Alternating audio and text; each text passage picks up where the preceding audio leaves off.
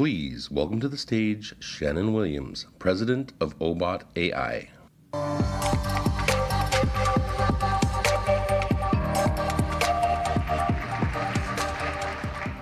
Hi, everyone, and welcome to the third MCP Dev Summit. I am so excited to be here and to welcome you all to New York. It's fantastic to see such a huge crowd. I don't know how many of you know, but this event started as a very small little event last year.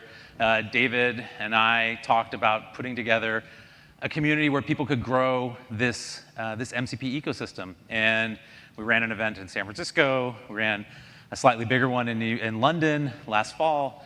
And it was just really obvious that there was an enormous passion for interoperability and openness around how AI could talk to systems and data and platforms. And so as you guys all know, in the fall, the Agentic AI Foundation was formed with generous donations from Anthropic and OpenAI and Block of a ton of really important tech that we're going to be talking about today. And we were super excited to donate the conference as well and get all of this together to bring open source technology with the really key tendons and sinews that are connecting AI and models with apps and data and systems. And so I'm so excited to see how this event has grown, to see the LF take on the responsibility of nurturing this community. And there really is no better place for this technology to be. The Linux Foundation has turned so many key organizations into name brand technologies that we all rely on every day. And I think we're going to see the same thing happen with MCP and all of the technologies that come into the AAF. So with that, I am super excited to introduce Jim Zemlin, the Executive Director of the Linux Foundation and the interim Director of the AIF. Come on up, Jim.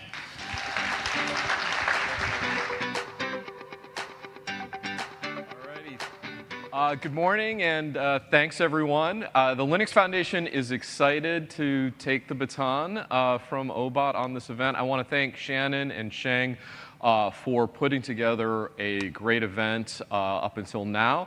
And I want to thank all of you for coming today. We have now 2 times the number of attendees at this event than at the previous event.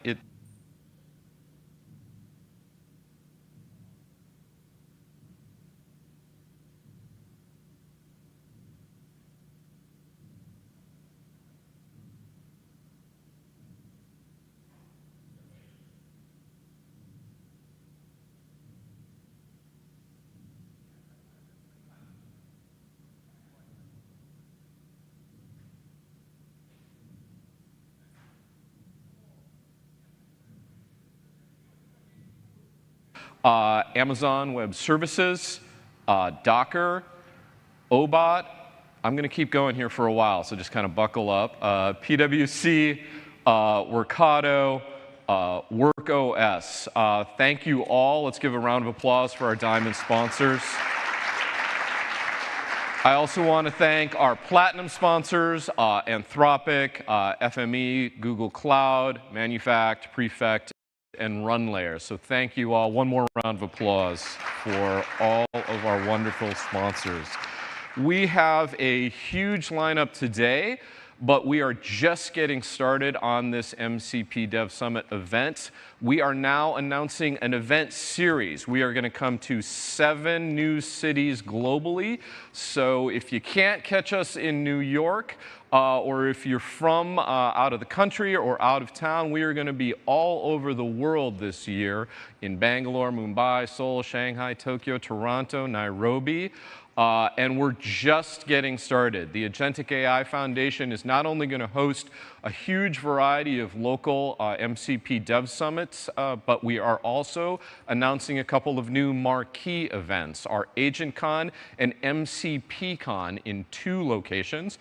We're going to be in Europe in September 17th and 18th, and in North America on October 22nd and 23rd. This event is going to be an event where it's not just about MCP, but a broad set of all of the different components, tools, protocols that you need to really be successful deploying agentic technology. So do not miss these events. For those of you who are 90s hip hop fans, our October event will be featuring a theme of me, myself, and AI, and our evening event will feature De La Soul in the house for our evening party. One 90s hip hop fan in this crowd? Come on, my daughter told me it was back in. All right, we're looking forward to all of that. With that, I want to introduce our first speaker. As some of you may know, I have been the interim executive director of the Agentic AI Foundation, but I also have a full-time job running the Linux Foundation, which is the home of Linux. It's also the home of the Cloud Native Computing Foundation and Kubernetes, which is the Linux of the cloud. And it's now home to the Agentic AI Foundation and MCP, which is the Linux of agents. And we're just going to keep going. Next year, it'll be a new Linux of something. Before I introduce our next speaker, I want to make a special announcement. I will be now retiring as the executive director of the Agentic AI Foundation. We have found a new executive director, Mazen Gilbert, who's actually here in the crowd right there. Say hi. Mazen will be taking the baton from me in this role. Mazen has all the ingredients to be a great leader for an organization like this. One, in AI, you have to have a PhD to be in any way credible. Mazen has a PhD, wrote his thesis on neural networks. But as all of you know, in agentic AI, you also need to understand a business, right? Agents are out there, not just technology, but technology that uses tools to run development of software, marketing teams, all kinds of different things. Mazen has an MBA from the Wharton School of Business here in the United States. And he just spent his last 5 years building AI solutions at Google. So I am looking forward to passing the baton to Mazen, who will be the new leader for the Agentic AI Foundation. Our first speaker is going to be the chair of the Agentic AI Foundation, Dave Nalley.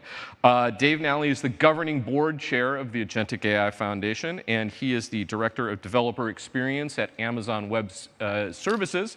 And he is going to come up and give us an update on what's going on with the Agentic AI Foundation. So come on up, Dave.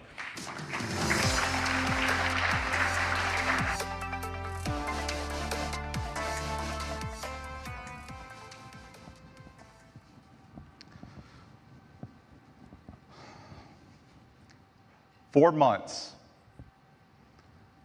It's been a staggering 4 months. So much has happened.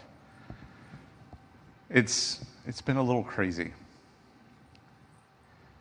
If we look at the numbers, there are now 170 members. And by the way, had to edit these slides this morning because the number has changed in the last 48 hours. The 170 members now of the Agentic AI Foundation. And we're just barely at 4 months. Actually, we're not even at 4 months yet. And that is more than 2 times the number of members that CNCF had in their first 6 months. In February, we had the first big wave of a new announcement since the December launch. And there were 97 new members that showed up there. And again, it feels like every day I get a text from Jim saying, hey, we just signed up a new member. I can't go through and list. I won't do the slide roll that we did with the conference sponsors because, frankly, there's just so many. I would be up here forever, and you actually want to hear from other people other than me. But look at this list of new members. This is just the new members. And I want to say first, thank you to all of these members, both the folks who are on this slide and the folks who joined us in December. Joining the AIF is a vote of confidence that open source collaboration works. And we've seen this play out many times, from the Linux kernel to Kubernetes to big data technology that we all depend upon, like PyTorch and Spark. And now, of course, with technology like MCP that's changing the way the world thinks about agentic AI. This need for common infrastructure and common foundational technology that allows us to interoperate really easily, because if it's standalone, that's not very interesting. The ability to actually interact with both legacy technology as well as the cool new things that are being built is really important.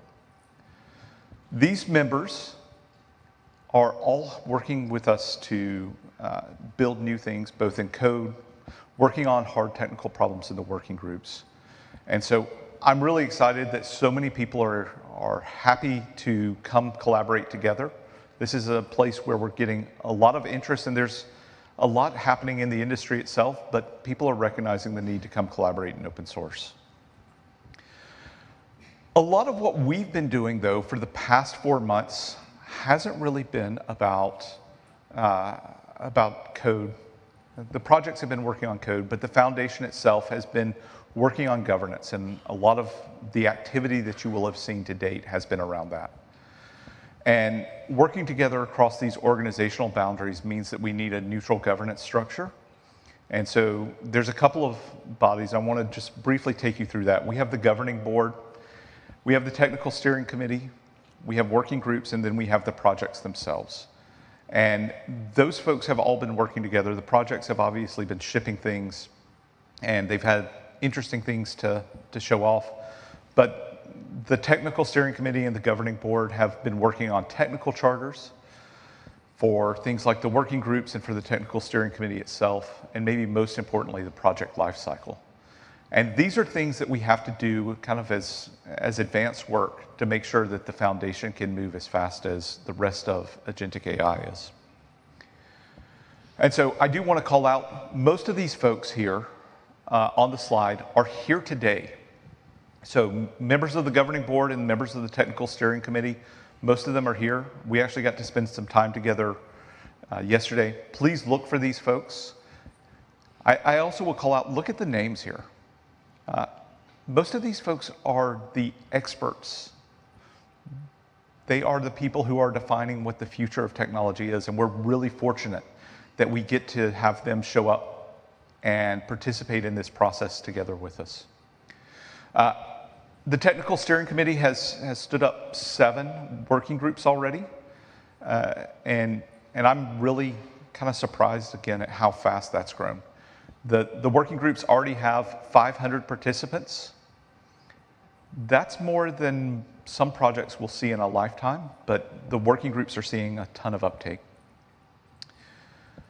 And so these are the 7 working groups, the areas that they're working on, places where there is a big problem set, a substantial problem to be tackled, and that's probably larger than one project.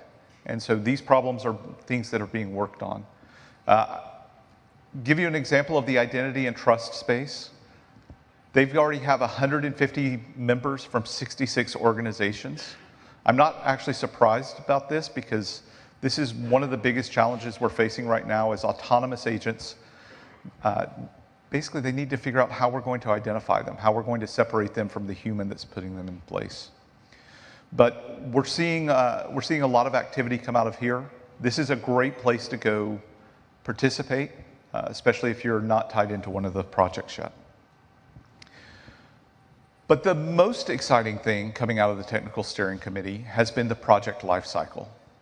So it may not surprise you. I don't know. It's been a crazy 4 months, but the thing that is most requested of me is people want to come bring a project to the Agentic AI Foundation. And so in the last couple of weeks, the technical steering committee has created and approved a project lifecycle, which sets out the process by which projects are accepted into AAIF and how they live through their normal life. So those 3 stages are growth, impact, and emeritus. And we have that process defined on how they move from each. This allows us to, now that we have a lifecycle policy, we can accept new projects. This is the thing that I'm most excited to tell you about, because this is the thing that people come to me and ask for repeatedly. Basically since the foundation launched, I've been getting calls and text messages and emails saying, we want to join. how can we get our project in? And there's now a really easily documented way that you can propose a project that'll end up going and being vetted by the technical steering committee and run through the process to determine what's accepted. I'm really excited about this. I think I mentioned we got to spend some time, the governing board got to spend some time with the technical steering committee yesterday, and we're really excited. We think this is going to move pretty quickly, so you'll see some growth here. But perhaps maybe more pointedly, I want you to get involved. It's great that there's this amazing technology, but open source works when people participate. So come participate to us. This QR code will take you into Discord, but there's a lot of places that you can participate. You can participate in the working groups, the projects themselves like MCP, Goose, and Agents.md, or you can submit a project.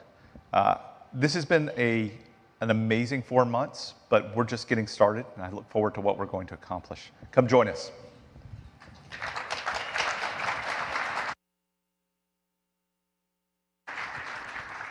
All right, I hope folks will join us. I want to just get a quick feel here for who's in the house. How many people here are building MCP servers? Look at that, a lot of you. How many of you are here sort of architecting a broader set of agentic solutions in your company, like really working on? Wow, so everyone's multitasking here. How many people here are contributing to any of the Agentic AI Foundation projects? All right, so quite a few of you. That's good. That's good. How many of you here are end users who want to give feedback on problems that you're having deploying agents and have the folks building that technology improve it? Be honest, all right? I see people like these wimpy little hands, all right?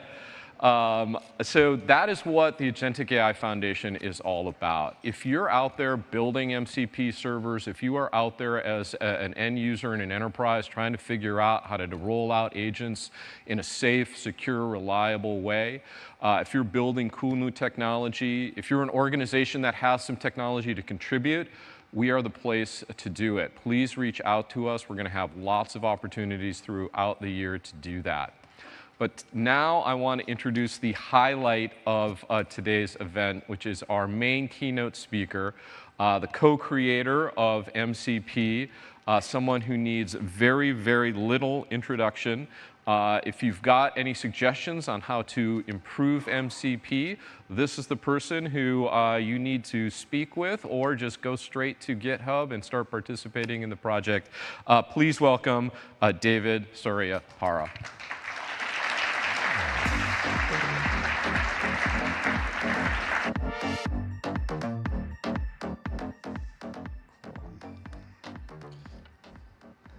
Okay, let me first make sure I don't show any of the Anthropic secrets.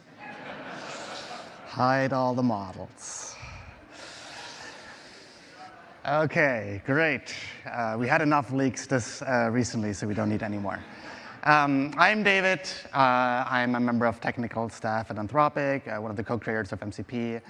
Thank you, everyone, for coming today. I'm talking a little bit about where have we been and where are we going with MCP. And to get you started, I just want to talk about some of the numbers, because I think they're actually quite impressive. We have now roughly, and it's really a number that's very hard to figure out, roughly 110 million plus SDK downloads every single month. And that's not just clients or server authors doing their thing. This is like agents SDKs from OpenAI, pulling us in as a dependency, LangChain, Agentic AI, thousands of tools and frameworks that are like really defining what we're doing in the Agentic AI space, pulling us in as a dependency. All speaking MCP. And to put this a little bit into context, one of the most successful open source projects in the last decade, React, took roughly 3 years to reach that amount of downloads. MCP did this in 16 months.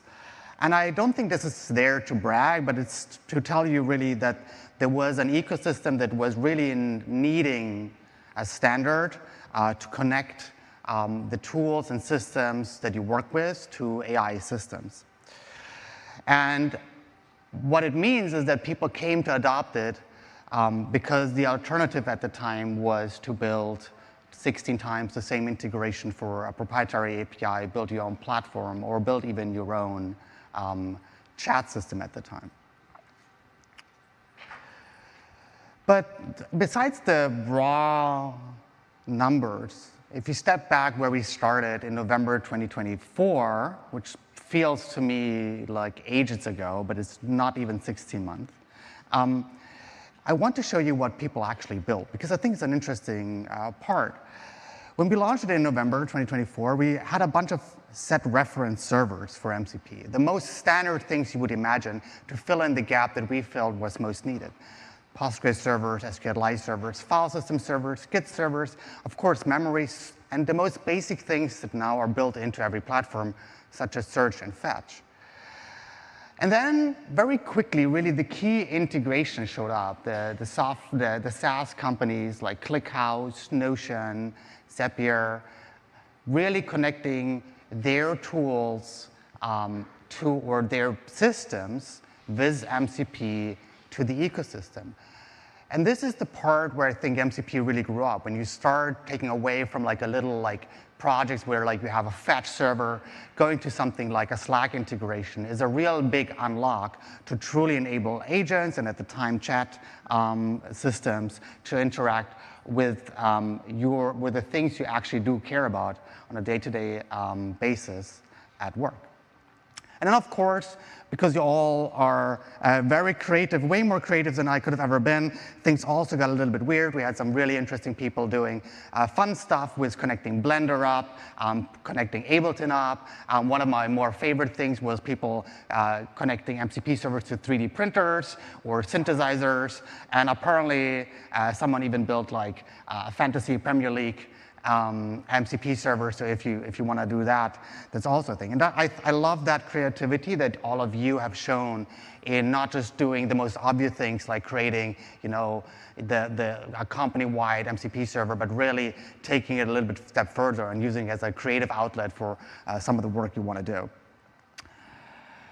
But then the most important part is something that I think very few people talk about, because behind every corporate firewall, we're quietly wiring MCPs to systems of records and to the company data all day long. That's like your Salesforce CRM, your Jira tickets, internal wikis, Snowflake warehouses, or HR system. And it's actually, I think, one of the biggest deployment surfaces of MCP, and you never really see it or hear about it on Twitter or Hacker News. These are companies and people like you who build like internal MCP server to attach the AI systems to the actual businesses and really find a way for how we on a day-to-day basis really use agentic systems to get work done as knowledge workers. And I think it's to no surprise that even at Anthropic, some of these internal MCP servers that we have that connect to our knowledge base, that connect to Slack, these type of things are some of the by far most popular ones, because they're the ones to really help you in your day-to-day work to get things done. And this is, I think, where MCP now lives today, is really in the corporate and enterprise environment. And of course, in order to enable all of this, we have gone through a lot of changes over the last 16 months. And I'm very lucky to have some of the brightest and most, like some of the brightest minds in some of the biggest companies to help me with some of the decisions we're making around this. And so we have, like, of course, moved away from or not like taken MCP from what was originally like a standard IO only, like a local server only, to really enable remote servers like earlier last year. We have done a lot of work around authorization, and we have helped people to really understand what are the security implications of deploying MCP servers. We have in addition added new types or new primitives to the specification to help people to build richer MCP servers, such as elicitations. We have added structured outputs, which sadly is still a little bit of a misunderstood concept that really enables things like code mode. And then most recently, we have taken a step into trying to find the right pattern for how to do long-running tasks, which is effectively agentic communication with primitive call tasks. And in the same vein, we have, of course, done a lot of work on our governance structure, and we have most recently introduced something called SDK tiering, which helps all of you to better understand the kind of guarantees an SDK that we provide makes towards its stability, towards how closely it follows the specification, how much it gets updated. And last but not least, we most recently added this idea of, oopsie daisies. I was warned about this before, and then they, of course, okay, and then most recently we have added extensions, which of course is a way for us experimenting with new features around MCP that really enables a more richer space that if in a core protocol was not possible. And one of the most fun things in that space that I'm sure you will see a lot about is MCP apps, which is this like ability for MCP servers to provide interactive UI patterns to an MCP client that can render them, and then with an agent or with a chat system interact with this. And this leads to some really, really cool demos, and I'm sure over the rest of the 2 days, you will see a lot of those really fun things. And then last but not least, by the end of last year, of course, and you just listened to 20 minutes of this before, we have donated MCP to the Agentic AI Foundation.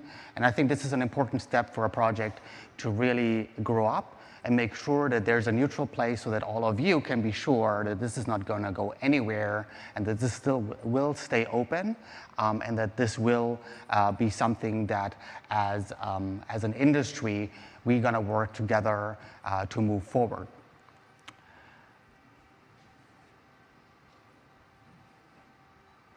So in my mind, today, MCP is the integration protocol. This is what you reach for when you want to enable agentic systems and when you want to, particularly in companies and enterprises, connect your systems of records, connect your internal systems to agentic systems. But, of course, not everything is perfect. There's been, of course, things we need to do as a community, as a protocol, as an ecosystem, and we still have a lot of work ahead. In my mind, 2025 was about figuring out if a thing like MCP is needed in the ecosystem. I think the answer is clearly a resounding yes. But 2026 is going to be about making sure that MCP is ready to be really helping people to productionize agentic system. Because while we maybe on Twitter and other aspects or other websites have the impression that everything is already fully agentic, the reality is in companies, this year is where we will really see agentic systems to make a big impact on how we as knowledge workers interact with AI. And so MCP will have a critical part in that. And so for us, it's important to make sure that as a protocol and as an ecosystem, we are ready to provide the right thing for people to do this in the best possible way. So what do we need to do? On the protocol side, we got a few things right, and I think in general, the protocol is in what I would say an okay state. I think there are things that we need to greatly improve, and there are things that work quite well. One of the main things that we need to get right, and one of the most focused areas within the MCP community at the moment, is the evolution of the transport. And you will hear more about this throughout the next 2 days.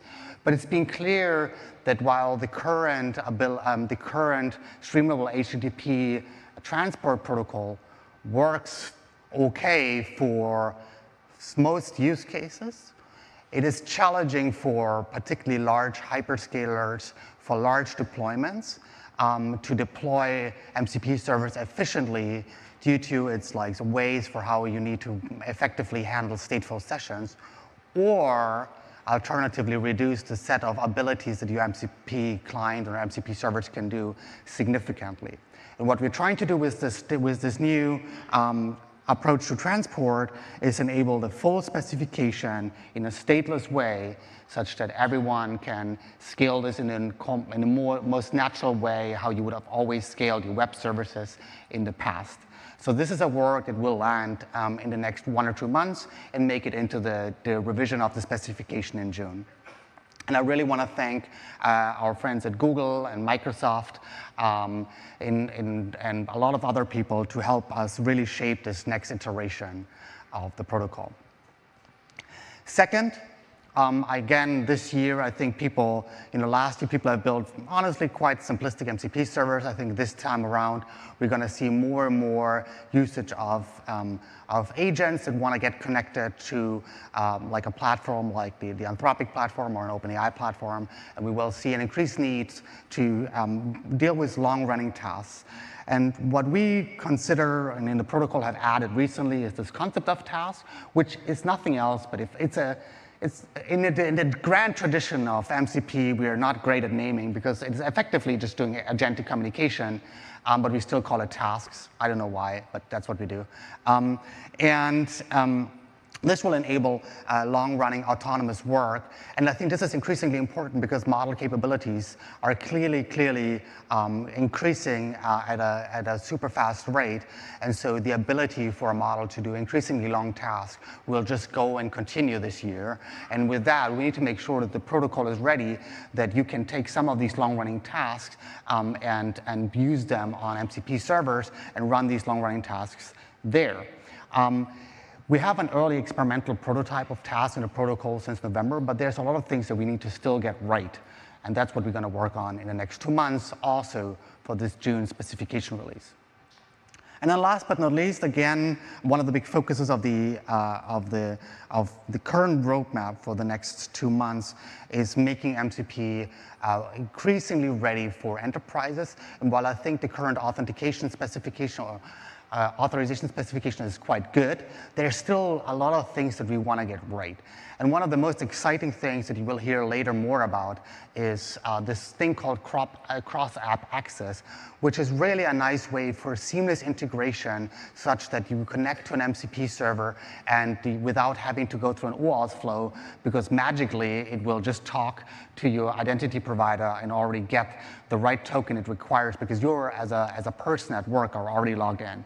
So this will enable in enterprise a much more seamless integration such that people don't have to worry about logging in anymore, and that honestly, MCP becomes less and less a thing that an average user has to engage with, but it just magically works. And that's where we want to get to the point where things like MCPs are a thing that just work and that a user does not have to think about. And then on the horizon, we have a few things that I think are really, really interesting. 2 things that are particularly interesting to me, 3 things that we're going to focus in general. Number 1 is triggers, which is nothing to say that basically we want to have webhooks in MCP. Which means that MCP servers should be able to tell a client that they have new data, that they want to have an interaction, and ask the client proactively to actually start engaging with the server again. And I think this unlocks a lot of use cases around productivity that I think will enable a new way of how we build MCP servers and new interactions that I think are more richer for users. And so I'm really excited about that kind of work. Second, of course, this is a long-standing issue that MCP has no native streaming support, and this was very deliberate in the early days because streaming is hard, streaming is difficult to do, and streaming adds a lot of complexity. But now I think it's really the time for us to look at streaming again and making sure that you can get incremental tool results.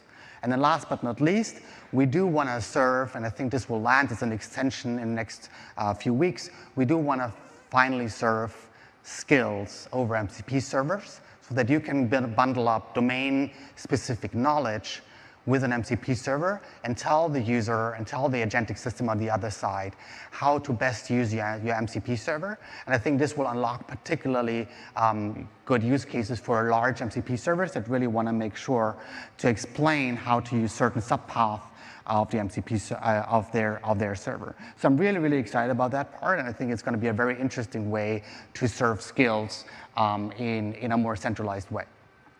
Okay, so that's the protocol side. That's us doing our work, and just a bit of a brief overview. But I think there's a thing that we still need to do in the ecosystem that is quite important. Number one, what we're going to do is, I think, some of the SDK shapes, and I can hold my hand up here for being part of the problem that I've created the Python SDK, is that some of the shapes there are not great, and I think we need to greatly improve the ergonomics and the usage of these SDKs. And so we're going to ship a Python SDK v2, and we're going to ship a TypeScript SDK v2 in the next few months that really make a more better approach and a more ergonomic approach to how to build MCP clients and how to build MCP servers, and get rid of a lot of the cruft that has been accumulated over time. And of course, we're making sure that if you point Claude or another model at your old code base, that it will be smoothly translating this to the new code base, hopefully without hitches. Second, and that's less what we need to do, but what we as an ecosystem really need to do, we need to go and build better clients. If there's one thing that I'm really worried about and really, maybe complaining about in the ecosystem, it's the current state of clients. And this is, I think, the root cause of a lot of the criticism MCP is currently getting.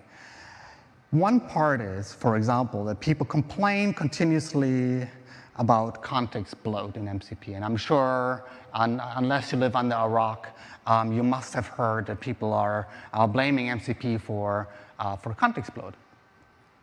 But the interesting part is that we already know the mechanisms for how to go around context bloat. This is called progressive discovery. And the idea behind progressive discovery is to not take all the 20, 50, 100 MCP tools you get from an MCP server and just naively dump them into the context window, but use a more modern mechanism such as tool search to only load the tools when they're needed. And these are things that, this is very similar in its a general idea for how things like skills work, of like loading things only when they're needed. And there are many ways to implement this. Platforms like OpenAI and Anthropic offer these as features, but it's also you're also able to implement that yourself. And in this example here, you see on the left side how Claude Code used to load MCP tools before it implemented tool search, and you have like 22% of a 200K token window taken up by MCP tools, and then on the right side, all of this is now deferred in the current implementation of Claude Code, where it loads them only when needed. Second, people love to use really compose or love one ability, for example, from CLIs, which is this composability through bash commands. You can take a CLI command, you can pipe it to another one, and people often say, oh, I can't do this with MCP. But of course you can. And I think this is a mechanism we have not seen much explored yet, and I want to see the ecosystem explore more, which is composability through code. And the idea is pretty simple. If you give your MCP client basically an interpreter and ask the model to write code, and that code then calls MCP, then you get composability. And this is where structured output comes in, because structured output allows the model to reason about the return types. And so I want to see more of this, because I think in experimentation, we know that this is an exciting thing where you can greatly optimize maybe latencies and get to more richer expressiveness in how your client can interact with MCP calls. And in this example on the slide, you see how you can connect them together and then emit finally, without ever going back to inference, more complex objects. Okay. So that's the protocol work that we need to do. That's the ecosystem work we need to do. But last but not least, we need you as a community. One of the coolest parts about this journey, and it's like honestly still mind-boggling for me that I'm standing in front of 200, 300, 400 people after a year of done my little specification.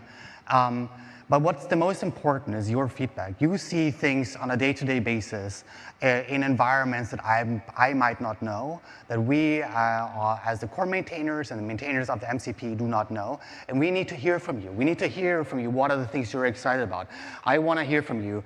Are you excited about skills in MCP? Are you excited about triggers in MCP? And quite frankly, also about your criticism, because criticism is one of the things that gets us going and improve our things. Things like the new transport specification came out of people coming with very real concerns and basically telling us that we got parts of it wrong. And the best part is that hopefully we're still humble enough to say, okay, we got it wrong, let's go and fucking fix it together. Cool. So with that, thank you everyone for being here. I'm super excited for the remaining talks about the different areas how people are building MCPs, how people are using MCPs, and part of how we are developing the specification. I'm going to be around most of the day, so try to find me if you have questions or anything like that. Thank you so much.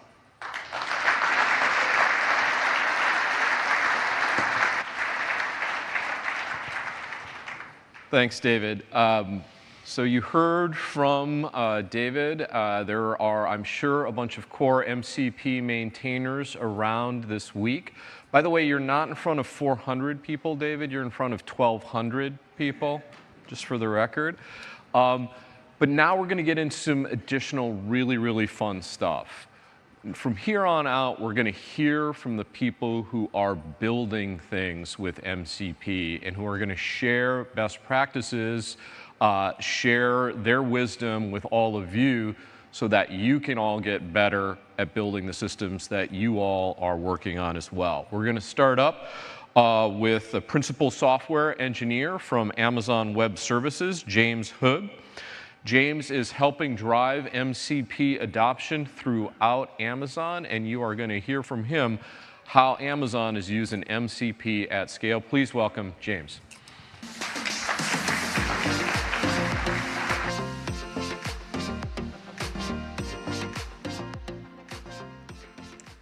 Hey there.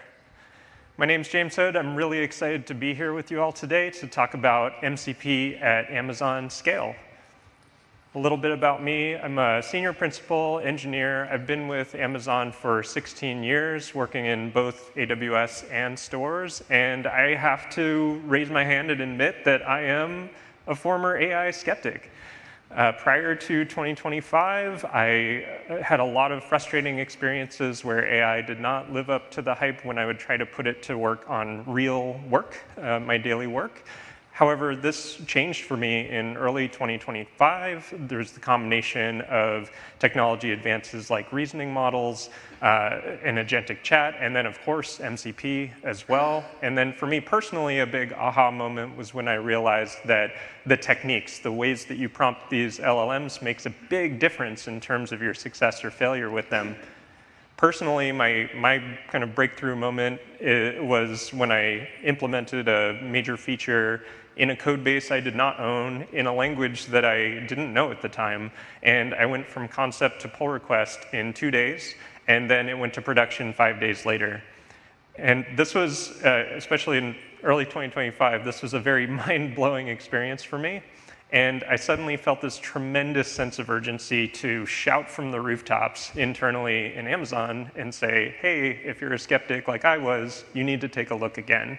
I started an internal community and to spread awareness, explore this technology, and to pioneer these techniques. And let me tell you, the Amazon Builder community, much like this community, responded in a big way. I can't share exact numbers, but there are tens of thousands of members in this channel actively innovating and honestly making my original success story look quaint at this point. And this ultimately led me to transition to the internal Builder Tools team to make accelerating Amazon's AI transformation my full-time job. But I continue to maintain this community, and as you all are a testament, And to what we've heard earlier, community is so critical in this area of AI. So at this point, my customer now is Amazon. So Amazon has interesting challenges. Of course, we have scale. We have tens of thousands of builders. But AI is challenging us to think beyond our traditional notion of a builder. And really, everyone at the company should be able to be a builder of some kind. And that's challenging us to rethink some of our tooling. We also have challenges like an internal tool chain that diverges from open source norms, largely for historical reasons. And so foundation models are not necessarily trained or know about our internal systems or tools. Finally, we have security and compliance requirements. We are a large company, and we have security and compliance requirements on a scale that many companies don't face. However, on top of all this, at Amazon, we pride ourselves on having a highly decentralized culture. We believe that enabling small teams to move very, very quickly with high autonomy allows them to get the best results for their customers. So there's a constant interesting tension between trying to empower these small teams while maintaining our high standards. Now, as we've alluded to earlier, as you've heard a little bit earlier, it seems like every month now there's kind of a flurry of social media posts or articles proclaiming the death of MCP. I can tell you at Amazon that is not true. MCP is still the most popular way to connect agents to our internal systems and services. And externally, we're continuing to invest in MCP. My colleague, Senior Principal Claire Ligori, is a core maintainer of the MCP project. And we've made contributions, for example, contributing the implementation of MCP elicitation to the Java and Python SDKs. We contributed to that structured outputs that you heard about earlier, the Java, Python, and TypeScript SDK implementations. And we contributed that tasks primitive to the spec as well. Internally, we've invested in ecosystem and community and enabling builder innovation. As a centralized builder tools team, we believe that the best way for us to contribute is to enable the broader ecosystem within Amazon. So last year, we created an MCP registry to make it very easy for builders to discover, share, and local and remote MCP servers with one another. However, the agentic landscape has continued to evolve. And while MCP tools are still heavily used, it's not the only primitive anymore. There are new primitives, such as skills or context and steering files, and agent SOPs. Skills in particular was a source of people proclaiming MCP is dead, for example. But at Amazon, an important insight that we had was rather than thinking of this as an either-or conversation, all of these primitives are actually kind of ingredients, or we think of them as ingredients that can be combined into an agent configuration. So we expanded our internal registry to store AI capabilities and made agent configurations into a first-class primitive. Now teams can actively create and share these agent configurations with one another, and we make it very easy for them to install these configurations to use with their personal agents. And we've seen massive growth, and this has been very, very popular internally. And having this central registry of agent configurations unlocks some very important benefits. For example, in security, you may be familiar with Simon Willison's work, and he has a blog post talking about what he calls the lethal trifecta of AI agents, where if you give agents access to private data, exposure to untrusted content, and the ability to communicate externally, it can present a data exfiltration risk where the untrusted content could contain prompt injection attacks, that kind of thing. So since we have MCP servers registered in our registry, we're working with our security teams to categorize these MCP tools in terms of those lethal trifecta properties. Then, even more importantly, since we also have these agent configurations in the registry, we can see how these tools are combined together into different agent configurations. And we can scan these configurations to flag potentially problematic agents and take appropriate actions to mitigate those risks. So as you can see, MCP is not dead. It's the foundation of this kind of work. And one more thing I wanted to talk about, this was also alluded to before, one of the biggest complaints around MCP, as it's used today in agents, is the context window or context bloat. For local MCP servers, we are experimenting. So internally, we're trying to experiment to help inform kind of external feedback back to the standard. And internally, we're inspired by the progressive disclosure of skills, as well as some of the techniques around wrapping MCP tools in CLI commands, for example. And having this centralized agent configuration registry layer allows us to do some cool things, like, for example, a vendor in their agent configuration can specify, for this MCP server, these tools should be injected directly into context, and these tools should be surfaced as a CLI with just a little bit of context to let the agent know that that CLI is available, and it can explore it if it would like. And the vendor can make that simple configuration change, and then on install, we can set up the configuration automatically to save a lot of tokens and essentially have better agent performance and lower inference costs. So hopefully some takeaways from this is that no, MCP is not dead. In fact, it's a central part of our AI strategy at Amazon. And rather than thinking of MCP and skills as either or mutually exclusive decisions, we've really leaned heavily into agent configurations that bundle these various AI capabilities as a key primitive. And finally, context window size is not an inherent problem with the MCP protocol itself, but rather how it's currently used by MCP clients or agents, and that these are very solvable problems. All right, if you'd like to come chat with me more about any of these topics, I will be at the AWS booth from 11:30 to 12:30 today. We also have a rooftop reception happening tonight. You're all invited. You can scan this QR code and RSVP. Thanks so much for your time, and hope to see you there. Thank you. All right, we're going to hear from more builders. Our next speakers are Meghana Sumasandra and Rush Tarini. They are working on agentic solutions at Uber. Meghana is the Agentic AI lead at Uber, and Rush is the head of engineering for Uber's Agentic AI platform. And we're going to hear from them today about how Uber is using agents to help us get around better. Come on up.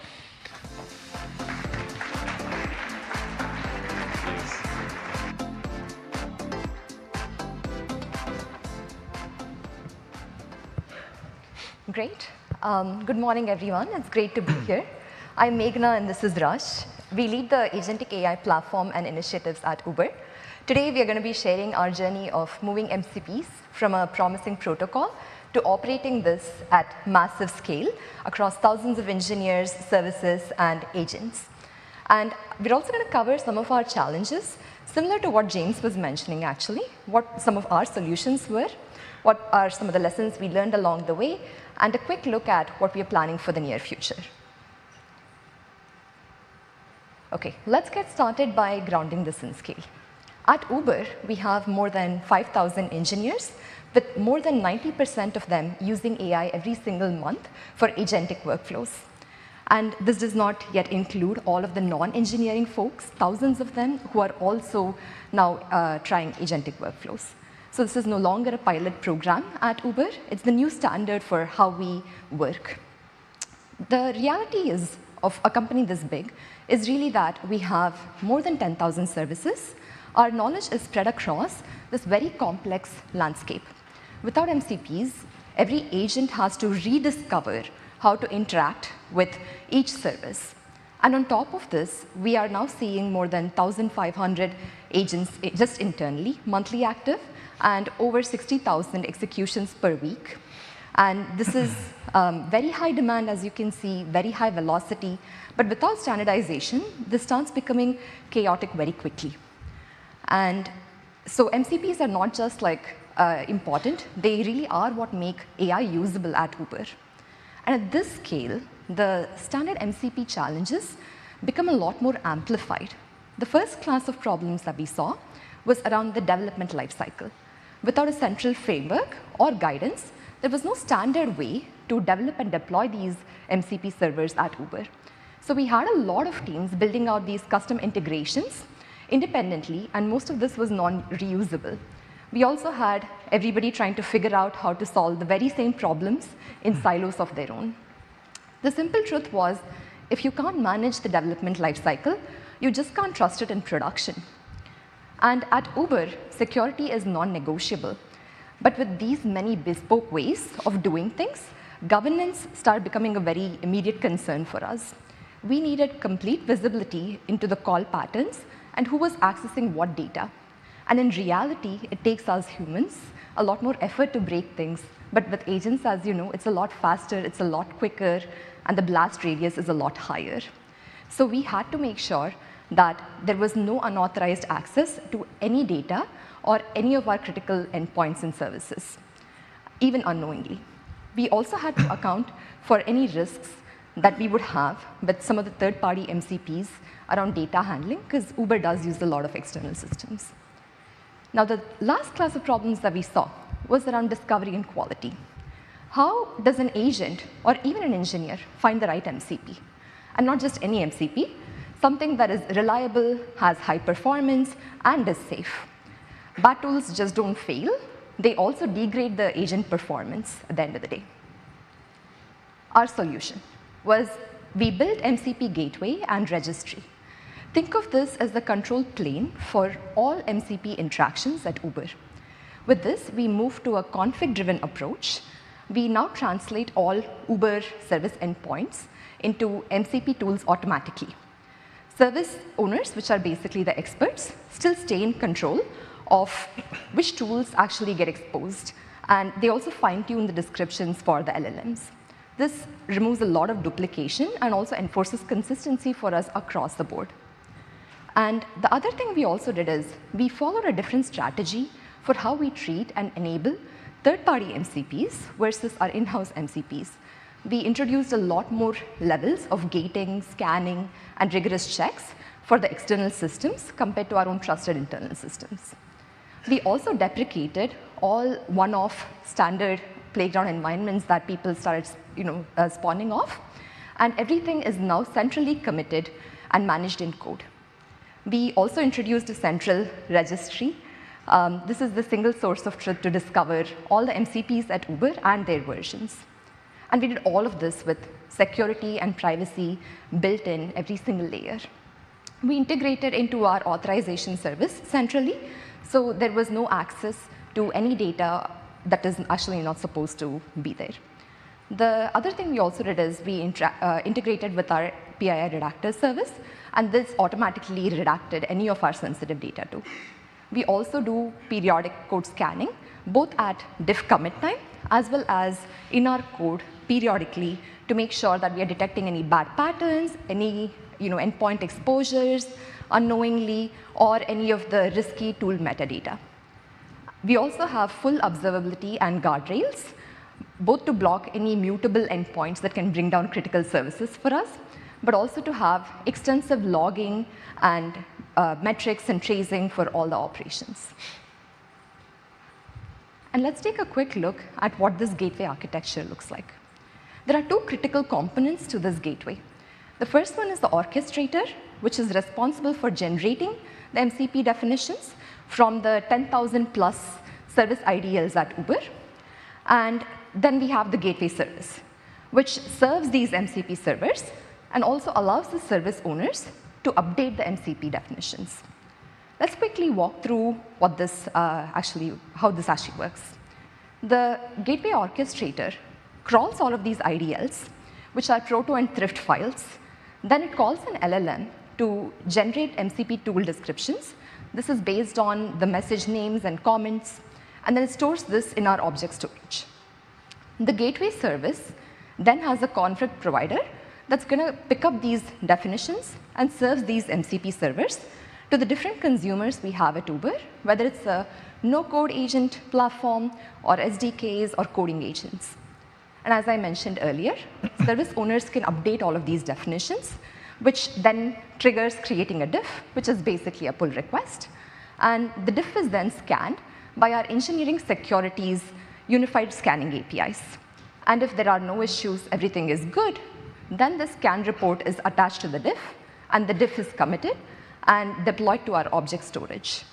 And this is then again available to be picked up by the gateway service, which exposes it to the consumers. Now, I'm going to hand it off to Rush to talk more about how we use MCPs and consumption in more detail. Thanks, Meghna. So let's talk about how our MCPs used at Uber. There's actually 3 main surfaces at Uber that use MCPs.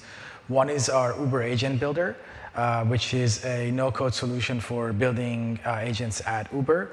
These agents are usually internal agents, and they're used for productivity, for team workflow automation, and so on.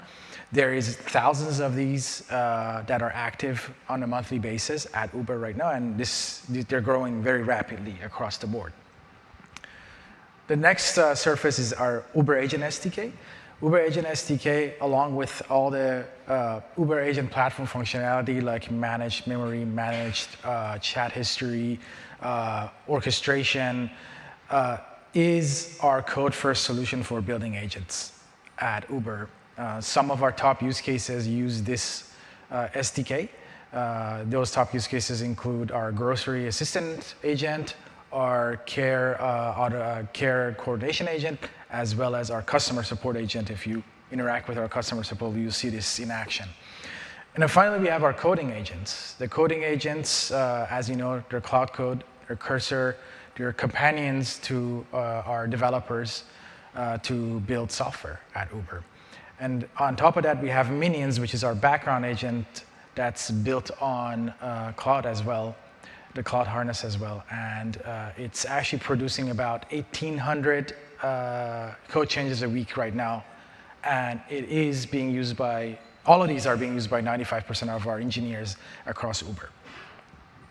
Okay, so let's dive into a bit more details about how these are actually incorporated to each one of these surfaces. The MCPs are incorporated in here.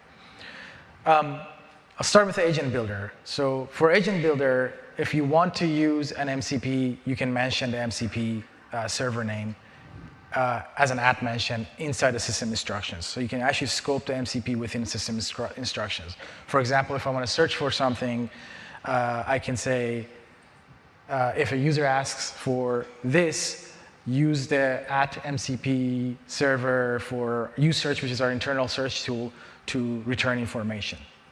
Now, as all of you know, and it's been brought up in previous presentations, these things can hallucinate and maybe not pick the right tool. So what we've done is we actually allow you to pick the specific tools from the MCP server so that the LLM doesn't have to make a decision there.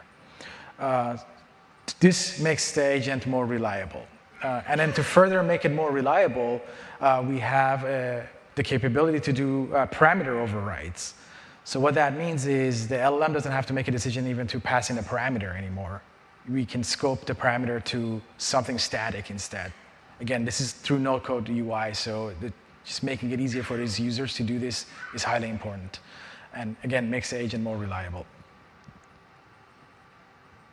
Okay, so talking about, so that was Uber Agent Builder and how it's used. In Uber Agent SDK, it's somewhat similar. We have a config YAML, a YAML config file that we use there, and you can put in the MCP name and the identifier field, and then you can also select the tools that you want, or pick the tools you want and put that in the config. And on top of that, you can also override parameters in the same way.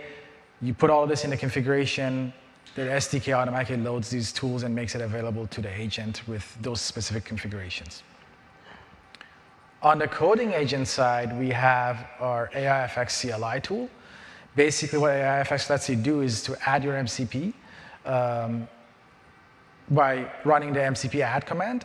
And then this MCP server, whether it's remote or local, is available to both Cloud Code as well as Cursor or any other IDE-based agent that we have available at Uber.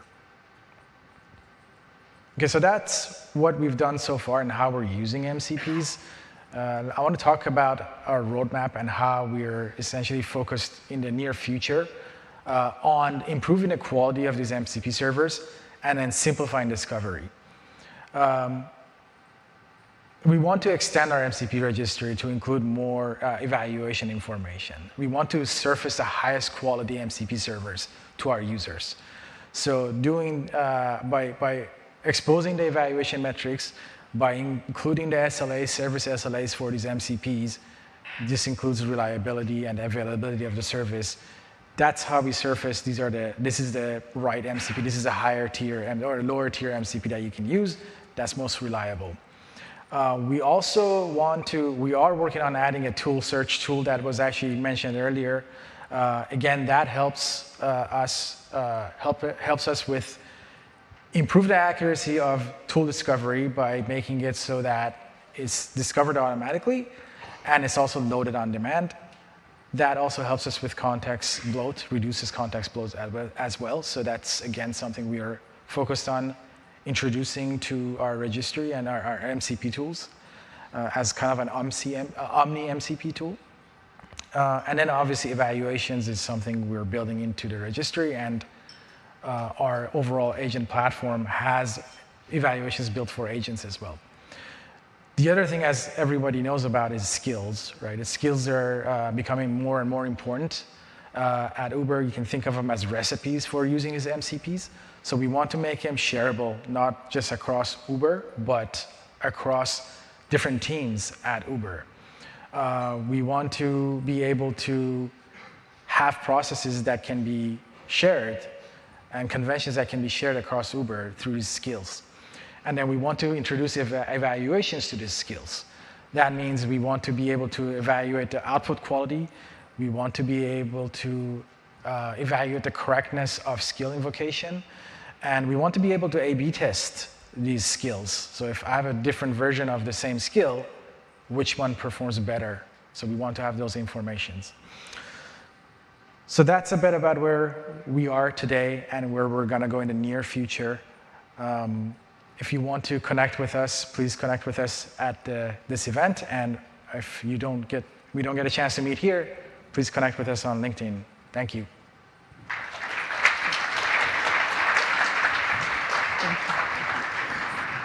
Thank you. All right, our next speaker is somebody I love talking with and was one of the founders of this event. Sheng Liang is the CEO of Obot. Obot is a startup that is rapidly growing and helping with enterprise adoption of MCP.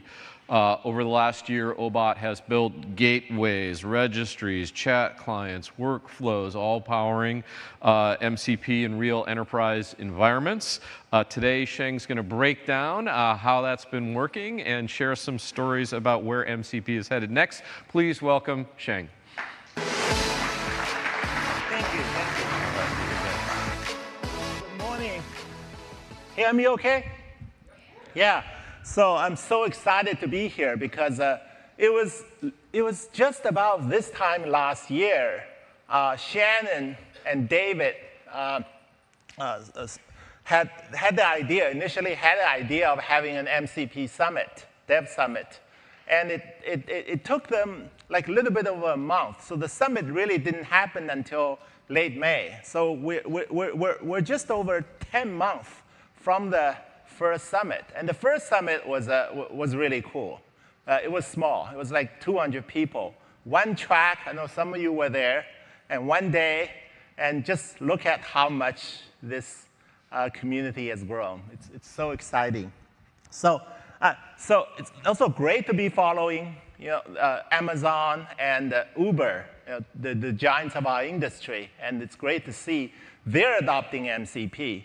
And as a startup, we help the rest of the enterprise and the startup ecosystem. So Some of our customers are financial institutions or reasonably sized companies, but many of folks we work with, they're literally just getting started in the AI and MCP and agent journey as well. So in many cases, MCP they've seen is actually the first entry into their AI and agent journey. So I just have to thank the two engineers from Uber because they said exactly what I wanted to say. Because, I mean, honestly, for those of you who are just starting, you're in a business, you're just starting to look at MCP or agents, those are the two pieces of technology you got to think about. An MCP gateway and an MCP registry, which is exactly what Uber did. And that's how you get yourself started. And the reason you want to get these things started is because they give the admin, or if you're an enterprise, an IT, a point of control. So you know what's going on.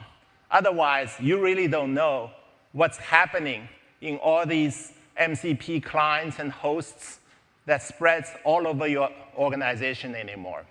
So, and this show, if you go out, talk to sponsors in the exhibit hall, I would say maybe a third, maybe even half of the vendors will be providing solutions that look kind of just like this, a variation of this. So there's plenty of choices. Definitely, Obot makes one, but we're certainly not the only one.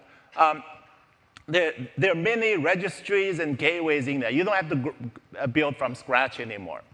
And they provide the obvious kind of functionalities that you would expect. And I want to talk about, for the rest of for the next 5 minutes, I just want to talk about where this thing is going. Because we built this literally maybe 6 months ago. We started marketing this and selling this. And the world has already changed. And a lot of it is caused by the change in the agent development framework itself. So as you know, like MCPs, for whatever it is, it fundamentally needs to serve agents. That's what people need MCPs for. And the way you build agents has changed quite a lot. A couple of years ago, agents were like a RAG chatbot. That was an agent, right? And then we saw, I think these days we see a lot of workflow agents. And workflows you can certainly write with workflow tools, with N8N, Temporal. There's many workflow tools on the market today, very powerful. And there's also coding tools, code tools. Not coding tools.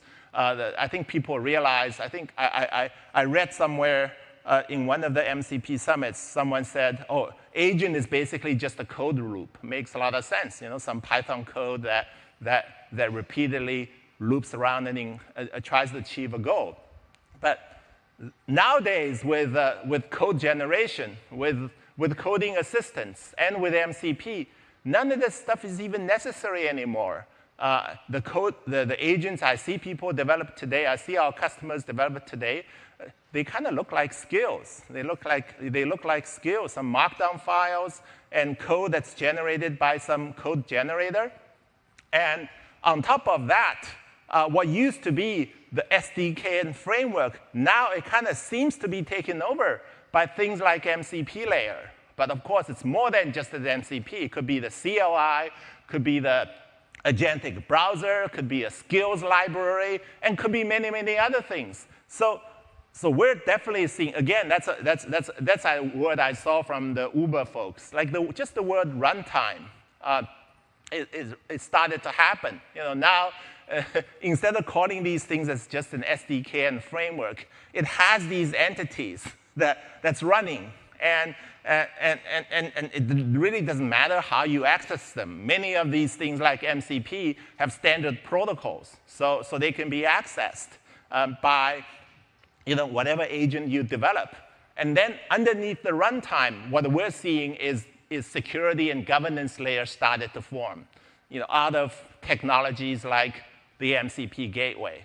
But that's not the only control point either, because for some of the access control and governance, you also need to know, frankly, what the model is doing. So the gateway doesn't necessarily see everything that's sent to the model. So the LLM, having some visibility into the LLM gateway, direct things that's sent, that's kind of useful too. Secrets management. I mean, recently there's been quite a few incidents where the software supply chain was attacked by by some well-known libraries, and it would be extremely bad if those compromised software gets into your, say, MCP or gets into your skills library. So software supply chain filtering is now also becoming a key part of the gateway layer. And with that, the security and governance of enterprise agents are achieving a great deal of attention. And you got to deal with those two areas. You need both a secure, isolated runtime, which means, for most of the enterprise customers we talk to, it is not really desirable to run the enterprise-grade agents on the desktop. Like, engineers run Claude Code, which is great, but if it's an agent developed by the third party, you don't want to let it take over the whole desktop. Then on top of that, you want to make sure you want to know who the agent is running on behalf of, and then you probably don't, even the agent is running on behalf of you, and then that has access, say, to your Outlook account. You want to make sure it cannot really access the Outlook account the same way you can get access to. Like, it cannot just send emails like the way you can. You probably still want another level of access control to make sure the sensitive emails, you approve those emails before they get sent. With these kind of architecture, there's some interesting opportunities are beginning to rise, because these agents are written a little bit differently from traditional monolithic SaaS applications. Like a Salesforce app does all the access control for itself. Like if you're a sales VP, you see all your deals. You're a sales director, you see the deals in your territory. If you're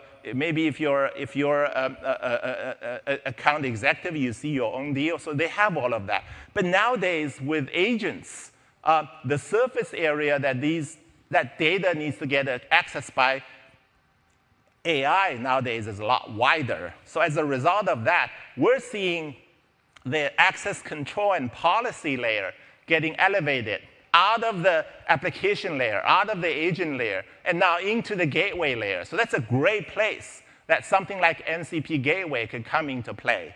So with all of that, we're seeing the MCP gateway and MCP registry architecture that I saw in the beginning evolving. So like if you kind of look at our latest product, we've gone far beyond what a MCP gateway and a traditional MCP gateway and MCP registry can do. The agent runtime layer is becoming quite important, and the gateway itself, nowadays involves things that we do to the skills, to the software supply chain, and from the catalog, you don't just see MCP registry anymore. You see things like skills. So with that, I'd just like to wrap up. If you need more information, please feel free to drop by our booth. I'll be at the booth most of the time. And also send me an email. Thank you very much. Sheng. All right. How many people are learning something new about MCP that you're going to be able to take back and use? A few of you? All right, this is what I like to see, and we're getting to even more. Our next speaker is from an organization whose application I use, Duolingo. いつも日本語一生懸命 Duolingo を使って勉強しています。For any of you who speak Japanese in the room, test me out. Is it working? Is it working? Duolingo is using MCP and has built an AI Slack bot. Aaron Wang, a software engineer from Duolingo, is going to come up here and tell us all about it. Welcome, Aaron.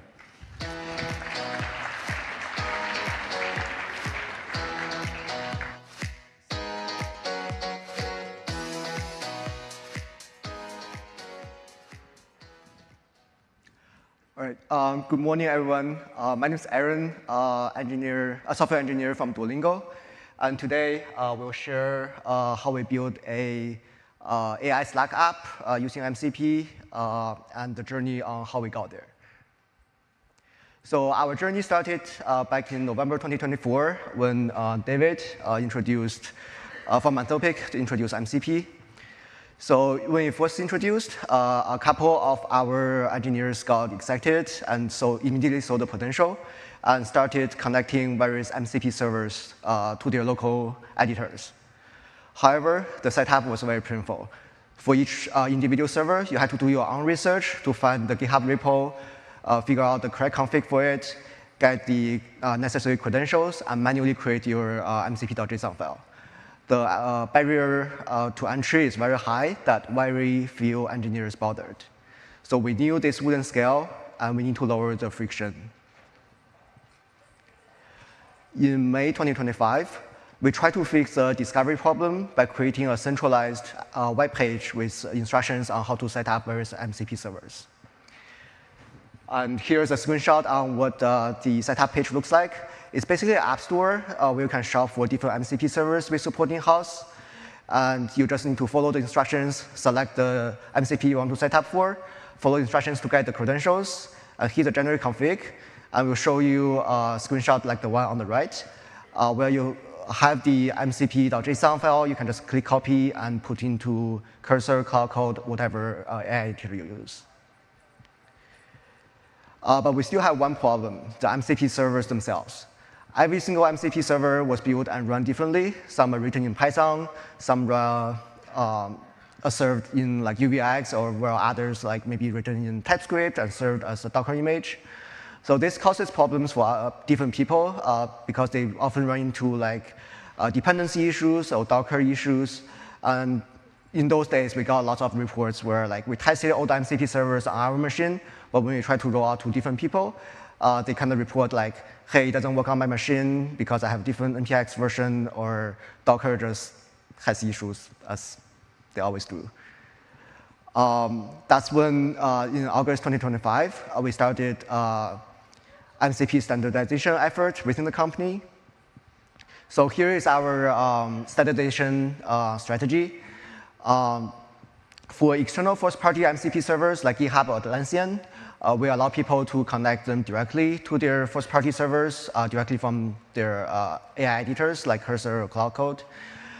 For the open source ones, we try to fork them in-house and added some like authentication. We have like internal ways to do authentication, so we added those to the MCP servers. We added tracking so we know who's using them and how they use it. We host it internally behind our VPC via HTTP. One thing to note here is that for some of the external open source services where people share similar credentials like Grafana or Jenkins, we try to simplify the config for people where we use a shared service token on the internal server side.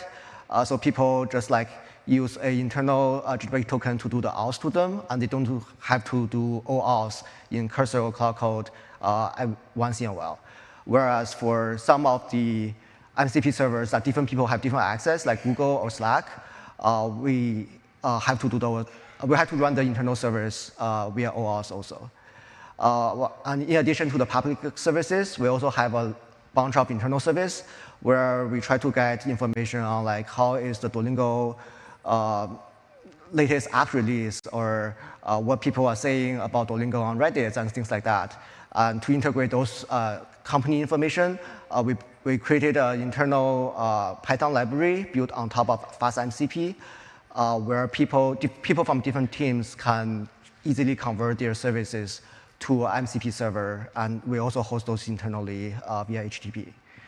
Also for the external context where we can control the permission at the IAM level, like AWS or BigQuery, we do not use MCPs for those, so we just allow people to use AI tools to code their CLI directly. And lastly, for things where people have to run locally, like Playwright or Simulator, we support them via, we still support those MCP tools that people can run locally via STDIO. As of today, we have like around 30 MCP servers supported at Duolingo with 300 plus tools. And half of those are served internally with a very standardized HTTP configuration. You basically put your Jupyter token in the header, and you just set the URL to be the MCP name, internal.duolingo.com. And to use different MCP servers, you just replace the name. So we thought this setup is simple enough for people. But even with this, we still do not see a lot of adoptions inside the company. So even like a single click to copy this to your local config is still too much for people. So we thought in September 2025, if people do not configure MCP servers themselves, we can try to bring MCPs to them. And this is when we start to introduce the Duolingo AI Slack app. The Slack app is built on two main components: the Cloud Agent SDK, where the AI talks to different MCP servers, as well as the Slack Bot SDK, where it's doing the messaging with the Slack threads.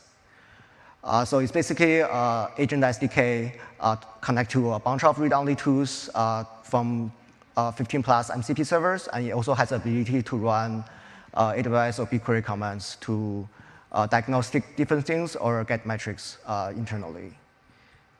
A few key features of the Slack app we built: it can auto-respond in help desk channels as well as instant channels that we have. So this significantly helped reduce toil for on-call engineers. For write operations, like creating pull requests or creating Jira tickets, we offer a way to do human-in-the-loop verification, so the AI agent doesn't just go crazy and destroy the whole code base or whatever. We also have a general system prompt where we teach the AI on how to get internal information from different places. That also helps to make sure the AI does not hallucinate and write essays on Slack. We also support per channel. Different Slack channel can have their own customization to satisfy the needs of different individual teams. And it also supports cloud skills and sub-agents to improve the Slack bot's response quality. And we have a feedback button, like as shown on the in the screen, where we collect feedback from people over time, so we know how the bot is doing across different channels, across different use cases, and across the whole company. And we also have a set of EVA tests, making sure the Slack app does not regress over time as we introduce new features or update models. So we know for those like 20 sets of EVA tests, it always returns the correct answer, no matter how we update. And for lots of the downvoted answers we got, we gradually add those to the EVA sets to make sure things are improving over time. And the first question after we launched the Slack app we got was around security and privacy. So here is our approach to it. So our principle behind security and privacy is that we want to make sure the bot is not a way for people to bypass permission issues. For example, non-engineers should not have access to the engineering tools, so we have different access layers depending on their rule.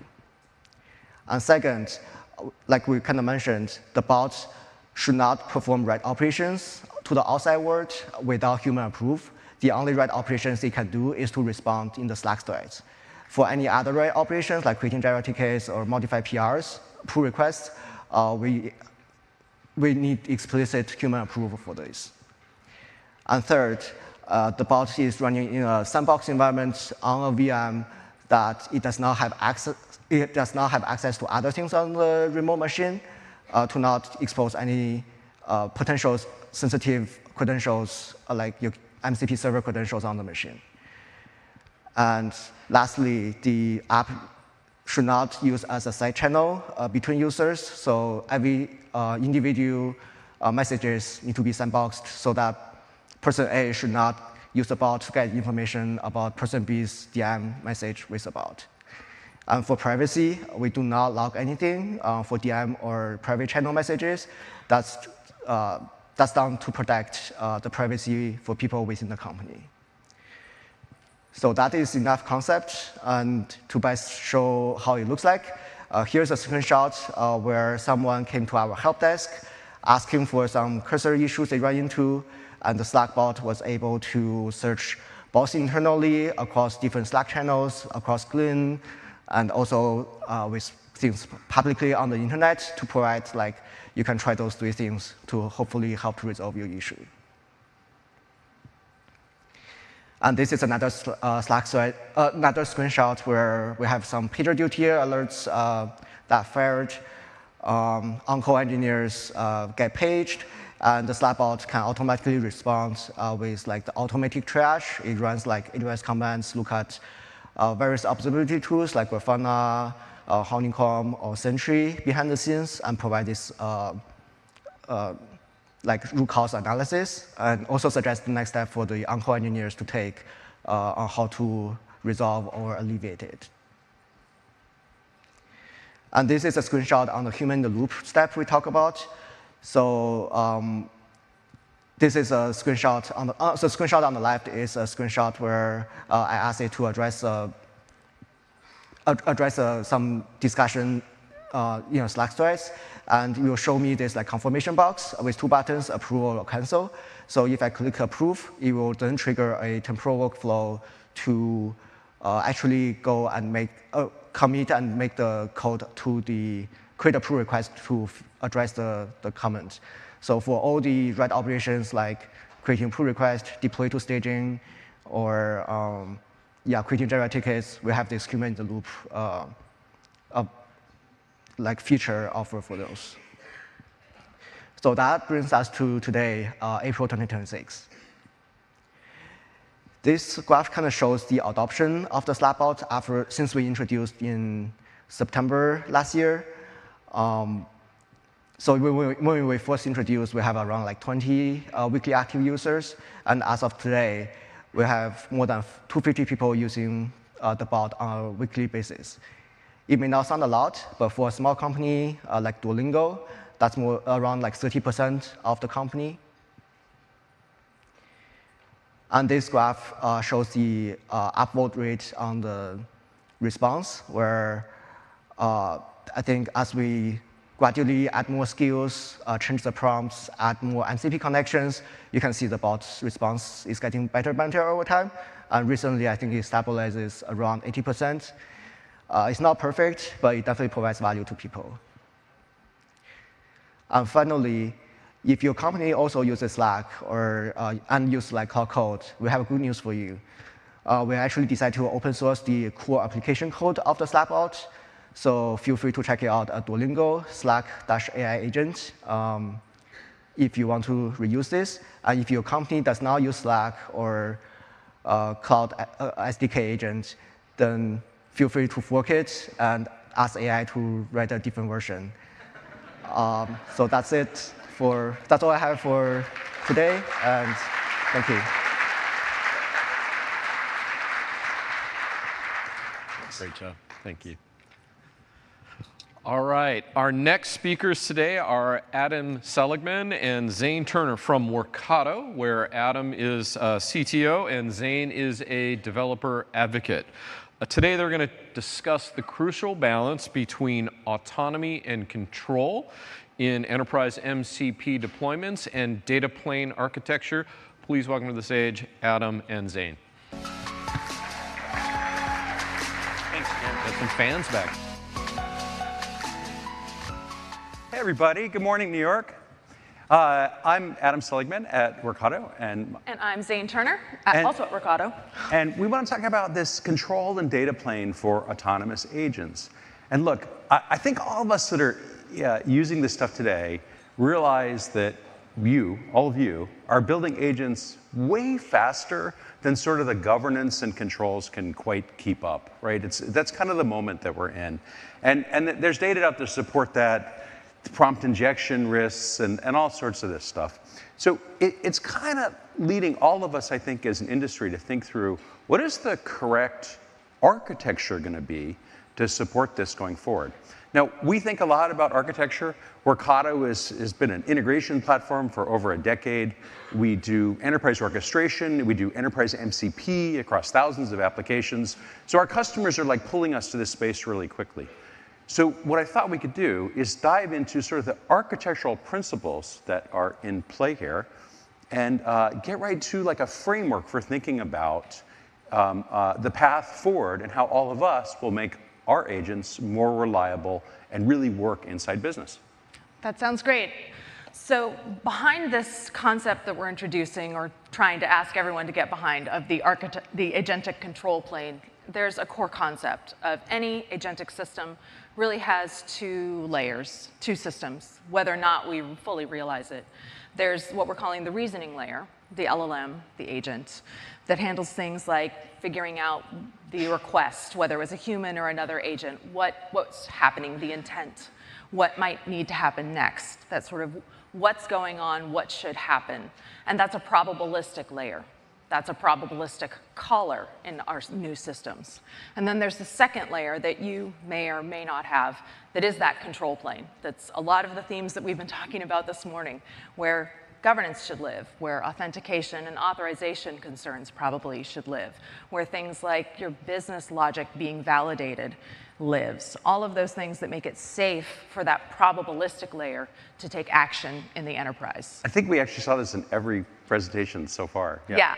And as we say, these are not equal partners because that probabilistic layer may or may not do things correctly, as we've talked about. But the control plane needs to be correct every single time because in business there are consequences. You need one charge. You need a clinician to have the right prescription, those sorts of things. So that's why that control plane is deterministic. So you have those guarantees where you need them. And so we think there are 7 factors that can indicate whether or not you actually have an agentic control plane, whether or not you're going to have that healthy system.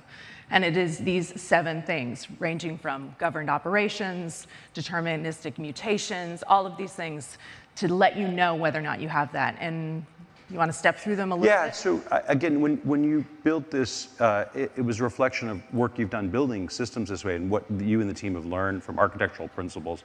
There's nothing specific to Workato here. It's something for all of us as an industry to think about and how we sort of like the core architectural path to go forward. Absolutely, and this QR code, you can scan it. It's a set of white papers that went live today. This is just the beginning. We're going to be publishing more behind this, and we actually want contributors and get a whole community behind this as well.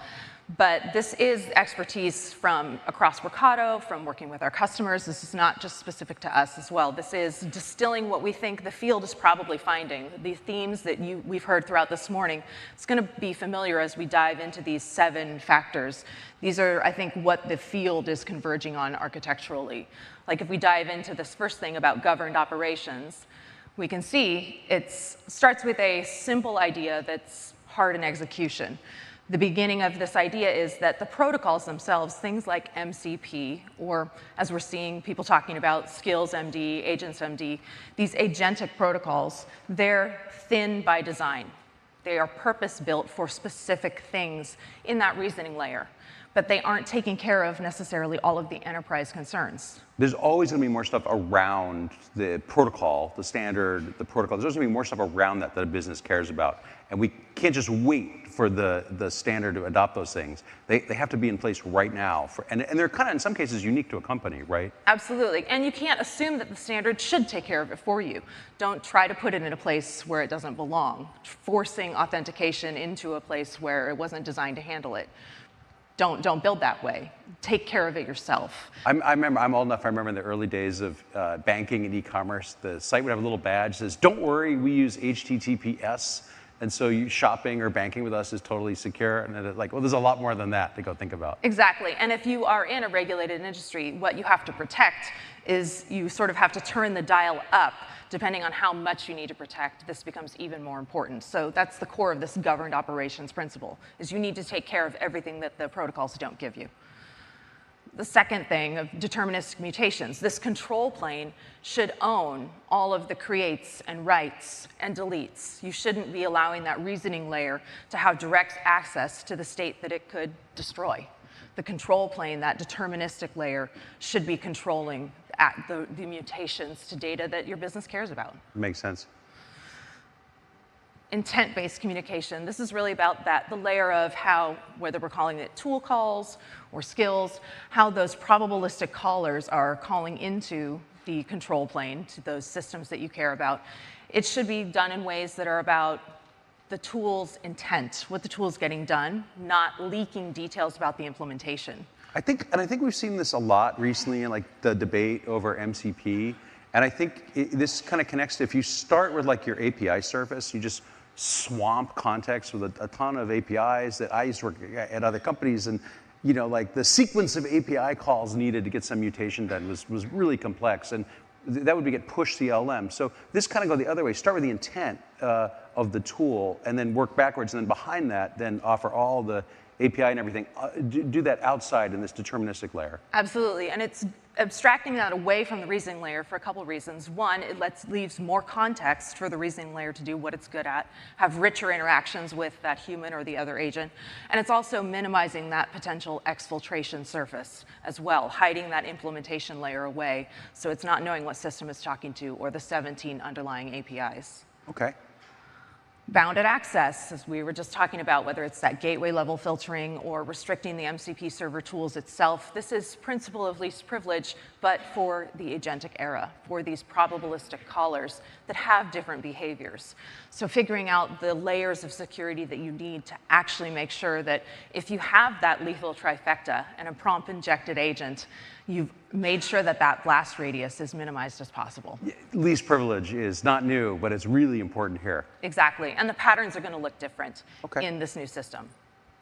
Safe retries. When you have callers that don't know whether or not they're calling in for the first time or a second time, which is true of probabilistic callers, it's a new game. Suddenly, things like item potency keys, it's different. Your back-end systems that are used to those external callers being able to send genuinely the same key the same way, your layer for deduping may not dedupe anymore.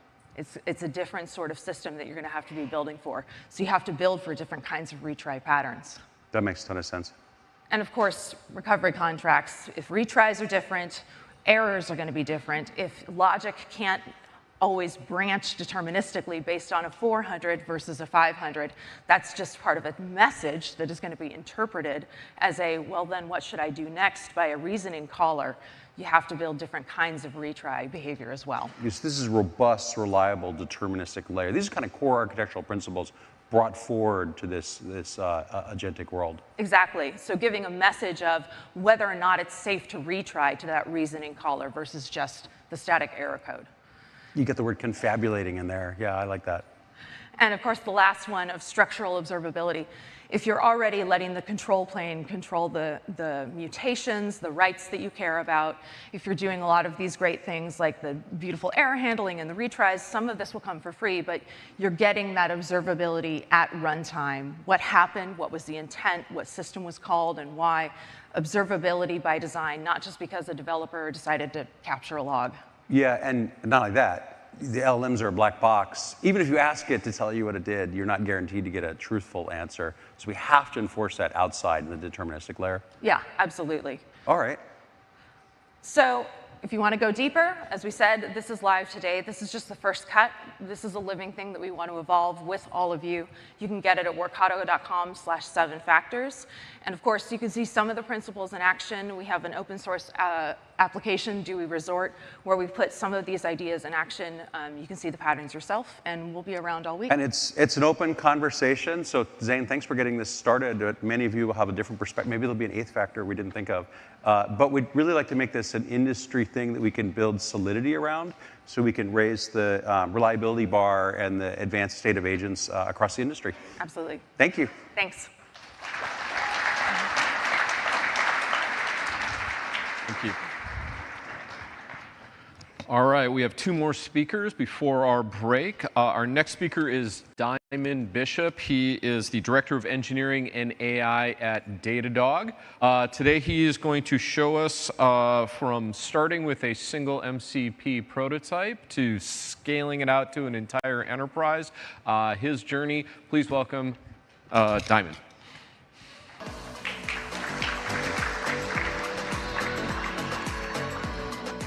Hey everyone, so many good talks today. I'll be talking to you a little bit about what it really took for us at Datadog to build out the first 100 or so agents that we use, and how to prepare for the next 1,000. Hopefully some things that you all can learn.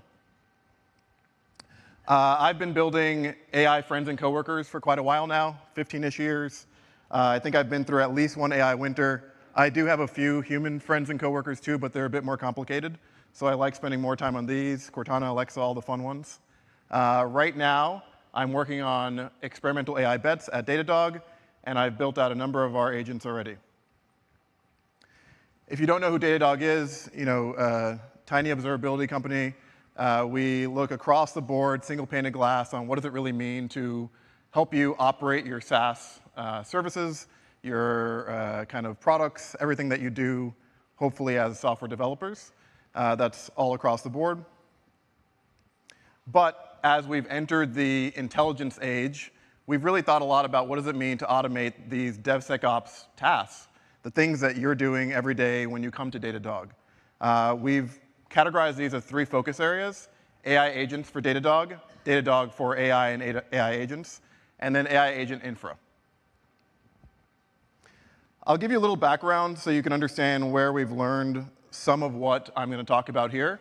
What are the agents that we actually already have running in production? What are the agents that we have working for you today? First is the Bits AI SRE. This is one of the first automated SREs that was on the market. This one really thinks a lot about what does it mean to autonomously investigate alerts. Our goal there is to make sure you're not waking up at 2 in the morning dealing with issues. We should be able to handle those for you as they come up. And at the very least, when you get to your computer, we've already, hopefully, figured out what was going on. Next up is the Bits AI Dev. This is our code generation product. Really, this looks at errors that are coming through your service, looks at latency issues, looks at all the kind of things that devs might be doing to help clean up your service every single day and propose code fixes for you. The goal there is I don't have to go and open an IDE. I can just go to Datadog and see, oh, here's a little fix. I should drop that in and make sure it works well. And the last big one that's GA'd today that people are actually playing with is the security analyst. Think about investigations that aren't just operational investigations, but they're security investigations. These are very important, and these are things that humans spend a lot of time on, just going through checklists, going through checking a number of things every time there's a particularly concerning alert that comes up. We hope to automate more and more of that for you every single day. All of those really are predicated on improving with the improvements that are coming with AI models. And if you really think about what's been possible today and what's going to be possible tomorrow, the biggest things that are changing are that these models are getting faster, getting better and better, faster and faster. They're handling larger context windows, they're running for longer and longer, and this means more of the tasks that each of you are doing can be automated. Intelligence is not going to be the bottleneck anymore. But the things we are seeing a lot of when we talk to customers, when I really talk to a lot of startups, when I was working in my own startup, is that it's not just about building an agent that works. It's about building an agent that can operate autonomously. There's a little bit of this like who watches the watchman. You deploy an agent, but then is there an agent watching that agent? Maybe, but then who watches that agent? It's, gets a little messy. Turtles all the way down and all that. So what have we learned? I'll touch on each of these individually, but code and agent first, very important. Being proactive over just reactive. You've heard some speakers talk about agents really started with this kind of chat interaction. That's one modality, but we're doing a lot more today. Eval and monitoring, what multiplayer might mean in this new world. Framework and model agnostic, and what the bitter lesson is for agents. So I'll start a little bit about what does it mean for agents to be your users. First, of course, if you haven't tried it out already, we have an MCP server for Datadog today that is one of those entryways for how an agent can be a customer of Datadog directly. And I think of it as a great initial entryway. But if you're building these systems today, you also want to make sure that agents who are going to be your customers can read your docs. There's some very simple things to do there that many companies are starting to do. This is the LLMs.txt. This is the .md support, all that kind of fun stuff. And your UX teams, your designing teams should really be thinking about agents using your site, using your applications, using your product, using your APIs. The number of design teams that aren't thinking about that while the devs are just sitting there trying to make that work is quite high. You shouldn't just be designing for humans anymore. So code an agent first. Steve Yegg is famous now for his Gastown craziness, interesting systems. But back in the day, he first showed up really to viral fame on Google+. Many of you may not even know what Google+ is. But he wrote about the Bezos API mandate.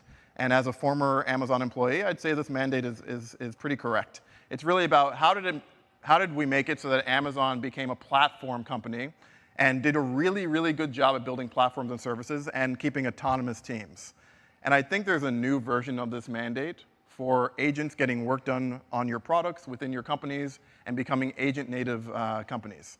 You can dub it your Bishop API mandate if you'd like. But really the big thing is make sure all your interfaces are agent-friendly.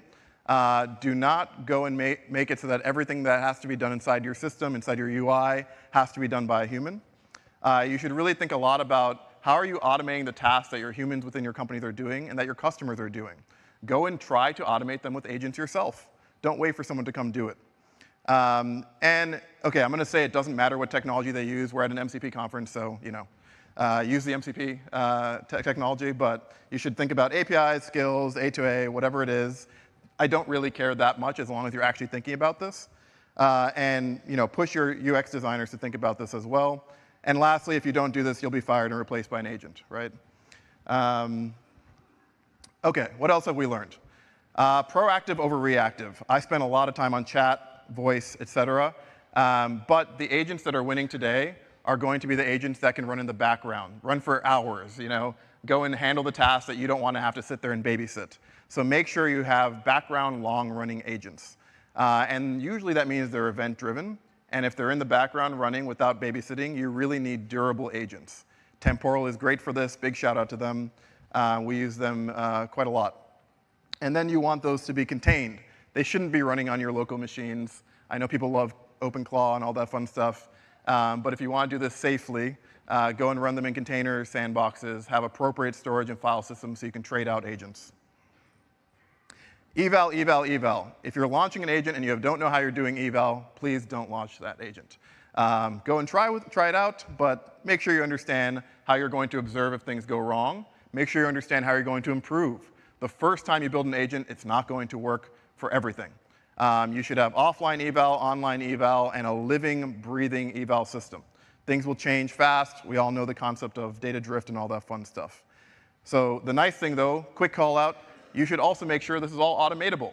One of the things you can do is make this available, make your eval system and your improvement tools available through an MCP server or available to agents. Have an agent that thinks about that loop, and then you can improve that over time. And really, I think of the agent level bitter lesson as the fact that your agent harnesses are really the kind of important thing that you should keep very, very simple. Don't overcomplicate them. Build them to rewrite them. And just know models are going to keep changing. Whoever's the best one today will probably not be the best one tomorrow. Don't build for one particular framework or build for one particular model. We have this kind of like, it's so over, we're so back situation. I think a few months ago, or before December, people would have told me Anthropic's dead with their models with Claude and all that stuff. It's not really catching on as much. And then, now Anthropic's the best one. Now people are going back to Codex. Like, we don't know where it's going to end, but I think keep trying things out. So stay model agnostic. Stay framework agnostic as well. And one of the tricks to doing this is make sure you have good memory systems so you can take the learnings that your agents have kind of gathered over time in your company and move them regardless of what the model is. Multiplayer is not the Figma version of multiplayer anymore. Multiplayer is human and human, human and agent, agent and agent. Make sure you have appropriate communications for all of those. We've encoded these learnings for you in a new product that I'm playing around with called dispatchagents.ai. Go check it out. Otherwise, happy to chat. Looking ahead, I think there's quite a lot changing. We're going to see more and more learning on the job. So assume your agents will keep getting better within your systems, within your tasks. Assume they're going to be longer running and more independent. And build even for multimodal models and agents tomorrow. things like computer use might actually be useful in a few months. We certainly do expect more and more agents to have eyes and not just be using text. Thank you so much. I appreciate you all.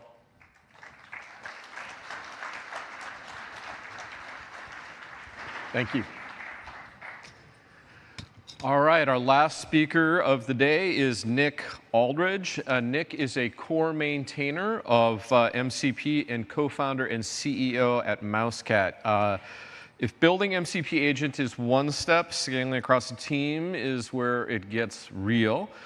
Nick today is going to discuss agent integration, modalities like skills, tools, APIs, and their trade-offs, and what you should do about it. Please welcome Nick.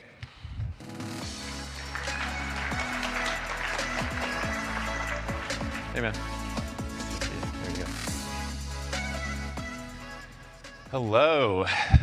It's been about a year since the first MCP summit. How many of you were at the first MCP summit in San Francisco? Oh, just a few. All right, great. Fantastic. So my name is Nick Aldridge. I was formerly a principal engineer at AWS and a core maintainer. And now I'm trying my hand at a startup. I'm working on fighting a new wave of AI-enabled fraud. Just wrapped up YC, and we're opening an office in New York.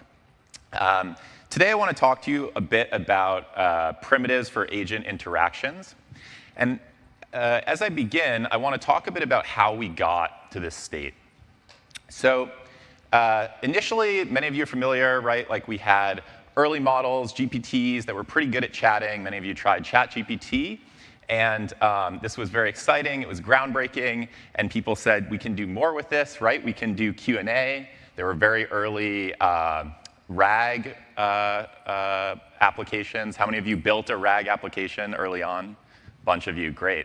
And so this was also very exciting. And companies said, hey, we can actually automate workflows, right? The models are good enough that we can do some dynamic routing, and we can actually start to build something sophisticated with these new LLMs and models. And that was really cool, and we had things like LangChain and LangGraph that helped us do that.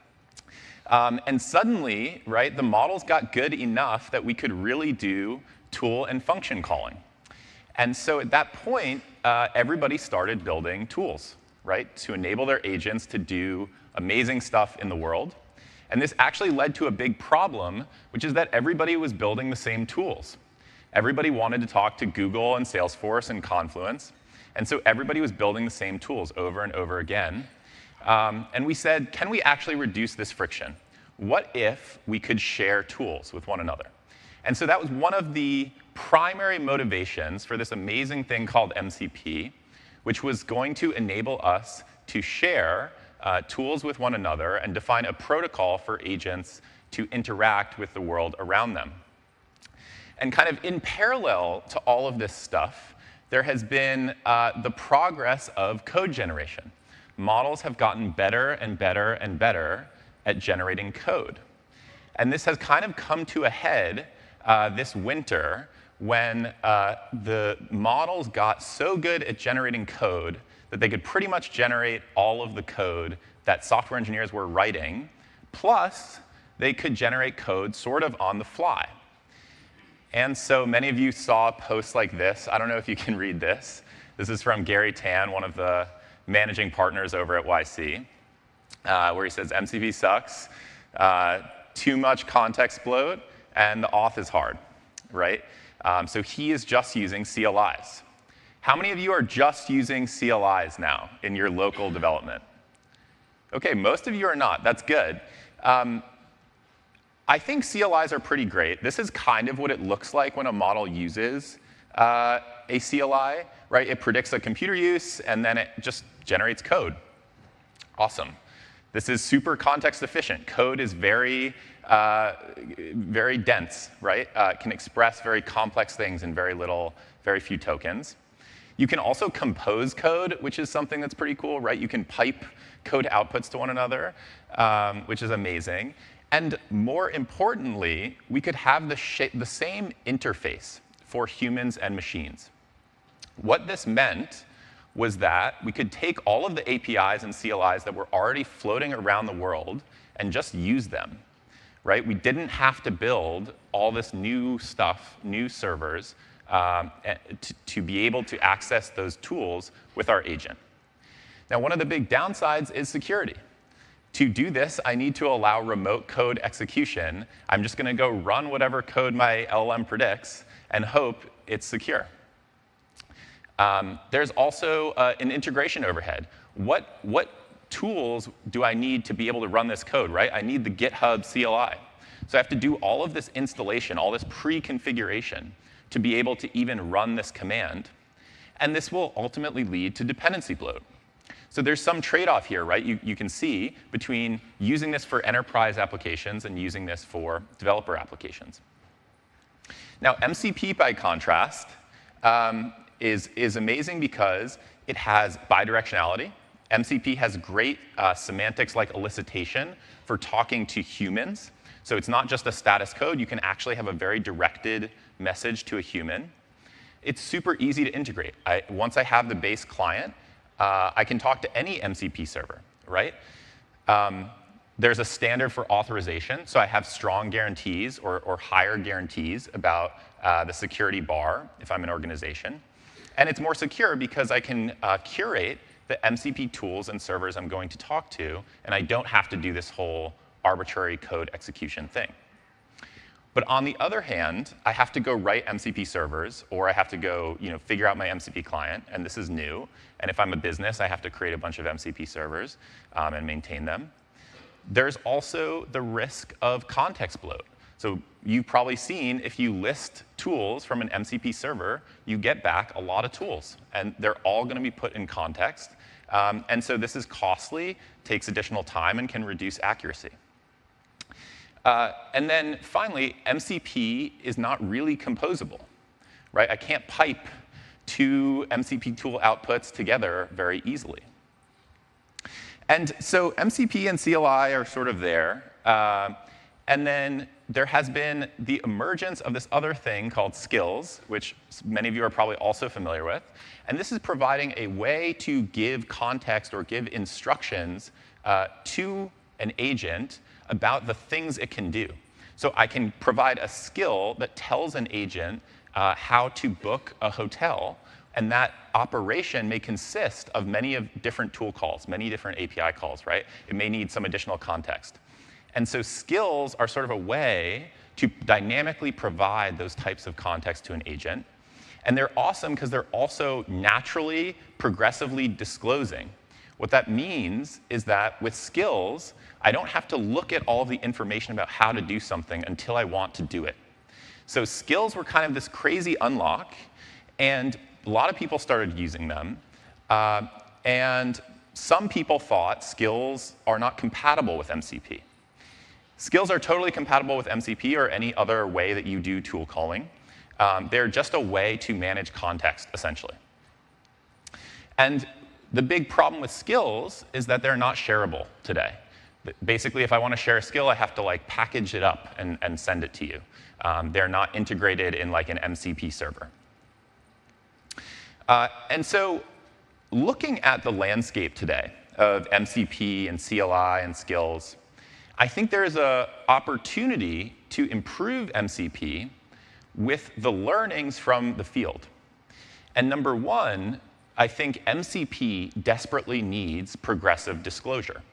There is no reason that people need to list all of the tools and all of their arguments at the outset of orchestration. And so you probably have seen that many applications now support search. And in the future, progressive disclosure may become a first-class entity in MCP, right? To aid folks in essentially doing this, more similar to maybe how skills work. Secondly, MCP can also be composable. There's no reason that you can't pipe two tools together, but it's not supported in the protocol today. So this is another great opportunity to improve MCP. And lastly, MCP can add support for skills, right? What if I can call an MCP server to discover the skills I want to use? And so when I say these are opportunities, I don't mean that this is an opportunity for the core maintainers to go sit in a room and figure this stuff out. I mean it's an opportunity for all of you right, to contribute to this amazing open source protocol. And so I strongly encourage you to raise SEPs and do that. So I think a few quick takeaways. If you're an enterprise, MCP is still going to be way more secure. You can curate all of the tools and things that you want to work with. And there's strong auth characteristics that I think are very useful. So I would encourage, if you're an enterprise, to strongly consider sticking with MCP. If you're a developer, do whatever's easiest. Do all of them, right? However you can get access to the tools you need, do it. And lastly, in the future, MCP can improve. And so, like I mentioned, I encourage you folks to do that. Finally, if you're interested in this whole wave of AI-enabled fraud, come talk to me about it after or scan this QR code. All right, thank you.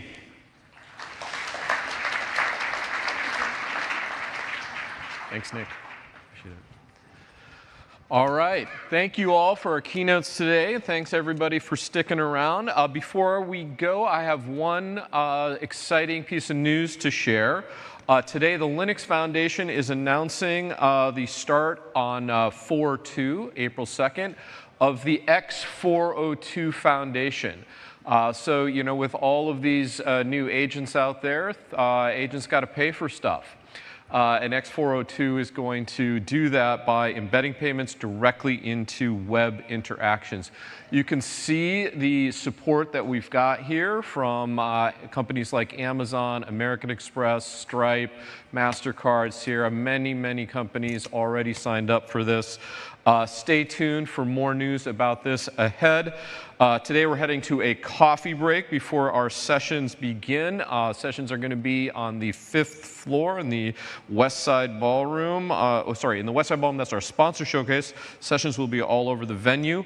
We will see you back here tomorrow morning. Enjoy the afternoon. Thanks, everybody.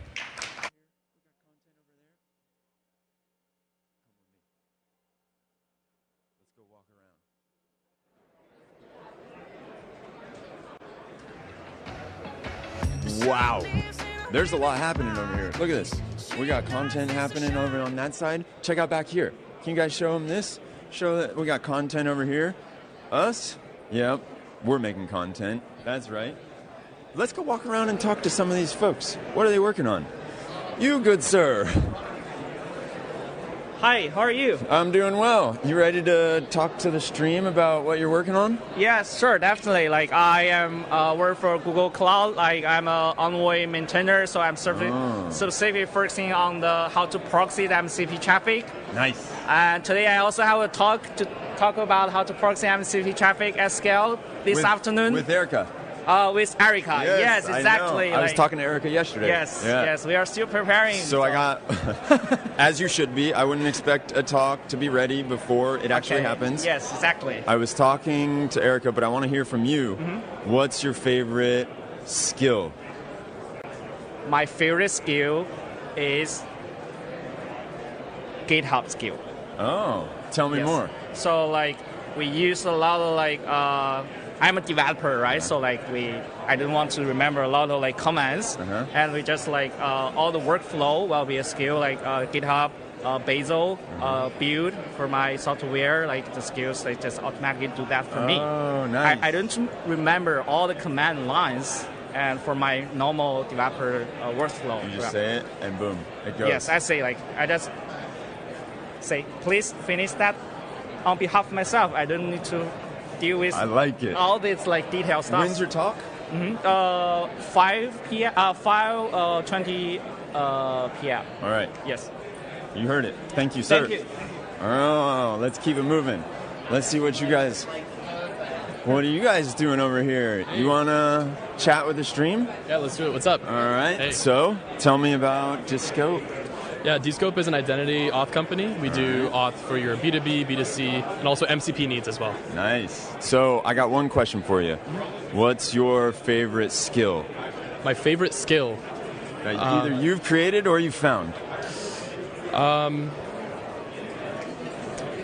There's a bunch of them around the writing of AI agents. I like the ones that make the AI talk funny. The ones that instruct agents on how to speak like a pirate or, those kind of fun ones. Okay. Yeah. I like that. I haven't used those, but I will. You mind if I grab some stickers? Of course. We're going to add it to our... I'll let you do the honors if you want, because I only have one. Oh, you're add it on there. You're the first. Okay. As you can see, I'm gonna go walk the floor. How's the event so far for you guys? It's been awesome. We'll let the chat tell us what they've been thinking. Cool. Yeah. How about you? You just got here. Just got here. Just set up. Yeah, just got here. As I would day. hope. Yeah. Good. Cool. Yeah, this is it. This is you're about to get an onslaught of people. How many people does it take to get one sticker? We may have to scratch the sticker plan. Yeah. Exactly. I'd like to see Claude do that. Exactly. We'll come back. Okay. Don't worry. Yeah. We'll keep it. All right. Can we talk to you all? What are you guys doing over here? I like that hat. I like the hat. We'll come back for the hat. Promise that. You guys ready to chat? You want to chat with me? I want to hear what your favorite skills are. What skills do you use? Playwright. Playwright skill? Yeah. Tell me more. For basically letting so I don't have to test the web app anymore. I just get the agent to go do it.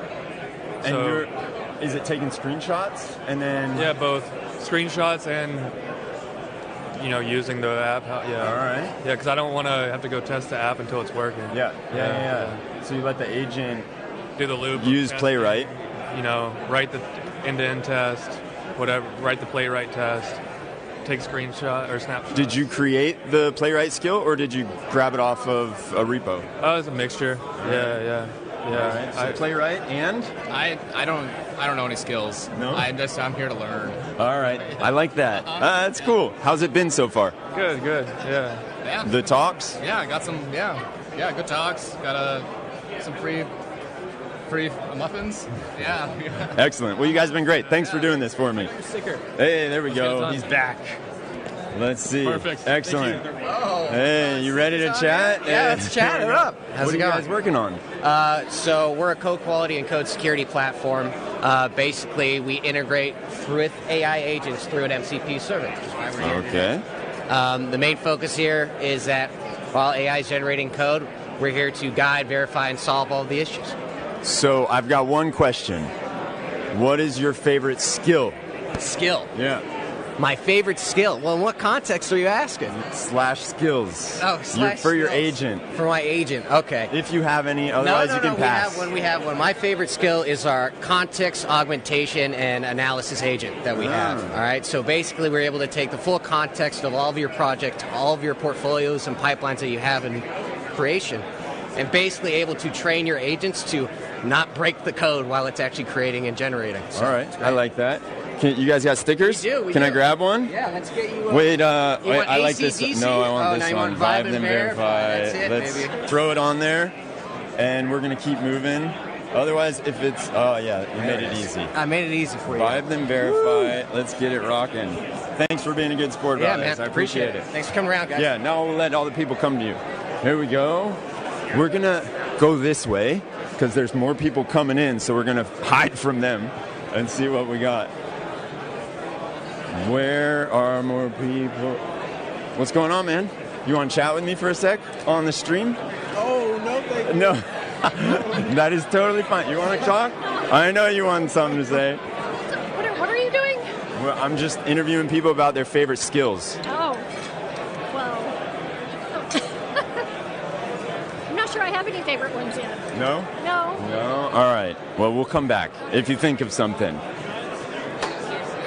Let's see. Nate. All right, we'll go over here. Come this way. Right. Shub. What is up? I'm asking one question. Yes. Well, first, what are you working on? A lot of cool things. What are you working on? You don't want to know. Okay. Tell me. About Arcade? Yeah, tell me about Arcade. Arcade is an MCP runtime. We're like the governance layer and the authorization layer for your AI agents to take action. Our runtime lives outside of the agent loop. So the actions that your agent takes happens outside. We can inject auth and do governance, and your AI agents never see the secrets and the auth tokens that it should never see. It's a very tight pitch. I like it. There we go. What's your favorite skill? You mean Claude skill or like skills I have in life? Oh. in your life? Well, yeah, you don't have any skills in life, dude. Come on. Right now, one of my favorite Claude skills, I think browser use has a really good, cool Claude skill that I've been using recently. Tell me how you use it. Just add it to Claude, but I actually built like a sandboxing thing, and I want to be able to use browsers within my sandbox. So the browser use skill, shout out to those guys, make it really easy. And then you can also use the arcade skill to get all set up with arcade and all that fun stuff if you wanted. Excellent. Well, this has been awesome. Hey, Thank you. You guys got some stickers for me? Yes, I do. Okay, let's get it right. Wait, you're going to have to peel them off, and then I'll come back and we'll stick it on there. Oh, okay. I'm going to go talk to these guys over do your here. We can... See you guys. Adam, you ready to chat? Yes. What are you working on? Yeah, so we are the search AI company. Yep. Fantastic. And here we are presenting the agent builder, which is, as you might guess it, it's an agent builder where you can... Good name. I like it. Tell you about it. So you can create your agents, you can set up the tools that it can use, it can analyze your data, it can visualize it, so it fully integrates with the stack. I've got one question. What is your most used Claude skill? My most used Claude skill? Yeah. What skill do you use the most in your coding agent? Oh, okay. Claude skill. Maybe generate, like, analyze a PR and you have like a PR skill. Yeah, we have an internal repository of skills. All right. And like every employee is encouraged to use it. Excellent. You want to throw a sticker on here? You want to throw a sticker on here? No. Let's get one on. Where this one maybe. This is a good one. This is a solid one. All right. Thank you for being a good sport. We're gonna keep walking around. You got it? Yes. Yeah. Look at this. Boom. Bam. Okay, we got that. All right. Excuse me, sir. Hey. Yeah. I got one question for you. What is your most used skill in your coding agent? What is it? Most used skills in my coding agent. Like you mean what programming language? No, you don't use skills for your coding agents when you're writing code with AI. Yeah. Skill. What skill do you got? You don't use any. I'll come back to you. It's all right. We'll find one. I got you on by spur of the moment. I know that was putting you on the spot. I mean, if you say most used skills, it can be. You mean MCP? So let me tell you one example, right? So I have my own blog, right? Yeah. Back in the old days, we were writing WordPress, things like this, right? So I ended up using prompt initially, right? Using prompt to rewrite the whole blog. All right.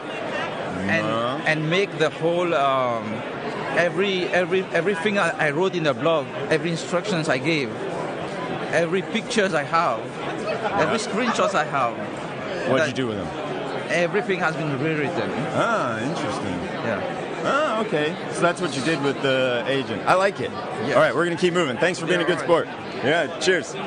Let's keep it rocking. Sean, you ready to be put on the spot? Your favorite coding agent skill, the most used one. This skill or tool? Right now, I was going to say fast. Yeah? Oh. But do you have a skill that you created or yeah? What kind have you been making? Right now I have one that runs.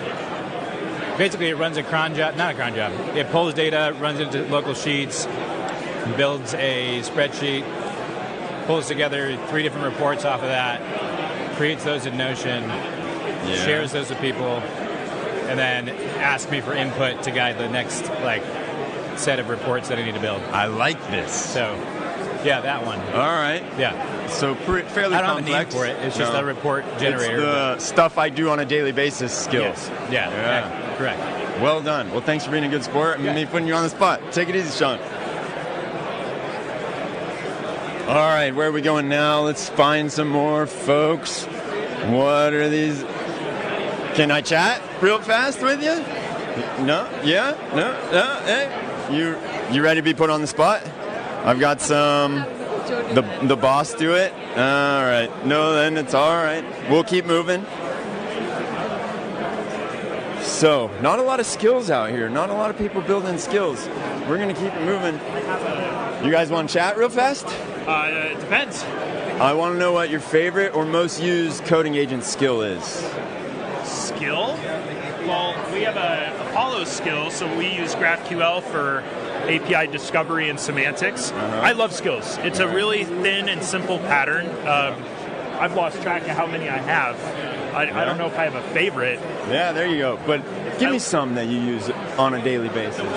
I saw internally, we have our Rust skill that we took a bunch of our internal docs and turned into a skill for Rust. Yeah. I'm pretty sure someone just said it's like the top Rust skill now. Like, we didn't try to do that. We just took a lot of docs we had internally and posted it.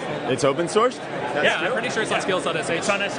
Yeah. Rust, and it's Apollo Rust skill? Best practices. I don't even know if it's it's in the GitHub repo. I feel like I've heard of that even. All right. Yeah, I think it was just someone wrote some really good docs internally, and then we turned it into a skill, and it's killer. Okay. And what are you guys working on?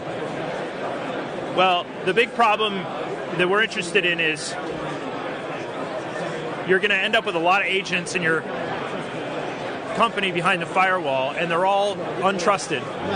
So how do you really make it possible to build with AI on top of a bunch of systems that were never designed for that? Like, pick your favorite piece of SaaS.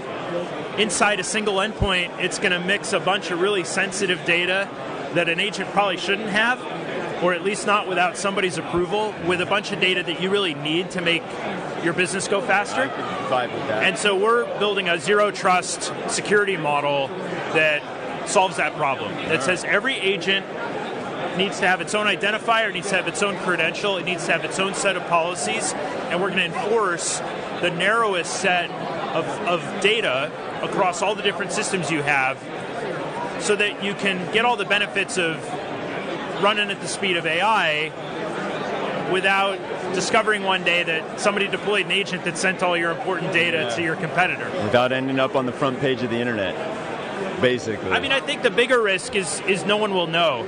Like we're facing the biggest security risk in the history of the enterprise. Wow. Like think about people are writing agents. They don't look at the code anymore. So just sort of simple mistakes, surprises.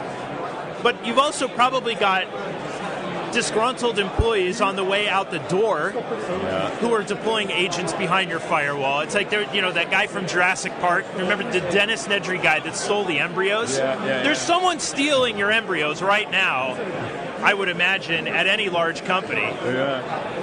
They're probably getting a bonus on the way out the door for doing it because they wrote an agent, you know?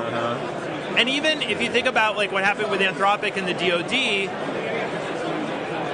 does anyone really know what's really going inside the Foundation labs? Like there are state-level security concerns now where it's really hard to be sure.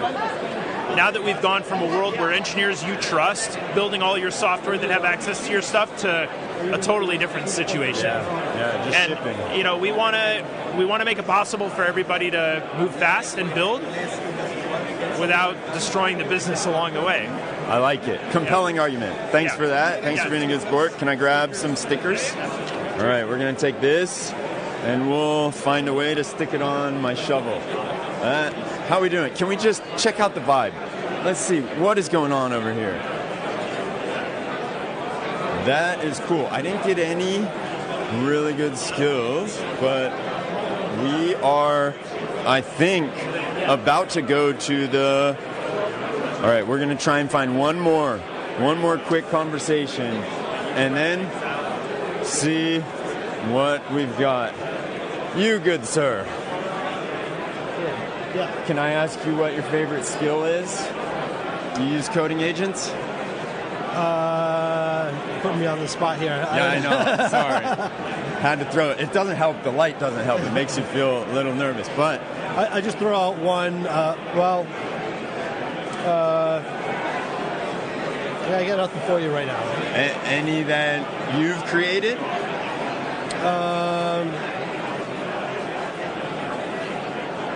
Or any tricks while working with the coding agents that you like, that you found and you're like, everybody should know this, but I'm gonna, right now I've got it. I'll tell you mine. Okay, go ahead. And then you can think. So whenever you have a particularly hairy session with an agent, at the end of that, you ask it, hey, what was hard about this, and how could we make it better for you? And then once it gives you like, oh, well, it was hard because I didn't understand this part or that part, you say, okay, now create a skill. Right. And then the next time you don't run into that same problem. Makes total sense. I'm not going to be any help for you right now, man. Thanks, I appreciate it. That's all right, yeah. See ya. All right, we're knocking stuff down. That's all right, we'll come back to that. Are we going to the breakout sessions? We're not yet. We're going to keep, look at these guys have some Alpine stuff. All right. Who wants to chat? I think we're scaring people with the light. What do we got? We got a pirate here. I get the feeling, you good sir, you want to chat? I mean, you're in a pirate costume. Hit me, yes, hi. I think I may have found my match. What's your favorite skill? What's my favorite skill? I actually don't have a favorite skill. I mostly find security vulnerabilities in this stuff. Oh, yeah. Tell me more. I've been looking around at security of MCP servers and finding vulnerabilities in them. Namely, I'm talking about having found a bunch of DNS rebinding attacks and basically hacking MCP servers that are running locally on your machine from the context of the browser. So you connect to a malicious website, and that malicious website is then able to talk to the local MCP server on your machine, and then make tool calls as if they were your agent. Okay, so how do we protect against this? Because you're scaring me already. I mean, hopefully, so the top 4 SDKs are all fixed because of my research, and Anthropic gave me a $1,500 bounty for it. They should have paid you more. Well, you know. Let's be honest. Anthropic, where are you? But the other SDKs, I don't know what the current status of them are. So use the top 4, basically, summary. TypeScript, I don't know what the other 3 are. I don't know if Rust, I think TypeScript, Python. Rust, yeah, Python. Yeah. Those all fixed it. But in general, make sure your SDK is you're using a Type 1 SDK or a Solid Tier advice. 1 SDK for your All SDK. right, I appreciate you. Yeah, thank you for doing this on the spot. spot Nice to meet you. Cheers. We've got, where's JQ? Hey, over here. Oh, you ready? Look at this. Dude, you got to tell me about how you got rid of Jira and Linear and all that. Oh my God. So one day we discovered that we're no longer logging into Linear, but our issues were being tracked. And the reason was that Claude was just going to MCPs to Linear to just get everything done. Yeah. And they were like, I'm not logging into Linear. Why am I paying Linear? Anyway, so experiment going on right now. We moved all our Linear tickets into a GitHub repo, a Git repo, all markdown files, and now our agents are just working against it. So the agents, it's a file system. The file system. Front matter, structured things, same tickets in there. Now the agents wake up, they are in Slack, they find out what's going on, they Slack us what to do, they update it in GitHub. Yeah. And guess what? Our code is in GitHub. Yeah. So they're next to each other now. So it's very seamless. Everything just there. Oh. Like everything for agents, it's all about markdown files, MCPs, all of these things. But right? how is using GitHub with the markdown files, like where are you running into problems? Oh, interesting. So we ran through a problem in that now one of our PM's like, can I see it? What's going on? So we wiped out a front end.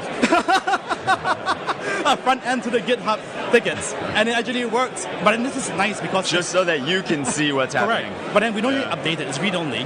But what's really nice is that we are getting a custom experience on how we want issues to be managed. And that's critical, right? This is the age, I think, of custom software builds, custom AI systems. I think people should build their custom MCP servers because we want AI to be shaped around how the business operates. Okay. And that's really amazing. Yeah. Yeah, so this custom. It's funny. So I've been asking everybody one question. What is your most used skill? Oh boy. It has to be the writing skill. Yeah? So I have a 5-6 page long writing skill, which teaches the machine how to write like me without sounding like weird, stuttery, you know. And it helps me a lot because like I have all my thoughts in my head, but it helps me present them in a way that's understandable. Okay. That's my most used one. I use So it for everything. you'll just context dump, then you use the writing skill to clean it up. I would speak to it, so I use Super Whisper, like dictate to it and everything, and I'm like, okay, great, use the skill, clean it up, write like me now, but it's all original content. Yeah. But it's helping me phrase it in ways that I like. Yeah. So you're not asking for it. Okay. That's one of many skills, like 20 of them. It's like crazy. You got 20? Oh, we have a lot. Some of these folks I've been asking, they're like, skill, what? Oh, so it's good to hear. Boy. We've got the whole spectrum. The whole spectrum, you know, and everything. Tell me another one. Oh boy, let's see. Coding related one, front-end design. So our front-end designer was like, okay, we're doing all this front-end stuff. How can we make our front-end consistent? Yeah. Right, rather than a designer going through looking at the brand guidelines and how we do things, make a skill for it. So when we add buttons, when we add things to the website, it's all in the design language if you want to keep it in. Yeah. So now... And you encapsulated that in a skill. Exactly. Exactly. So it's really fast now. It's one of them. A lot of stuff in there. That's smart. Yeah. So the brand guide, but with photos and everything? No, so we have a whole component library in code. So the front end skill refers to the component library now. Like how do you put the buttons out? How do we want to frame things? What language do we use? All the components are like nicely documented. The skill tells you how to use them. And so it's like, you know, Anthropic is a front end design skill, but we made our own. Yeah. And now so the front end... And it speaks your language. Speaks our language, exactly right. So now start thinking about every single thing you do, back end design, front end design, all the different architectural stuff, make skills for them. And they need to be custom to your company. Yeah. Because that's how you make the AI work for you. Yeah. Right. It goes back to the custom software and building that. All right, we're going to keep moving. Thanks, Demetrius. Thank you, dude. That was awesome. That was really good. Who else are we going to talk to? We're putting people on the spot. Can I put you on the spot, good sir? You use any skills? What's your favorite skill? So I have a couple of my own skills built in. Tell me about it. I love this. Yeah, we do spec-driven development. In like you should, yeah. Tell me more. So there's a skill to write that spec in a specific way. I'd go in. Wait, before you get to... How is the spec in a specific way? We use GitHub issues to track all of this. So what we do is we have a main spec where we have a template of telling, okay, what is the issue, who's getting impacted by it, why we are making this change, and what changes are you making. And then that spec is split into child issues. So my skill does exactly that. So I'd go in, I'd tell it. How is it able to know downstream who's affected? So like... no, so that's in my, when I do / invoke it, it asks me what the issue is. So you put it. Oh, yeah, okay, exactly. Okay. Yeah, so let's just say I'll give it a complete rundown of what I'm trying to do. Then it will go back and forth, ask me questions, who might be affected by it. And it has its own context because it's in our project. Yeah. So that's what it does right now. That's the main skill I have. That's a cool skill. Yeah. Basically just formatting any kind of spec in the way that you want it. Yeah. And asking questions if it doesn't understand what is about to happen. Okay. Yeah. Any other good ones? Couple of them for committing. I like my commit message in a certain way. So the commit message would be that, let's just say multiple files have been edited. I would like to know in each file what was changed. And because I've seen that what happens is models are better at writing these messages, and they can write like really detailed messages. Yeah. So that's why I have a commit skill also. Yeah, okay. Yeah. All right, I like these. I'm going to start using this spec one. That's cool. Thank you. Perfect. I appreciate you. Thank you. We're going to keep moving. We got 15 minutes still before the talks begin. And so I'm going to go over here. Where should we go next? We missed some... we need stickers. Guys, can I grab a sticker? Oh, of course. Let's open it up. You want to chat on camera? All right, what are you working on? Copilot Kit. Tell me more. I'm not a founder, but it's AI infrastructure for building copilots and agents in React and Angular applications. Oh, cool. So on the client side. Yeah. I've been asking everybody, what is your favorite or most used skill? So I'm actually building my own skills. Tell me about it. Yeah, so with Copilot Kit, we have just tons of GitHub issues and PRs. We're trying to help our team automate at least some of the analysis that's coming through for bug fixes. And so I've iterated with Claude, built skills to have a review agent go over our GitHub issues. So anyway, it's basically bug analysis. Okay. That'll help our team triage the issues that come up, and then we know like how to prioritize them. That's really the idea. Are you open source? Yes, 100% so you're open getting source. a lot of open source submissions, I imagine, and that's why. So huge time saver. Yes. Yes. Exactly. Yeah. Awesome. All right. Yeah. So between feature requests and bugs, it's just open source stuff. So some of them is dealt with the community. They fix and are constantly like submitting open source requests. It's the normal drill. life of a maintainer. Yeah, I get it. Yeah. Well, thanks for being a good sport. I appreciate that. problem. I'll Sure. See ya. Oh, this guy. What's up, Sid? How you doing, dude? You ready to be put on the spot? Maybe in a little bit. All right. I'll come back to you. I'll see you, man. We're going to keep moving. What kind of swag do we have over here? Any stickers I can steal? I'm making the guys behind the camera work hard. What do they got? They got shirts. We got, what is this? Oh, run there. Augment code. Let's talk to these guys. Let's see if anybody's willing to chat with us on this side of the house. They're busy. We'll find, I just saw somebody look at me and run away. You want to chat? Yeah, why not? What are you working on? I'm working on temporal. All right. Yeah. Durable execution. Exactly. Yes. Tell me more. So durable execution, what it is or what we are doing here? Yeah. What are you doing here? No, tell me about durable execution because I think it's a cool concept that's starting to take fire. Yeah, durable execution is a way to preserve full state of your code execution. Yeah. Means that any failure is handled automatically. So you write code as a failure doesn't exist, and it just runs for you. Which is kind of a wild idea. The code just works. It's exactly what people say. It's good to be true, Yeah. but it actually works. All right, so I've been asking everybody, what is your favorite or most used coding agent skill? Skill? I don't use actually many skills right now, No? right? What are you actually, using? I use temporal one, right? Because temporal skill. Yeah, we just launched our temporal skill recently. right. Yeah. And what? It just helps you use temporal better? Yes, because temporal has specific rules how to kind of write code. Okay. And that makes sense. And we kind of put them in a skill, and we had people who did migrations in the kind of which usually would take weeks, like in a day, using that skill. Perfect. Yeah, right on. Well, I appreciate you chatting with me. We're going to keep moving. You guys got any stickers I can throw on here? Stickers? Yeah. What kind of swag you got?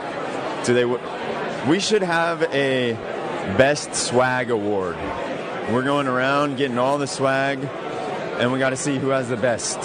And we'll let the chat. This is our nice. mascot. Nice. Can you symbol. peel it apart and throw it on here? Because I don't have two hands. Let's see if we can find another victim to chat with and find some skills. Hello, sir. I like this jacket. Awesome. Throw it on there. This is 30 grade. There we go. Unkillable animal. Thank you. Excellent. We're going to keep moving. Watch out, people behind the videographer. You want to get on a conversation? Yeah. All right. No, people don't want to chat. They get a little scared. There's a big light here. They get scared. Can I put you on the spot real fast? Sure. What kind of skills are your favorite? Oh, my favorite. What are the most used skills that you have in your arsenal? For me? Yeah. Oh, as a human. You can go that route. Yeah, you can go that route. Empathy, that's a good skill to have. Just so somebody can, can chat and put on spotlight. Yeah. The spotlight gets you, huh? It is hard. Do you use coding agents? I do. What skills do you use for the coding agents? Similar kind of thing, actually. Just, Empathy skill? Communicate clearly and have a little bit of doubt. Don't be too confident. Oh. Yeah. You built that into a skill? You build that into a skill. The doubt skill. Yeah. Actually, that's a good idea. Yeah, you have some doubts. Yeah. Always, like checking, don't forget checking, because you never know. Yeah, you never know. Very similar to somebody you work with, and it's the same thing. Yeah, you never know. That's you true. never know. Yeah. And I think that type of communication, it works here as well with a coding agent. I was not expecting to have a philosophical conversation, but I like where it's going. Well, those are hints, and they pick up really quickly. That is good. It's useful. So, what are you working on? I'm sort of like all agents, so you are using an agent to build another agent. Nice. Agent factory? Refinement, let's put it that way. Okay, cool. Well, thanks for being a great sport. We're going to keep moving. Absolutely. I appreciate you. Yeah. Let's see what we got here. Who should we go talk to next? Yeah, there we go. You want to chat? Huh? All right. What are you working on? I am a product manager at MathWorks, which is an engineering company based out of Massachusetts. And do you use coding agents? We do. What's your favorite or most used skill? It's an internally developed skill. Tell me more. To write better MATLAB code. So we develop MATLAB and Simulink. Those are our flagship products. And as you could imagine, most of the software out in the wild is written in Python. There's not a lot of MATLAB. But all our customers use MATLAB. And coding agents don't know how to write good MATLAB code. They don't? They do not. Because they're not trained on the code, the variety that you have from Python. So internally, we've developed guidelines and skills around writing code based on how our software engineers developed the code over the past 40 years. So it's almost like a translation layer. Yep, exactly. I like that. All right. Well, thanks for being a good sport. Appreciate you. We're going to keep moving. You want to chat? I want to invite you to our booth. Which booth? This is the name, the data strato. Can I get you to our booth? Hold on. We're gonna come right here. Oh, and then okay. What's the name of it? Our booth is data strato. Oh, all right. On the other side. We'll come by. I'm waiting for you. Oh, yeah? We have an open source project launched in 2 weeks. It's about agentic data protocols. So we really want to introduce that project to you. All right, cool. Yeah, let's chat more. I'll come by now. Yeah. Don't worry. We got all right. We got time. We got it. Awesome. 5 minutes. I see people look at me and then they walk the other way. You know they are not stoked to see me. Wait, I want to talk to these guys. Let's see what they're doing, what they're working on. Manufact. Interesting. We got to go this way because we got to go talk to. We can't leave her, stand her up. So let's keep walking. Hello. The Google Cloud. See, now it's buzzing more. Now I like it. All right. Nope. He did not want to chat. He did not want to. All right. Let's keep on walking. All right. Can I put you on the spot real fast? Yeah, sure. You use any skills that you want to tell me about? I have quite a few private skills that I use for Google that does complicated workflows, and sometimes, or most of the time, it doesn't work. You're really selling me on this skill here. Okay. Tell me more. So basically, it's a workflow-ish thing with multi-step orchestration, and each step has verifications behind because I want to make sure it's doing with hooks.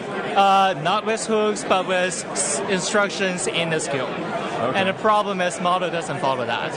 No, it does. You got to use the hooks. Yeah, I think I have to use the hooks. Yeah, have you tried it with hooks? I have not because I don't know how to do that for the beginning. Haven't tried that yet. So the thing about the hooks that's nice is it's like gives you a little determinism inside of the non-determinism. Okay. So how can I make sure that the model always calls hooks after a step is done? I think that's where so play with it a little bit, but if you say like when XYZ code is called, always, use this hook. Okay. Still model driven, right? Yeah. Got it. So if you ever do this step, then boom, use this hook. I see. Here's a hook that you can. I see. Thank you. That's a good tip. Try it. I want to hear more about this. Let me know. Okay. Let me know how it works, and we'll keep coming. Thanks for being a good sport. All right, let's keep chatting. On there. You want to chat real fast? Sure. All right, tell me, what are you working on? I work at RunLayer. We're the one platform to run MCP skills and agents. Oh, I've been asking everybody what their favorite skill is. That's a good question. I hate writing meeting notes, that kind of stuff. Yeah. Customer support triage. We have a lot of skills regarding that, All right, how's that? Tell me more. Pretty much, we have internally at RunLayer our own system for managing customer requests, right? We have our own MCP server that we built internally to manage those kind of requests. So on top of it, you need a lot of context with regards to how your organization works. We're small at RunLayer, but we still have problems with kind of guiding these little interns that we have, making sure that they know the right thing to do. Yeah. Okay. Oh, well, that's cool. I like it. You want to chat? You ready? I'm gonna put you on the spot. Taking photos. I don't want to take photos. Too much. Let's make some. Yeah, thank you, sir. We'll keep moving. We got to go find our friend who invited us to her booth. We've got 3 minutes. We got to go quick. Let's go over here. Where are they? We need some more stickers too. And Destro.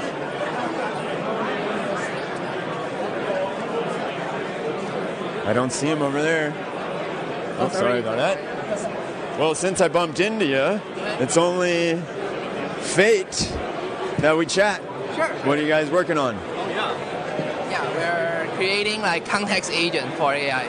So Okay. essentially, it's like a memory manager that have access to all your documents, artifact you created, and all the memory that the user has generated. And then it allows agent to have continuous learning process from its own mistake, and then also have a better belief for the user. And on top of that, the great thing is that as a user, you can carry it around to any agent, so you don't have to re-explain yourself. Nice. I like that. Yes. So what's your favorite skill? My favorite skill is grill me skill when coding. Like you can ask Cloud to grill your code, like say, oh, you suck or whatever, how to improve. I think that's also. Did you create this, or is it one you found? I found it online, but I kind of took it a little bit for myself. Grill me. All right, we got one, and I like it. That's cool. Well, thanks, guys. I appreciate you. Yes, awesome. Let's keep moving. Where did that company go? We got 2 minutes. Uh-oh, we got to go find them. Where are they? Steve, you ready to be put on the spot? Yeah, a little bit, yeah. No, I don't want to be on. I'm not an upfront person. You're not upfront? You just like taking photos, huh? Yeah. All right, it's all good. There she is. I came. Yes. Yes, of course I was going to come. I told you I would. That is our program to show you what happened in our company. Let's see. What are you working on? Yeah. Tell me more. So we just released the Agentic data protocol. It acts as a middleware layer between your data lake and your agents. It provides semantic context and governance and ACLs and all those important things. It allows your agents to interact with your data safely. How is it different than just pinging the database? So when you're doing that, say for example, go get me all your users, right? and then I say, go get me all your users quickly. Those are going to give you 2 different kinds of SQL. So typically, before we had AI and all of these things, we had like data contracts, right, that would tell between the database admins and the developers. So this kind of acts as that, right? I like to call it a librarian for your data. Excellent. Well, we're going to shoot over to the next round of talks. Thanks for that. Yeah. Folks on the live stream, this has been fun. It was a little awkward at times, but hopefully we managed to pull it off. We'll send it over to the stage where we're kicking off the next round of talks. Let's get a quick view of all of the vibe here before we go, huh? Can you give us a little panorama? Beautiful. With so many folks that we did not talk to yet, tomorrow we're back with more.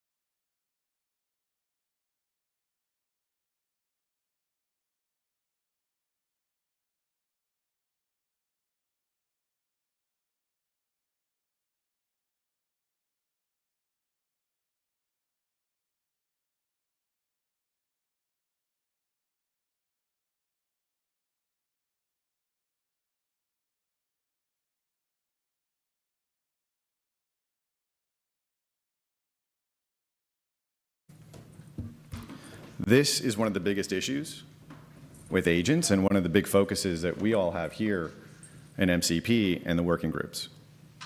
When they laid out the plan for the 2026 goals for MCP, and enterprise readiness was at the very top of the list, and there are 4 major topics here. Gateway patterns, audit trails, config portability, enterprise auth. And these are really important because this is where the agents are falling down. If you want an agent to go to production and actually take actions, not be a glorified RAG system, not chat with you and write a poem for you, but actually manipulate systems, workflow automation, update a record in the CRM, wire money, send an email on your behalf from your email address. There are a number of things that have to happen. The first one is we need to make sure that the agent has access. Authorization is a major unsolved problem. The second one is tool quality. We need to make sure that the tools, the MCP servers, are any good, that when the agent tries to perform an action, it can select the right tool and predict the right parameters for whatever the context was in the right moment. Because if it doesn't, you're going to have a bad user experience, or worse, you're going to have a blast radius. The third one is you need observability. What did the agent actually do? Did it do the right thing? Did the user do the right thing? If something didn't go wrong, either because we have a bug in the system or we had an unfortunate event we need to remediate, how do we know what happened? I'm Alex Salazar. I'm the founder CEO of Arcade.dev, and we are an actions runtime. We make it very, very easy for people to connect their agents to their business systems in a way that's trusted and secure. And our talk today is really about gateway patterns. How are people making agents work, and how do you use a gateway pattern as a methodology to get the agent to do all the things that it needs to do in a way that's safe and controlled? And also easier for the developers or the IT administrators who are managing these agents. Now, the big premise is that there are two major parts to an agent. And all of the conversations over the last 2 years have really been around the reasoning layer. And how does an agent know what to do? Context, reasoning, all kinds of ways of designing or inferring workflows. And that's great. But at some point in that workflow, it needs to access other systems. It needs to take an action. And that's what the action layer is for. And we're going to talk about why these two separations are so critical. But the thing that enables this is MCP, the reason we're all here. This is how the reasoning layer is designed to speak to the action layer. This is why Anthropic created and released this protocol. It works very well for this. Now, how many of you work in financial services? All right, there's a few of you here. Look, all of you can fantasize all you want about robbing a bank. Nobody cares. The same thing goes for the agent. The agent can hallucinate all it wants about robbing a bank. The only time anybody cares is when it pulls a gun, just like you. And that's why the reasoning layer is a very, very different layer than the action layer when it comes to security and governance. We can do all kinds of work to prevent all kinds of reasoning and hallucinations on the reasoning layer. But what really matters, where enforcement is most important, is when the AI decides to take an action based on that information, based on that reasoning. That's the action layer. That's where the MCP servers live. That's where access to your CRM and your ERP and your productivity systems and your messaging systems all live. Now, most of you who've tried to build or deploy agents have probably come across two different failure patterns when trying to manage these things. The first one is service accounts. People sometimes call this non-human identity. This largely has failed in the market. And the reason is you give the agent its own identity. You treat it like a peer to the user. But it's not a user. It's a workload. And if you treat it like an identity and you give it a service account or a non-human identity, you're going to give it its own permissions. Great. Now, let's say we have an agent, it accesses Workday, and it's there to do all kinds of HR stuff, like manage compensation. Who has access to the agent? Does the intern have access to the agent? If the intern in the HR department has access to the agent, can they see the CEO's compensation? In a service account regime, there is no way to protect for that. And so what ends up happening? Security says absolutely not, right? Because now you've created what's called an authorization bypass vulnerability. Somebody can effectively up-jump their permissions by accessing a service account that is overscoped. So what's the next best result? Many of you who have ever deployed RAG systems already know the answer to this question. You reduce the abilities of the agent system to the lowest common denominator. That's not a terribly valuable agent. Yes, now the intern can't do anything that they shouldn't be doing, but now the CEO and the VP of HR have no value in the agent. Nobody wins. That reduces ROI. This is why most RAG systems never really lived up to their potential, because they couldn't separate who could see what in the system. Same problem's happening with agents. The other way, which we're all becoming very familiar with over the last quarter because of OpenClaw, and even Claude Cowork, is you give the agent the user's credentials. Now, technically speaking, this is slightly more secure because the user can no longer get access to something they don't have permissions to. It is scoped to what I can see and what I can do. Okay, on some level, security is a little bit more comfortable. But the problem is, how do you manage multiple users? It's become an architectural question. And so most agents you've seen that do this are single user agents that run on your laptop. This is why CLIs are so hot right now, because they do this. And it becomes easier. Everybody's like, oh, this is great. Okay, how are you going to do this in the cloud? How's it going to work on mobile? How's the user going to carry this over across multiple devices? Now, the other problem here is I have the ability to delete my root directory. I have the ability to move my money on my bank account. I have the ability to delete all my emails. I can email whoever I want. These are all permissions that I as a user have. Do I want the agent to have that same level of access? Maybe, maybe not, but that creates a huge error risk. If I type in delete file and it hallucinates and it picks the delete folder tool, what happens? This is why agents get banned. This is one of the many reasons things like OpenClaw are banned on most of your networks. It's not the only reason, but it's one of them. This pattern doesn't even become an option in the enterprise. The big question is, can this agent, on behalf of this user, perform this action on this resource? It's not about agent identity, service accounts, non-human identity, whatever we're going to call it today. And it's not about the user's credentials. It's about taking the intersection. What is the agent? What is the agent allowed to do, defined by the administrators or whomever built and deployed that agent? And then what is the user allowed to do? And then at runtime on every single request, you take the intersection. They both have to be true. It's an AND gate, not an OR gate. And if you get that, you get the best of both worlds. And this is not a new model. This is a 15-year-old model. Most of your existing security systems already support this concept. It's called OAuth 2.1. And it slips right into existing organization. And people say, oh, well, that's just authentication and authorization. I've already got systems for that. No, you don't. You've got an authentication system. Your identity providers, like Okta, like Ping Identity, like Active Directory, or now Entra, they're authentication systems. Authentication is very easy. I used to be the VP of products at Okta. This is a solved problem. Built my whole career in authentication. User or agent or machine or whatever presents credentials. The identity system provides a token, and the identity system steps out of the workflow. It's great. And that worked really well in the SaaS world. Because in the SaaS world, you could trust the application. You could trust Salesforce to enforce its own rules. If you were in a Salesforce security group and it said you could not update a record, you could trust Salesforce to not update the record. That is not true with agents. Agents are non-deterministic. They're probabilistic. If any of you have ever used a coding agent, you have seen it turn off a test it didn't like. It's like, this test, I don't like it. It's the wrong test because it's breaking my code, so I'm going to turn it off.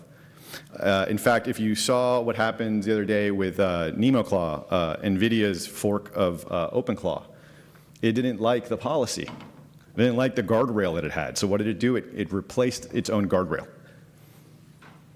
And even Anthropic wrote a wonderful paper that says that agents, when determining between safety and failure, they will pick correcting the failure than adhering to safety. And so you can't trust the agent to enforce its own rules, its own policies. And then on that as well, you have to enforce this on every single request because you can't trust the agent. Every single time it hits the action layer, you have to determine, can this agent on behalf of the user perform this action? And so if you accept the premise that in order to build an agent properly or deploy an agent in a way that is going to work in your organization, if you accept the premise of everything I just walked through, then what flows from that is a definition for a control plane in the organization, an MCP gateway. Now, I would argue MCP gateway is really just the front door to the control plane. What you really need is an actions runtime. But that needs to do a number of things. It needs to separate identity. It needs to understand who is the agent, who is the user. They're distinct things, and we need to take those into account as they're coming in. We need to have tool curation. Are these tools any good? Are we presenting the agent with tools, not API wrappers that aren't going to work well with the agent, but actual MCP tools that have gone through evals, that have been properly defined for what the agent understands and can actually predict as parameters, that the organization has blessed, not that a user has found on Reddit, that it also handles authorization. On every single request, authorization is being applied, and then on every single request, on every single event, every single transaction, there's an audit trail that the organization can manage. And this can't just be happening inside of the agent. Don't get me wrong, I believe firmly that more and more agents are going to have this stuff built into them. But you can't manage an organization with every single agent managing its own auth flows in a separate, different way. Or that every single one of them is going to have a different way of connecting to your Salesforce and pulling account information. Or every single one of them is going to be emitting logs in a totally different way. This does not happen anywhere else in your organizations. Everywhere else, you have control planes. You've got an identity control plane, like Okta or Ping. Even though every SaaS app has their own login screen, you don't want to manage that. You want one set of login screens. You do it for observability. You've got Datadog or Grafana or Elastic because you don't want every single system managing its own logs. You want to centralize it. You do it for endpoint management. CrowdStrike. Same has to be true for agents and their actions runtime. Now, when you do this, it unlocks a lot of what an agent can do. Now you can implement a really well abstracted experience that can leverage work you've done on other agents. You can have a tool layer as your foundation. MCP servers, MCP tools. This is how your agent connects to the world. These are the raw agentic connectors. Optimized tools, not API wrappers, but actual agent tools designed for LLM consumption and usability. On top of that, you then build your skills layer. Now, skills are very new today. There's active conversation in MCP working groups of how we're going to make this a first-class primitive. You're already starting to see it in some of the really good early agents like Claude Cowork. This is coming. You can already build these today anyways yourself in your own agents. This is an important layer. This is the procedural knowledge. A lot of people say, well, skills are just going to replace MCP. They don't understand how this works, right? MCP tools are the building blocks. The skills are the workflows, the procedural knowledge. It tells the agent how to use these building blocks to do the thing you want it to do. Let's say you work at a bank and you want to do a credit issuance agent. You can give it all the MCP servers you want, access to the ERP, access to the credit scoring system, access to your actual credit issuance system, but it has no idea how to wire them together based on a workflow. This is what skills do, explains that. You want an agent that can write a really nice response email to your kid's teacher when they send you updates on your kid. You can hand it a Gmail connector. That's not going to do the job. You need to also give it a skill of how to respond to your kid's teacher. And with the combination of those, now you can build really good bespoke experiences at the agent level across multiple agents. So if you work at an organization, you can have Claude Cowork, you can have Cursor, you can have any number of your own custom-built agents. And instead of everything being built from scratch and managed from scratch, they can stand atop these two prior levels. So if you define a set of MCP tools at layer 1, and then you layer up a set of skills, definitive, blessed skills in the organization, then all of a sudden, you can give any agent that you want to deploy access to all of these centrally managed and centrally configured. That's a great experience. And if you have an actions runtime like what we're describing, the gateway plus all the governance functionality behind it, then you can also ensure that every agent separately only has access to what you want it to have access to. Your coding agent has no reason to have access to SAP. Your sales agent has no reason to be accessing Jira or Linear. You can configure that centrally while still leveraging all the same foundations.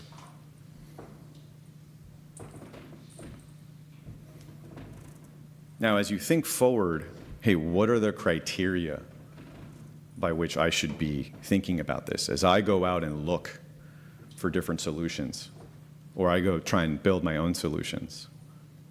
What's the checkbox? Well, we talked about most of it already. When you talk about identity separation, we keep going back to identity because this isn't a networking problem. Like, yeah, you can grab a service mesh product or an API gateway and try and make that your MCP gateway or your actions runtime, but you're going to learn the hard way that that only solves a networking issue. Now it's on you to now go build an entire identity enforcement system. And most people in this room really don't want to. And even if you did, most people in this room don't have the skills to do that. It's a very bespoke, esoteric amount of work. Once you get past that piece, it's about tool curation. How do we make sure that we are exposing the right MCP servers that we are comfortable exposing to our users in the organization, and that they're good, that they pass security scans, that they adhere to the spec properly, that they are usable by the LLM so that hallucinations don't wreck the workflows. It has to have authorization depth. There's a lot of different ways to do authorization. And the hardest part about this is that it's tightly coupled to business logic. And so you have to understand the downstream systems. Gmail and Outlook are both email systems. They both have very different permission models.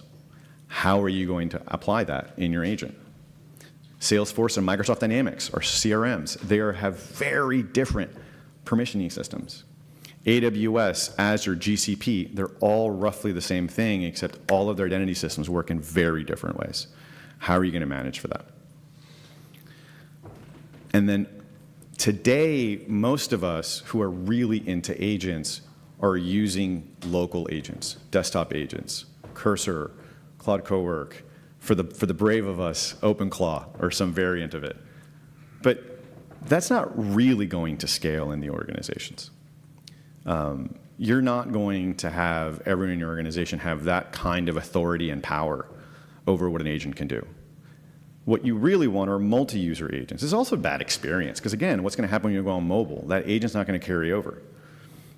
And so how do we create multi-user experiences so that I can have an agent running in the cloud that my user can use on mobile and have all the same level of access as my other users without information leaking, without a bypass vulnerability?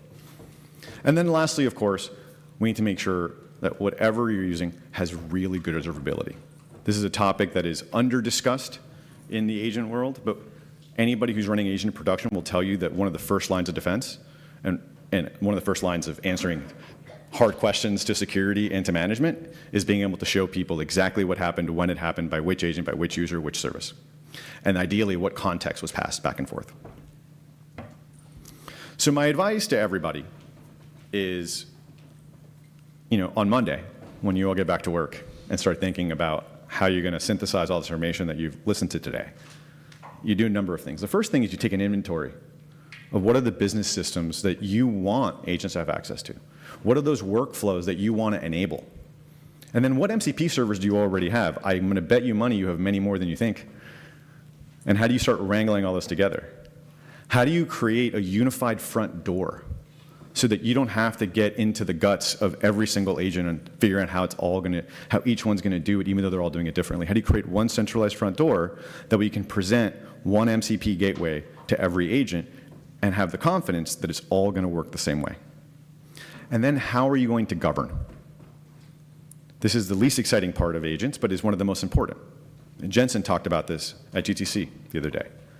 How are you going to create the policies of which agents can do what, which users can do what with those agents, and how are we going to prove to senior leadership, security, and compliance that we're adhering to whatever policies we set out to do, and that we're adhering to the things that they've already committed to, like SOC 2 and Sarbanes-Oxley. So with the time permitting, I'll give you guys a very, very simple demo of what this can look like. And then we'll answer questions. All right, this is a live demo, so we're all going to be in this together. Let's see if I can pull this up properly with the screen set up. All right, how am I going to? There it is. All right, cool. So we've got Claude. Claude wrote a little poem for us about the event. You can read it if you're bored. All right, so we're going to say, check my email for the most recent email from Nate. Here's my actual email, so if it gets something unexpected, friend DA. So as you can imagine, this is Claude. It is connected to Arcade as its MCP gateway and Actions runtime. There we go. And through that, it accessed my Gmail. It read my email. Now, what's important, like everything we talked about, when the request came in, it knows it's Claude. It knows it's me, because it's already a fresh token being managed, which is ultimately like a trinary. It's a combination of the agent, the user, and the downstream service. So we have a Google Auth token. And then we check the scopes and the claims to make sure that this agent, on behalf of me, could read email for this account. And it passed. I'm going to show you it not passing in a second. And then it read the email. And that's Nate applying pressure to make sure I get this demo right. So now we are going to go to Arcade. This is the Arcade platform. We have a number of things. We have a dashboard that's required by law for all products. We have a playground that for any agent product is also required. We have governance so that you can set up different projects. And so you can say, hey, this is a workspace for anybody working on coding agents. This is a workspace for the wealth management team at a bank. This is a workspace for the sales agents. And then you can start to specify, hey, these groups of developers and these groups of agents have access to these MCP servers. They can see them. And these other workspaces can't see these MCP servers. So there's no reason why the sales organization should have access to the CRM. So we're going to block that at a management, administrative level of Arcade itself. But let's go to the tool catalog, right? There's thousands upon thousands of pre-configured tools and MCP servers. We ourselves have built most of these ourselves for the purpose of quality, to make sure that the agent can successfully select them, and it is permission aware. All of them have gone through evals, so we know they work. If anybody is interested in the concept of tool quality, I recommend you all go to toolbench.arcade.dev.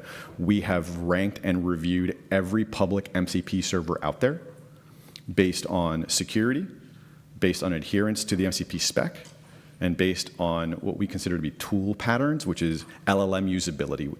Did they just wrap an API, or did they actually design this for what the LLM can do? The same rubric we apply to the MCP tools that we build. But let's talk about the gateway. So in Arcade, we have multiple gateways. Again, the gateway is really just the front door. It's the address of a collection of tools and policy. So we are going to go into, we're using the personal work one, which we can show you what tools it has.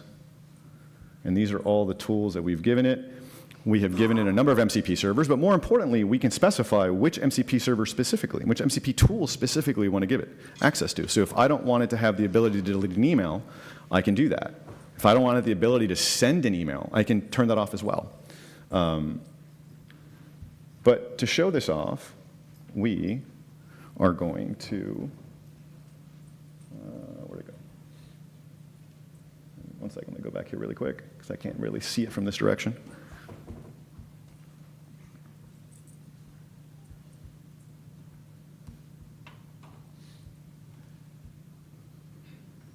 Ah, perfect.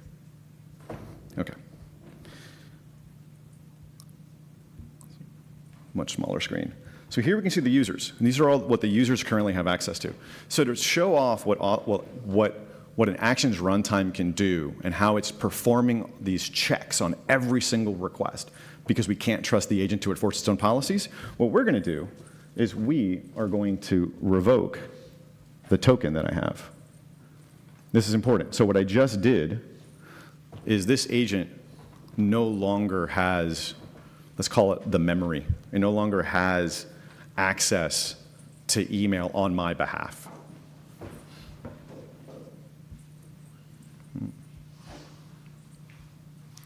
And so we go back here. Can you please check again?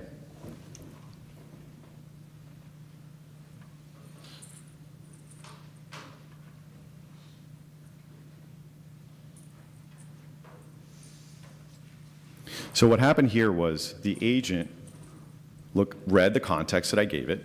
It looked at the available tools from Arcade, found the Gmail search email tool, sent that request to Arcade with all the parameters needed. Arcade received it, routed it to the right MCP server, the Gmail MCP server, right before it executed. It performed an authorization check. Can this agent on behalf of this user perform this action on this resource? It looked in the token store, and it couldn't find a token. And so it now initiated an authorization request. Now, for those of you who want to learn more about how this works, one of my colleagues, Nate Barbatini, is giving a talk later today on the URL elicitation spec, which we authored in collaboration with a number of other people. And this is what makes all of this possible. And now we give an agent access to perform this again. So, with that, thank you all for your time. Time permitting, I'm happy to answer any questions.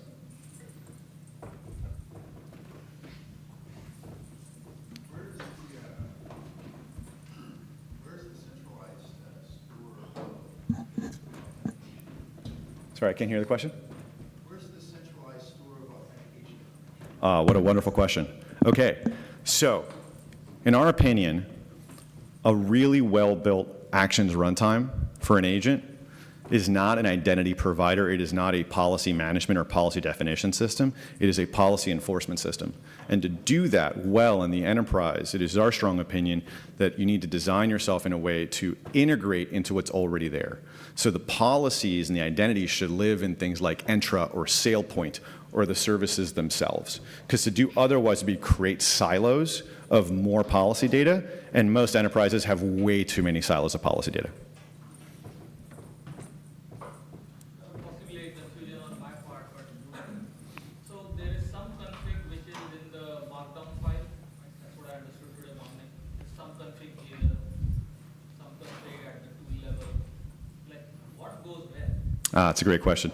So our strong argument for like an MCP runtime and actions runtime is that you're centralizing configuration of how an agent accesses other systems.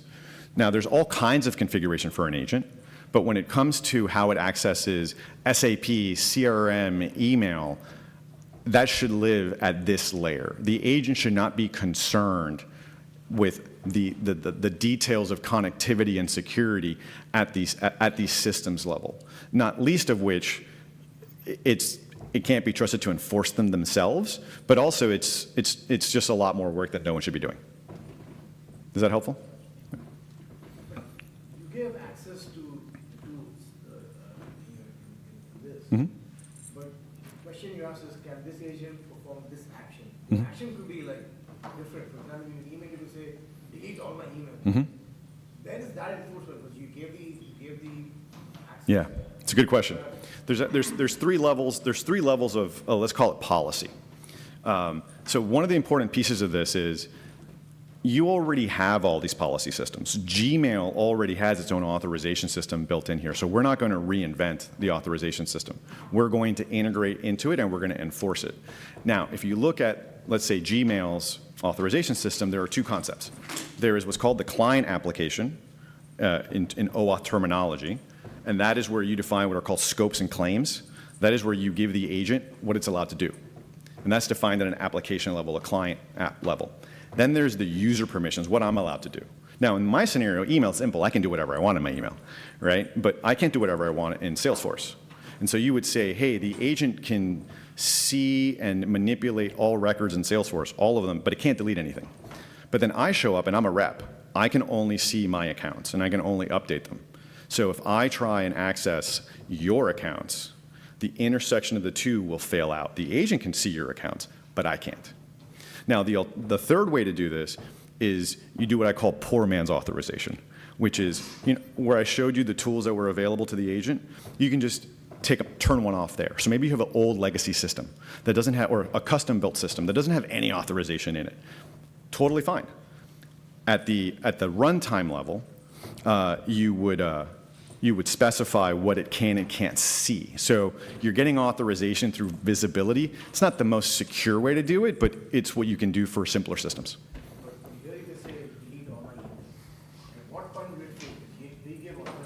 Yeah.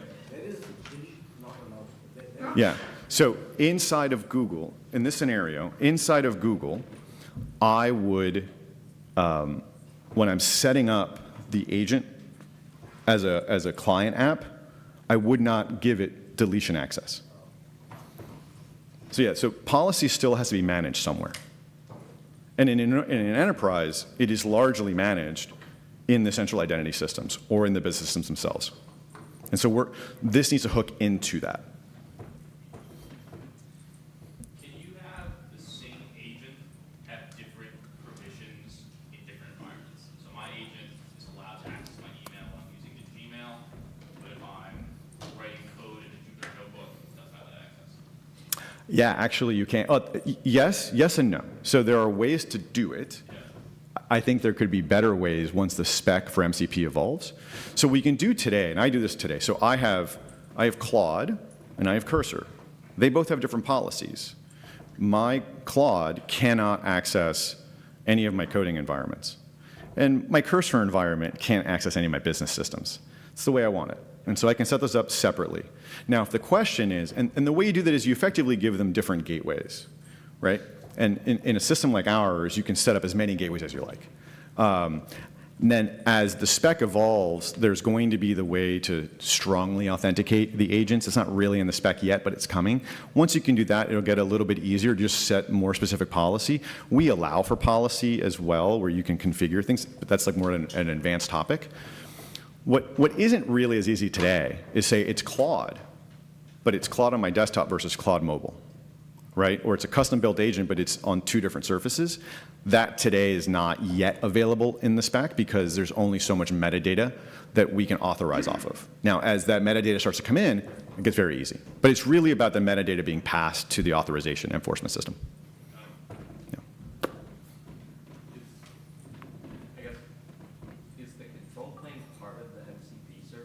It's a great question. No, so you can think of it like a service bus, right, in front of the MCP server. So the MCP servers themselves are ultimately microservices, and so the MCP runtime or the actions runtime is ultimately acting not only as a router and broker, it's also acting as an enforcement layer.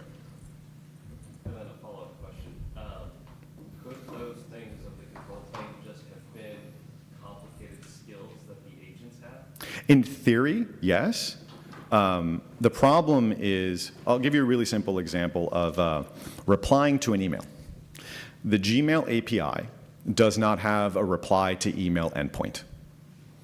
And so how is it going to reply to an email? Well, you can give it a skill. Say, here's how you're going to reply to an email. First thing you're going to do is you're going to find the email. You are going to search for the thread. You're going to then pull down that thread. The thread's in a MIME. It's in a MIME envelope. So then now the agent has to custom write code on the fly to unpack the MIME and then insert your response and then repack the MIME if you want to maintain threading, and then hit the send email endpoint.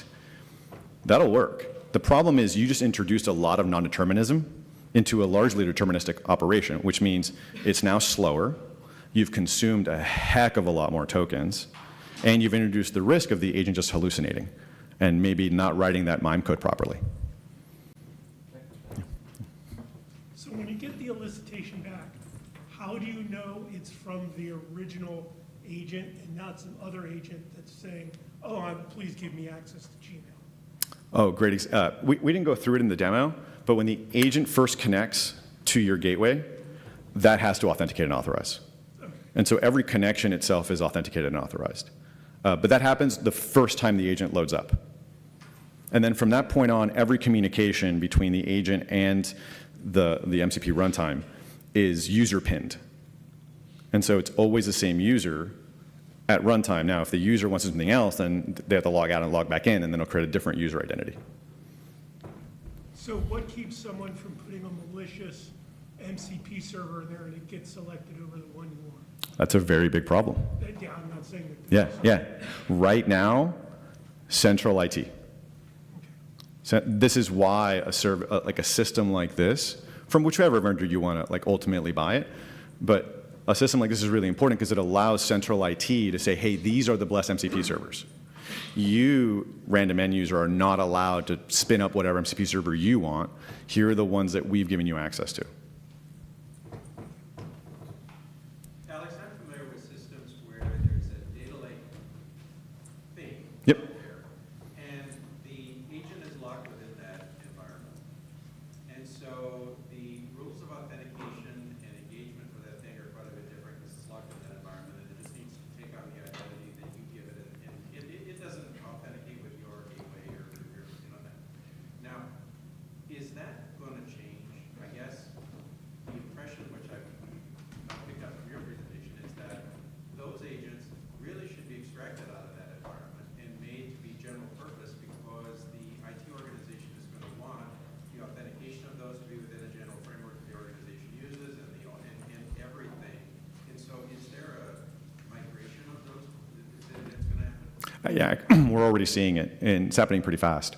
So, and it's driven largely by business users. So think of the business analytics team in an organization that has, the Snowflake data warehouse, and they're getting all kinds of requests from the business line to show them new views of data. Well, now that the business class has agents themselves, they want to ask a lot higher volume of questions than they used to. And if all of that is falling on the people who have access on the data team to this agent, then they're the ones having to drive it, they're the ones having to manage it. Well, what's happening is everybody's like, wait, why don't we just expose this directly to the business users? Well, then you run into the same exact set of questions. Well, wait a second. Can this business team see this type of data? Like the sales team can't see the finance information. Like no one can see finance information until we've announced, right? So how are we going to control that? And then you start running into the same exact problems. That's a big change, isn't it? Because right now, I don't know that Snowflake would be that excited about exposing all the stuff that they lock within that environment. Well, actually, I think Snowflake would love it. Snowflake wants people to consume their data more and more and more. Like the underlying data warehouse doesn't go away. It becomes more central. It becomes more important. Well, for sure. But now the authentication has to be somewhere else. The logging has to be somewhere else. A lot of the control of what the agent does is somewhere else under some standard that is more general purpose. Yeah, this is an interesting issue right now with all the SaaS providers. There are some SaaS providers that are leaning in really, really hard into this. GitHub is a great example. Figma's another example. Linear is a great example. And then there are some SaaS providers that are leaning hard against it. Slack, Workday being great examples. I think history is on the side of the companies that lean hard into new technology shifts. And from what I see and the conversations we've had, I think almost every single data warehouse company wants this future. They don't compete on their auth platforms. That's not what they're in business for. They're in business to sell queries. And the more queries, the more successful they are. And so if they can find a path for their customers to be successful, and safe, they're going to run at it. I think some of the legacy SaaS players are a little bit more threatened because they might get disintermediated by the agent. But we haven't seen that to be true in the data warehouse side. And of course, it commoditizes. Yeah.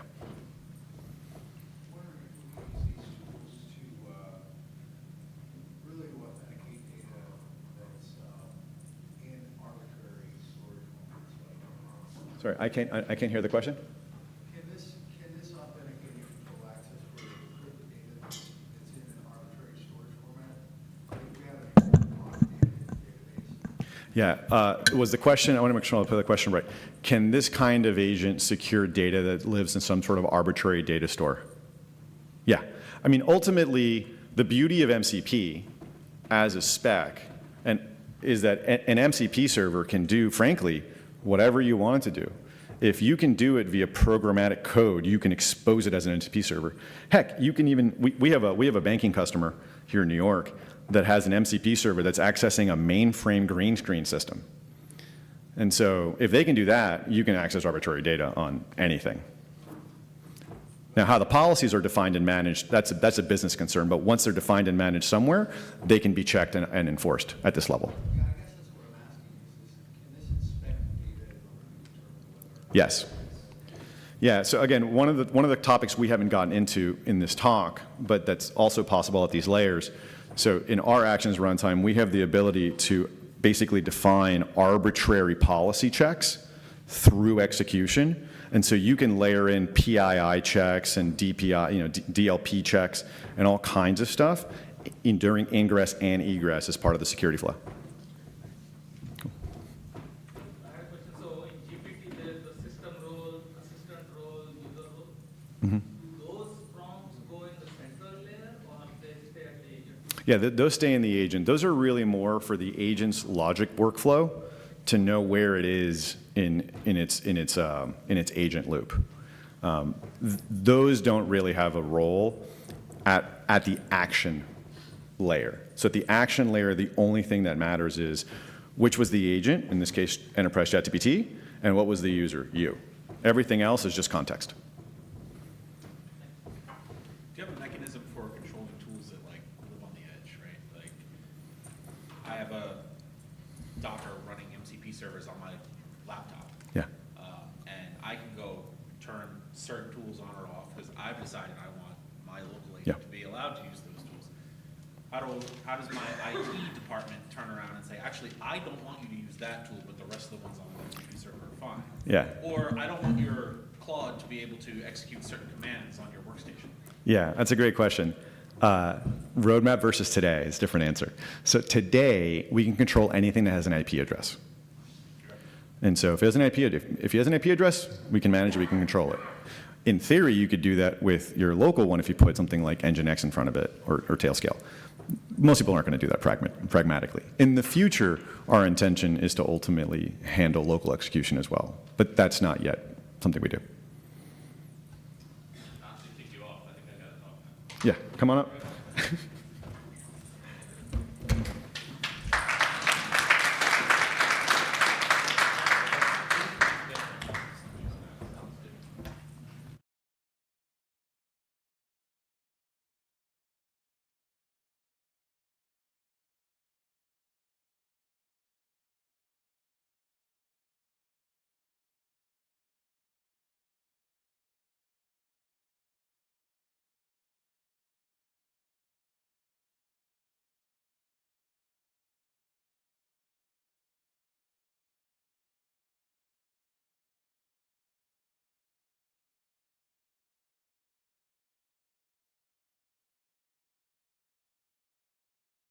So should I hit allow here? Yeah, it's the dongle. Cool. All right, how's it going? Good, great talk before. Another round of applause for Alex. That was great. Excited to chat. I'm Jake. I'm here from the open source Jupyter governing board. We're the board that oversees the open source community of Project Jupyter. That's Jupyter Notebooks, Jupyter Lab, Jupyter Hub, Jupyter AI, which we'll talk about a little bit today. Who here has used notebooks before? Nice. If you haven't raised your hand, I think you're lying. And who here has struggled to have AI work with Jupyter Notebooks before? You've got it. Cool. So Jupyter AI v3 launched yesterday. So when we get to a demo, keep that in mind. Very new and open source, so this, we're still in sort of the dog fooding period, I would say. But the main piece of Jupyter AI that we want to talk about today is that we started using Agent Client Protocol, ACP, which is a little bit different from MCP, but allows you to use your AI agent personas inside Jupyter and also create your own custom personas either from scratch or built on top of something like Claude Code or Codex or Gemini or all the great agents out there. These AI personas can write, debug, and write in cells on your behalf, hence the title. You never need to write a notebook from scratch again. Just allow Jupyter AI to take the first pass of that notebook, and you can have the agent edit that notebook or run those notebooks programmatically. You can have a system of notebooks built, and we'll talk a little bit about that too. One of the great pieces here is you have full tool access. So these agents can access the files, kernels, Git, terminal, all agent controlled. And the way that works is ACP sets up a system of tools and context messages that these agents can access automatically. So if you have Claude Code running on your computer and you just pip install the Claude Code Python package, you automatically get access to the Claude Code agent inside of Jupyter AI. You don't have to do any extra setup. It's pretty great. So these AI personas are customizable AI assistants that live inside the Jupyter Lab chat. Jupyter Lab chat is a new interface inside Jupyter as part of this Jupyter AI v3 release. Previously, some of you maybe have used Jupyter Not, which was sort of this custom, it's like Jupyter AI v2, this custom AI persona inside Jupyter.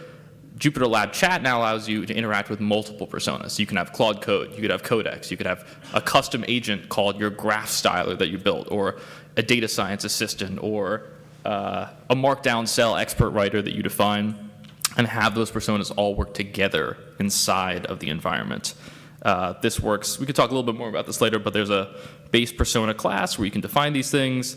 There's a persona manager registry, and then entry point discovery. On the right here, you can see you can access Claude, Gemini, GitHub Copilot, Kiro, Mistral, OpenCode, all these things just by having that already set up on your computer and installing one package. You automatically can use those inside of Jupyter Lab, which I'll show you in a second. And you can also define your own as well. So if you want to build your own Jupyter agent, what you would do is you would define your agent's personality and available tools. What part of this release, this ACP release, has is a registry of all the tools that are available in a notebook environment. So that's running cells, that's access to the terminal, that's access to the kernel, that's access to Git access. All of these tools are available for your agent if you build the connection and make those tools available. You don't have to define those tools yourself. You also can define your own tools as well if you want to work with some specific part of the Jupyter environment. And then you can write a message handler as well, make a quick package, just a few lines of Python, and publish it, and you'll automatically have your custom persona inside of your environment. We talked a little bit about this before. MCP, Jupyter MCP is great for, if you're in Claude Code, for example, and you want to do things with a Jupyter notebook, use Jupyter MCP to control Jupyter from your IDE, from your CLI tool. ACP is about bringing those CLI tools into the Jupyter environment, bringing those agents into the Jupyter environment where it has the ability to control the environment in a much more granular way. And also, if you're using Jupyter as an IDE, as millions do, you can access that tooling inside. So you can use Claude Code inside of Jupyter, use Gemini, etc. Let's move to a demo really quick. So I'm going to refresh this really quickly. So this is what that Jupyter, actually I'm going to start a new one. So you come into your launcher here. I'm sure all of you have seen this screen a million times. What's new is chat. So you click chat, we'll name the chat. I'm just going to call this Demo MCP Summit. Cool, a little error message, but that's okay, it still work. And I can actually tag my agent. So this is Claude. I'm just going to say, build me a sample notebook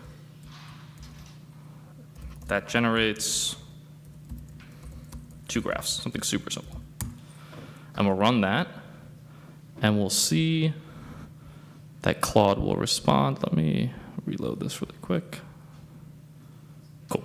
So we can see that Claude is responding in the chat, just like it would if using Claude Code in your terminal. And it's going to list the tools it's using and go through the, cool, so it's accessing the terminal. It's going to ask permissions. The ACP protocol is set up that these agents have to ask you permission if you want to use the tools inside your environment.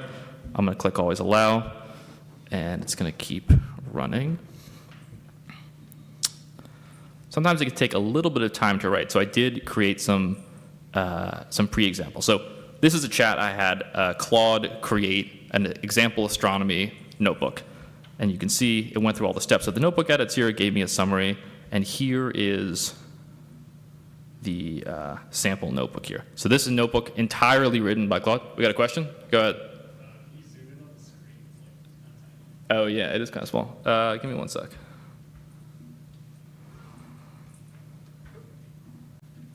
How's that? Better? A little more? There you go? Okay. This is a notebook. So the first thing I had to do was install some packages. The agent has the context of what packages you have or don't have, so it knows you need to install new packages. And it built this full astronomy notebook for me from scratch. I don't know what the Hertzsprung-Russell diagram is, but it was great that it was able to do it in one shot.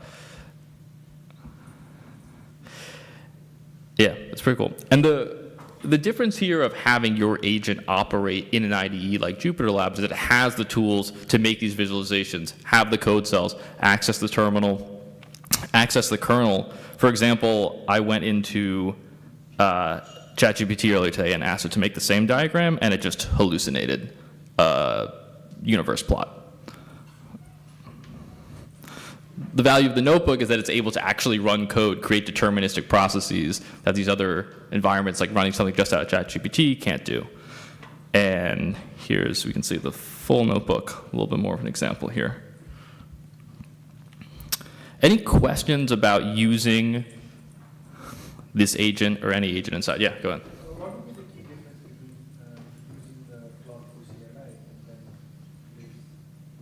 and then The question is the difference between using Claude Code and using Jupyter MCP to create this versus using it inside Jupyter.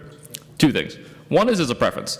Jupyter Lab is an IDE used by millions of people, and companies run huge data platforms off Jupyter. Universities run their data platforms for education, for students off Jupyter. So you want the ability to have that IDE enabled with the tool that you're using. The other piece that's important about MCP or about ACP is that you can use multiple agents inside of here. So I can tag Claude here, but I could also tag in the same chat or a different chat Gemini and Codex and 3 custom agents that I've built specific for my university or organization. So ACP makes Jupyter Lab this AI agent agnostic environment where you can use whatever you want. Cool. Yeah, no worries. Yeah.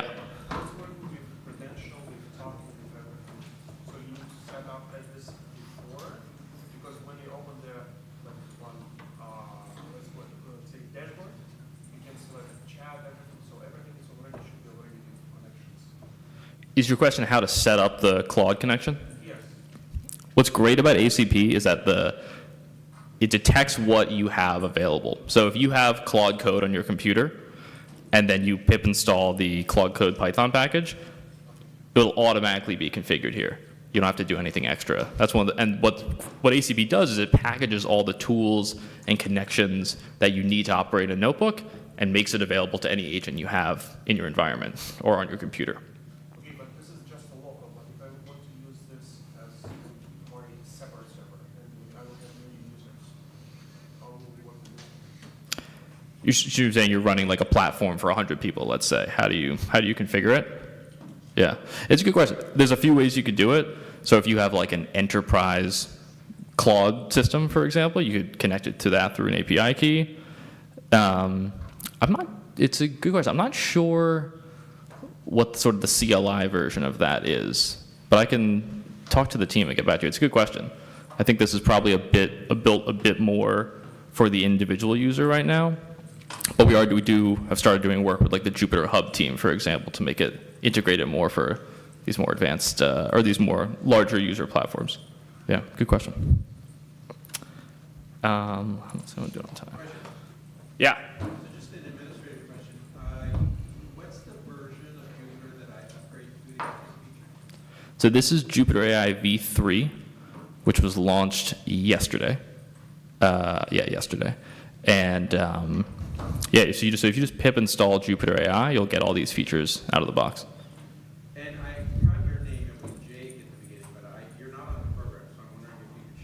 Oh, sure. I'm Jake Darwin-Rivich. I think I'm on the website, if you look, unless maybe they scrubbed me.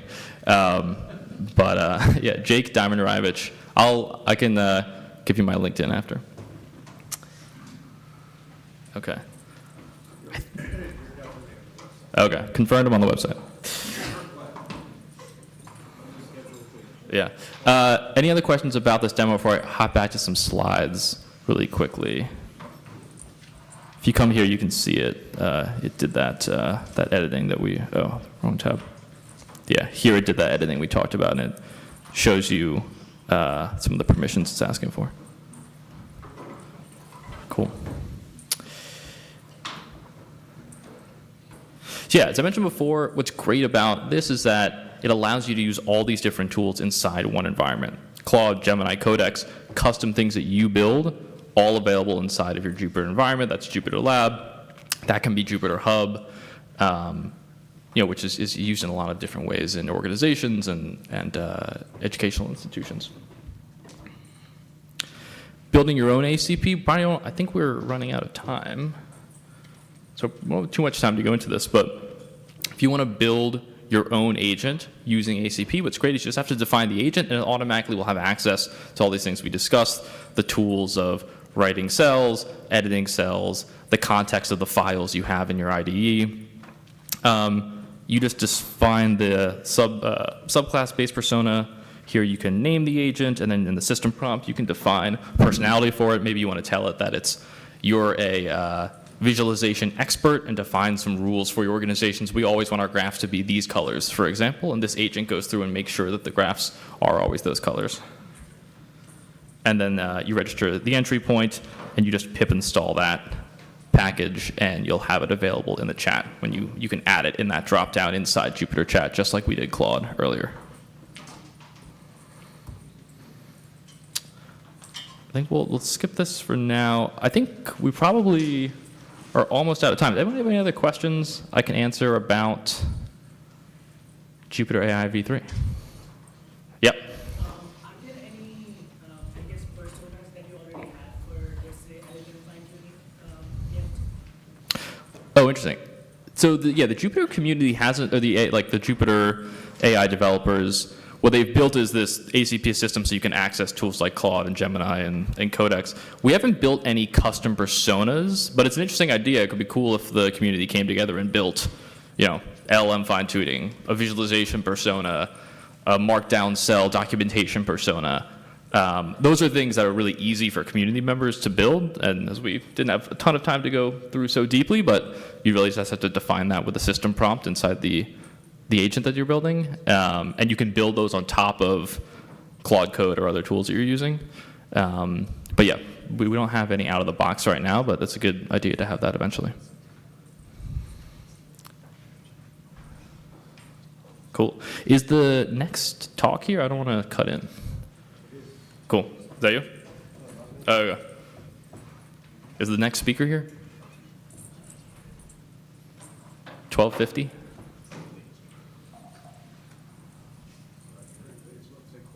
Yeah.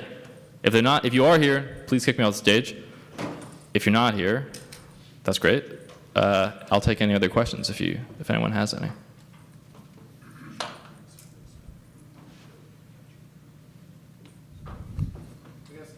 To the other gentleman's question about the distinction between using a CLI directly and using this in the notebooks.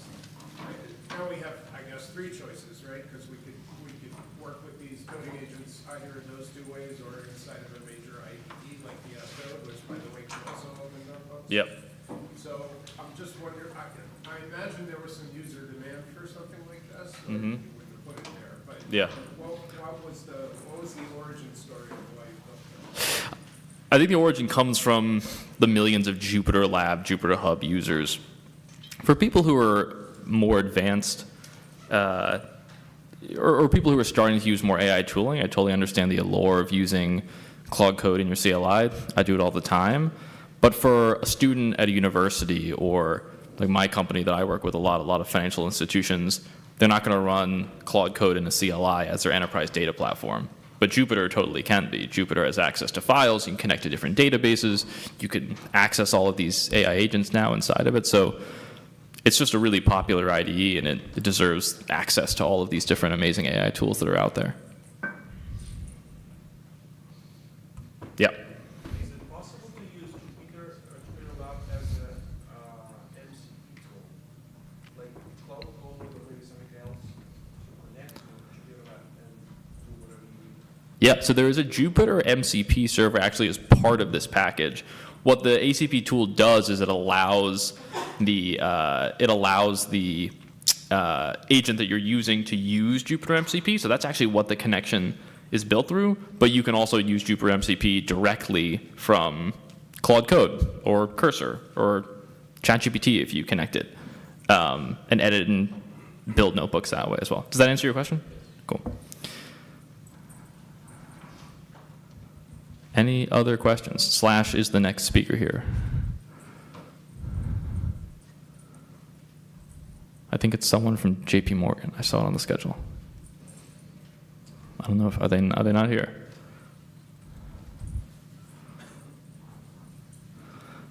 If I had their slides, I would start presenting for them. But I don't think I do. Okay, I'll happy to answer any other questions if anyone has any about, could be, I represent the Jupyter open source governing board, so I could talk about Jupyter AI or anyone have any pain points using Jupyter recently that I could send back to the team. Question?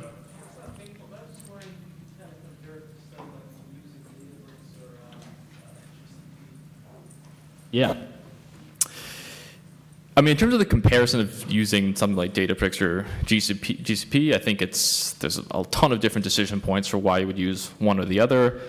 Databricks is definitely a very heavy enterprise-ready platform. I find that for newer users to data science or people starting to transition into building AI workflows, Jupyter Lab is the friendliest environment I've been able to find, especially when you enable it with AI features. There's questions about, do you want to run it in the cloud or locally, or what kind of compute do you want to have connected to it? So it's very organizational decision. But these features, there are a lot of different platforms that use Jupyter inside of it, and if that platform is really running Jupyter Lab, you'll be able to access these AI features in there as well. Databricks, I don't think it would work out of the box, but we'd have to check. Yeah. Is there any content that you sort of cut from your presentation or you're thinking about presenting that you could talk about while we're here anyways? That's a good question. One thing we could have done is tried to set up a custom AI persona. I don't think I want to do that live right now, but if anyone has questions about the AI persona, I think build custom AI persona is definitely something we probably could have gone into more detail on. Also just making sure that the next speaker is not here. Cool. Yeah. So yeah, I don't think other topic. I separate from being on the board of the Jupyter governing board, I run a company called Mito. We build a lot of Jupyter tooling for financial services. If anyone has questions about using Jupyter in financial services, I'm happy to talk about that. Yeah.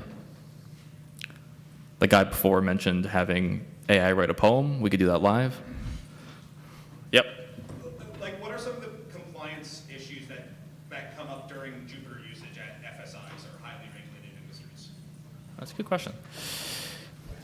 I think one thing that's, not to disagree with your question, it's a good question, but I think one thing that's great about Jupyter is you can run it fully locally, no data leaves your system. We see a lot of financial institutions, strong Jupyter Hub, strong Jupyter Lab users because they don't want to onboard a Databricks.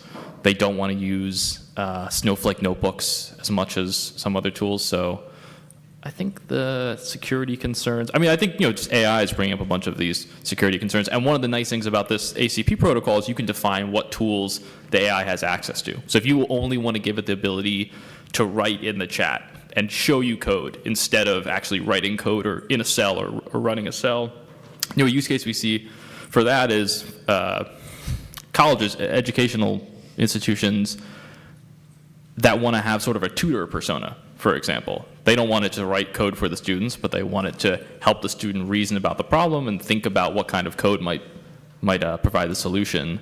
You can customize that in this. Cool. Any other questions?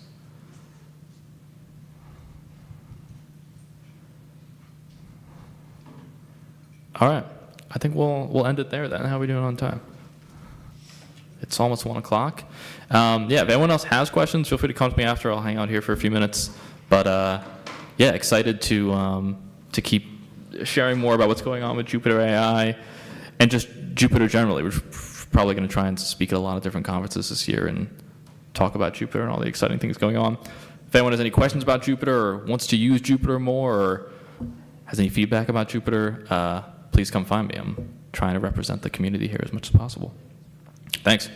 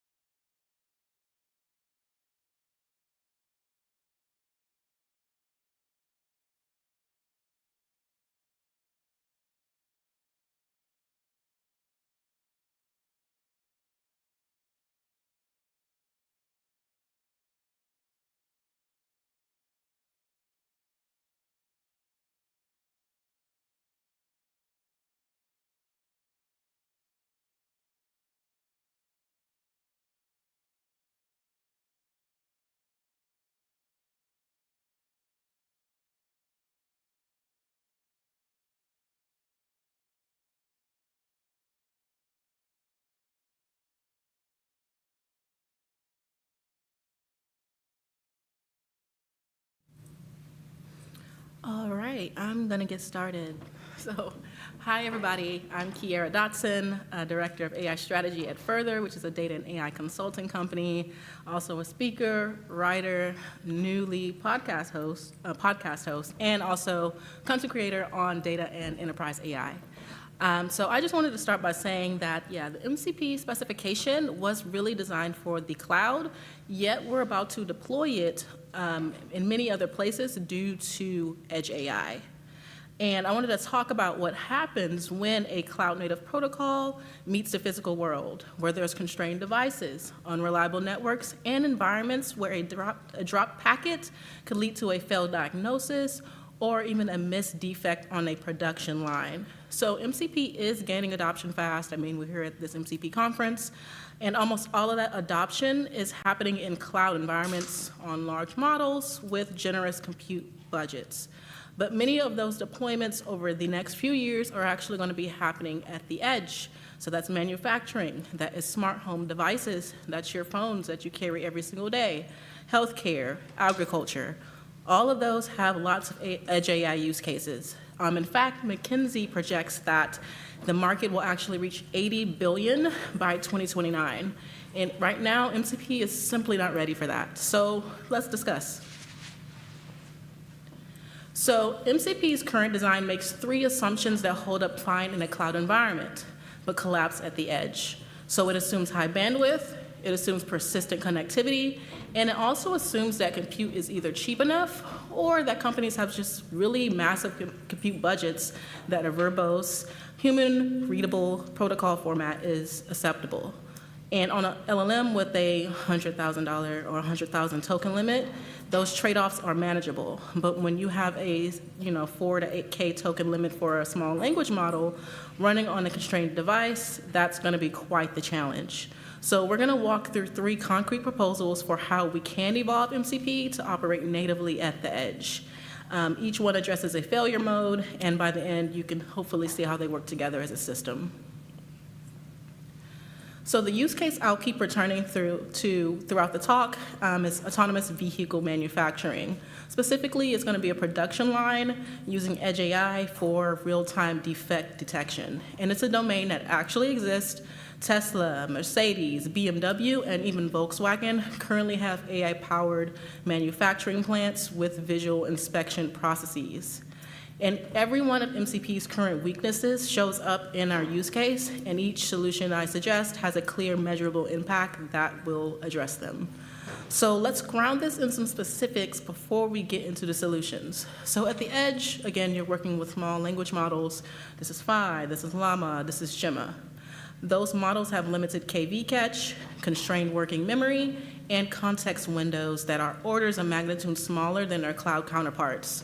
So when a small language model needs to call a tool in standard MCP setup, the full JSON RPC tool schema can consume majority of its available context window before that first prompt even arrives. And then there's the connectivity problem. The cloud assumes that the network will always be stable, but the edge doesn't have that luxury at all. So the first and most fundamental problem is going to be the wire format. JSON RPC is human readable, which is great for debugging during development and if you have the stable network for it. But most servers don't really need to read that information that's sent in a payload, and they just need to process it fast. So my first proposal is actually going to be binary MCP. That's going to replace JSON on the wire with protocol buffers, or protobuf. And protobuf is a binary serialization format that was actually developed by Google and is used in production on a massive scale, primarily for communication between microservices and APIs. So instead of encoding that data as readable text, it can encode the same information as a compact sequence of bytes.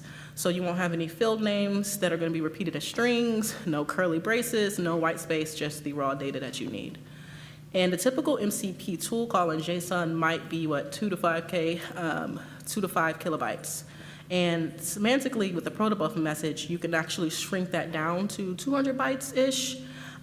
If you look at the benchmarks, that's like 10 times to 25 times of a reduction in payload size.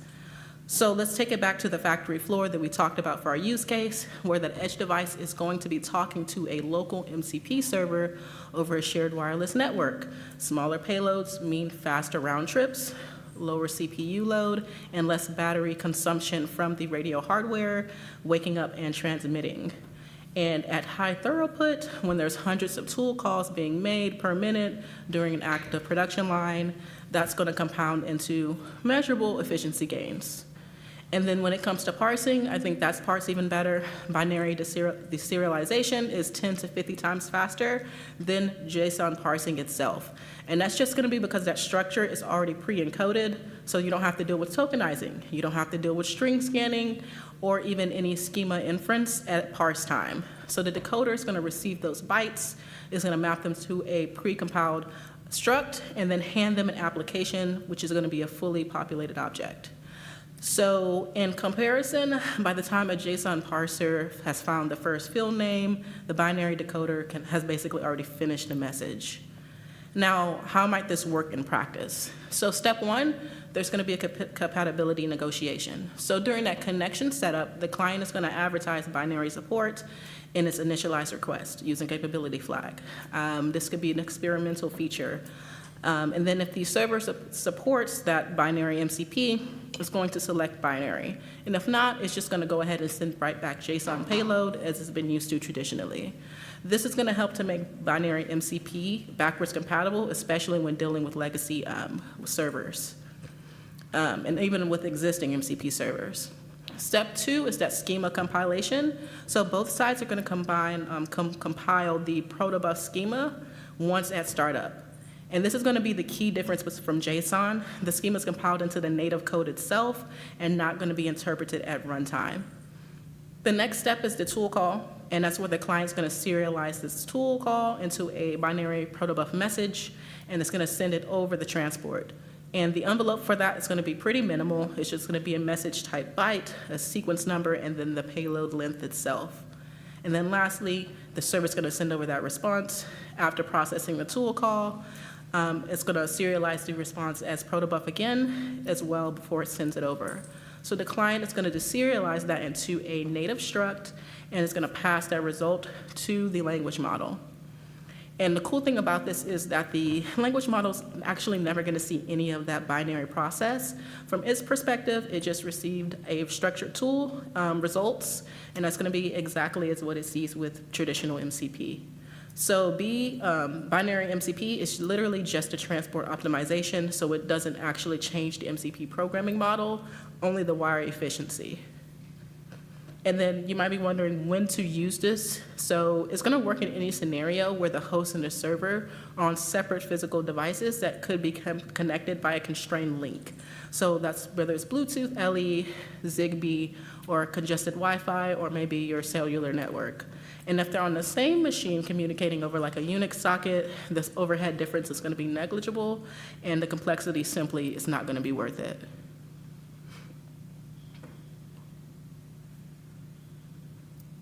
So next is going to be the semantic tool compression, and with this one, it's just based off of tool schemas being incredibly verbose and token consuming here, right? So as you know, when you make a call for a tool, a huge JSON payload comes back just showing all the different parameters for it, what's optional, what's not, things of that nature. So the solution for that is just actually going to be let the client decide when they want to pay the context tax, is what I called it, for tool schemas during discovery time. And that's going to also include a new capability field, which is going to be called semantic compression. And what that's going to look like is essentially reducing down or compressing down that original tool call description into a very small, very short to the point description where you may be only listing off a quick summary of what the tool does, what's required, as well as any optional parameters that are there. And then in the event that your application does need more robust understanding of a tool, that's when you can call and ask for another full payload of the tool schema.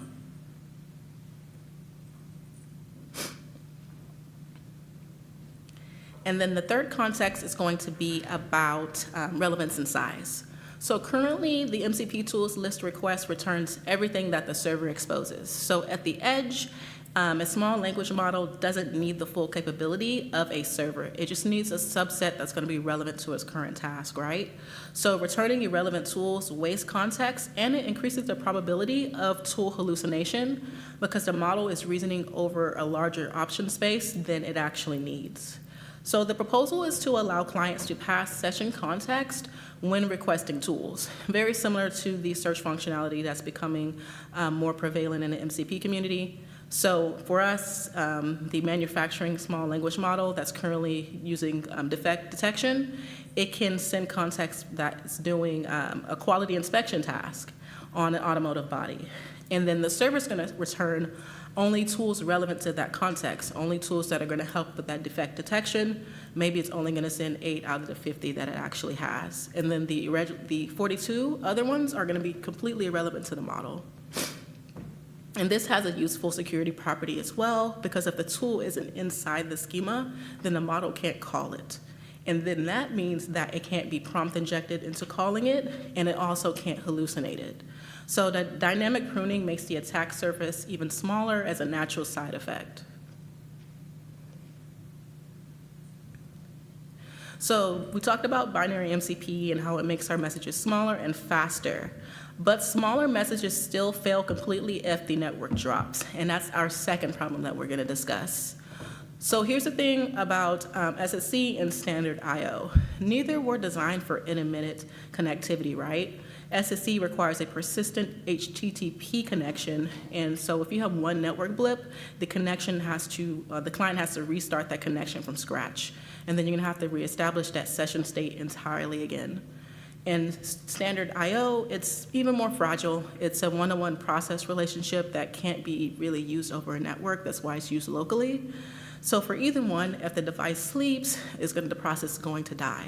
And then when it does wake up, you're gonna have to start that connection request all over again. And for always on cloud deployments, that's fine because it rarely happens. There's load balancing, things like that to transfer over if one network fails or if something happens. But for an edge device with aggressive power management, it's a fundamental mismatch between the protocol's assumptions and the deployment reality. So my proposal is that there is a transport architecture that's going to be built for intermittent connectivity from the ground up. And that's going to be using message queues, transport, specifically MQTT, and that's going to be combined with a local persistence layer. So MQTT is a lightweight messaging protocol that's designed specifically for high latency, unreliable networks, mostly for those edge AI use cases, and especially in the IoT world. And the broker, it has a broker, and that broker is actually going to act as a persistent intermediary. So it's going to hold messages in flight, it's going to manage your delivery guarantees, and it's also going to track which clients are online on the network and when they have actually fallen off the network as well. So again, here's our scenario. Our factory floor edge device is running defect detection again, and the small language model is going to make a tool call. It needs to flag a suspected defect that it saw on the production line, and it needs secondary review. And it needs to log it to the central quality system for engineers to review later on. And let's say at that exact moment when it's sending those logs, the device's Wi-Fi drops, the connection drops, and there's like a 500 millisecond network blip. So in the current MCP model with SSC transport, that call is just going to fail. And the small language model is not going to have any result. That session state is going to be lost if there is a stateful session. And the defect just may go unlogged and people aren't going to catch that. But with the store and forward approach, before the MCP client even touches the network, it's going to write that tool call intent to some type of a local storage system on the device, maybe like a SQLite outbox or something like that. And that's going to happen synchronously. So this tool call is now durable. It's going to be able to survive any application crashes, battery death, or any operating system level process kills just because it's stored locally on that device. The MQTT client is actually going to monitor that outbox that it sees, and it's going to publish to the broker whenever a connection becomes available again. And then when that connectivity does finally restore, that MQTT Client is going to publish the pending tool call that it saw. The broker is going to deliver it to the MCP server, and then the server processes it and publishes it as well, retaining back to the broker again. And then the broker, they're going to have the result. So if the client is still offline when the result does arrive, it's going to get the result the moment it does reconnect. So you're not going to have to deal with any polling, no re-requesting, and also no repeated work as well. So the final piece of resilient transport is going to be session continuity. So today, MCP sessions are stateless by default. If a client disconnects and reconnects again, it's going to start a new connection from scratch. But for an edge device that has power cycles, goes into sleep mode quite often, or just moves between network zones, that means constantly reinitializing context.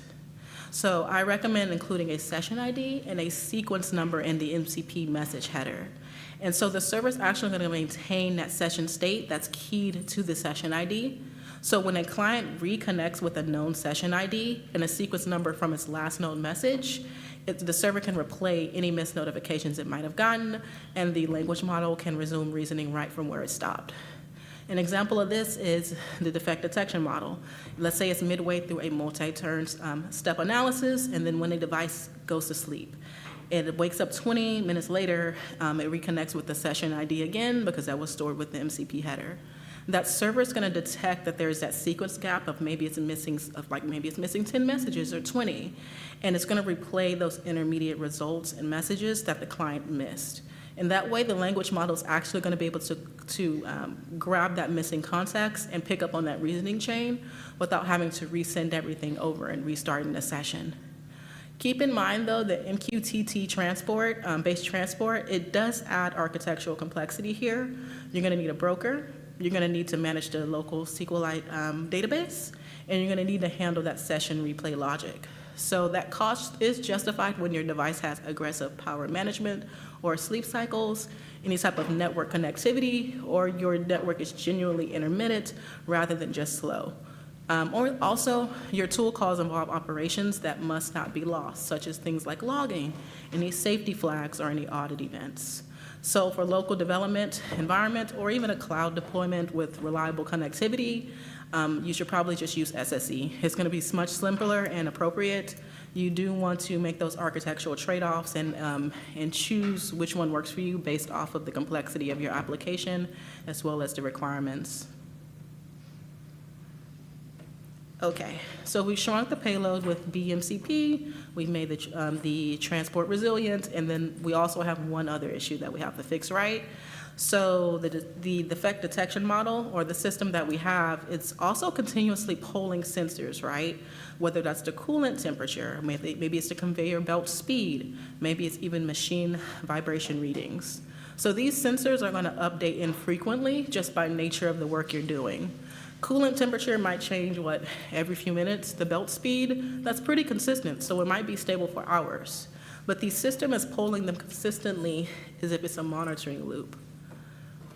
In the current MCP spec, every resource request does return a full payload every time, so regardless of whether anything changed. And the system is going to be downloading the same bytes of information of sensor data over and over again while assuming that full payload cost, even though the values were the same literally 10 seconds ago. And for a battery-powered device on a constrained network, that's going to be a really silent drain, especially over hours of time. So the current MCP spec doesn't have any mechanism for a client to say, hey, I already have this resource, just tell me if it's changed, or tell me when it's changed. And that's going to be a significant omission for edge deployments, and it's one that HTTP solved years ago, actually, with e-tags. So content addressable context is what I recommend, and this is just going to be before the server sends any type of resource payload at all. It's going to actually send a hash of that resource first. So the client's going to check that the hash against this local cache to see if it actually already has that data. And if they match, that client's going to respond with some type of acknowledgement to the server and then skip the download entirely. It doesn't need any new context. It already has it. Now, if the hash is new, the server's going to send the full payload of information, and then the client's going to take that same data and then rehash again. So you have a new hash to compare against. And then so a sensor that's reading, a much smaller byte exchange or hash exchange when nothing has changed, is fine. But when you're at scale across like a fleet of edge devices pulling dozens of sensors, hundreds of times per minute, and there's hundreds of devices that are also on the same network and doing similar things, that's going to be a substantial reduction in both the network and also the CPU load. So for those that are familiar with HTTP tags, this is the same principle.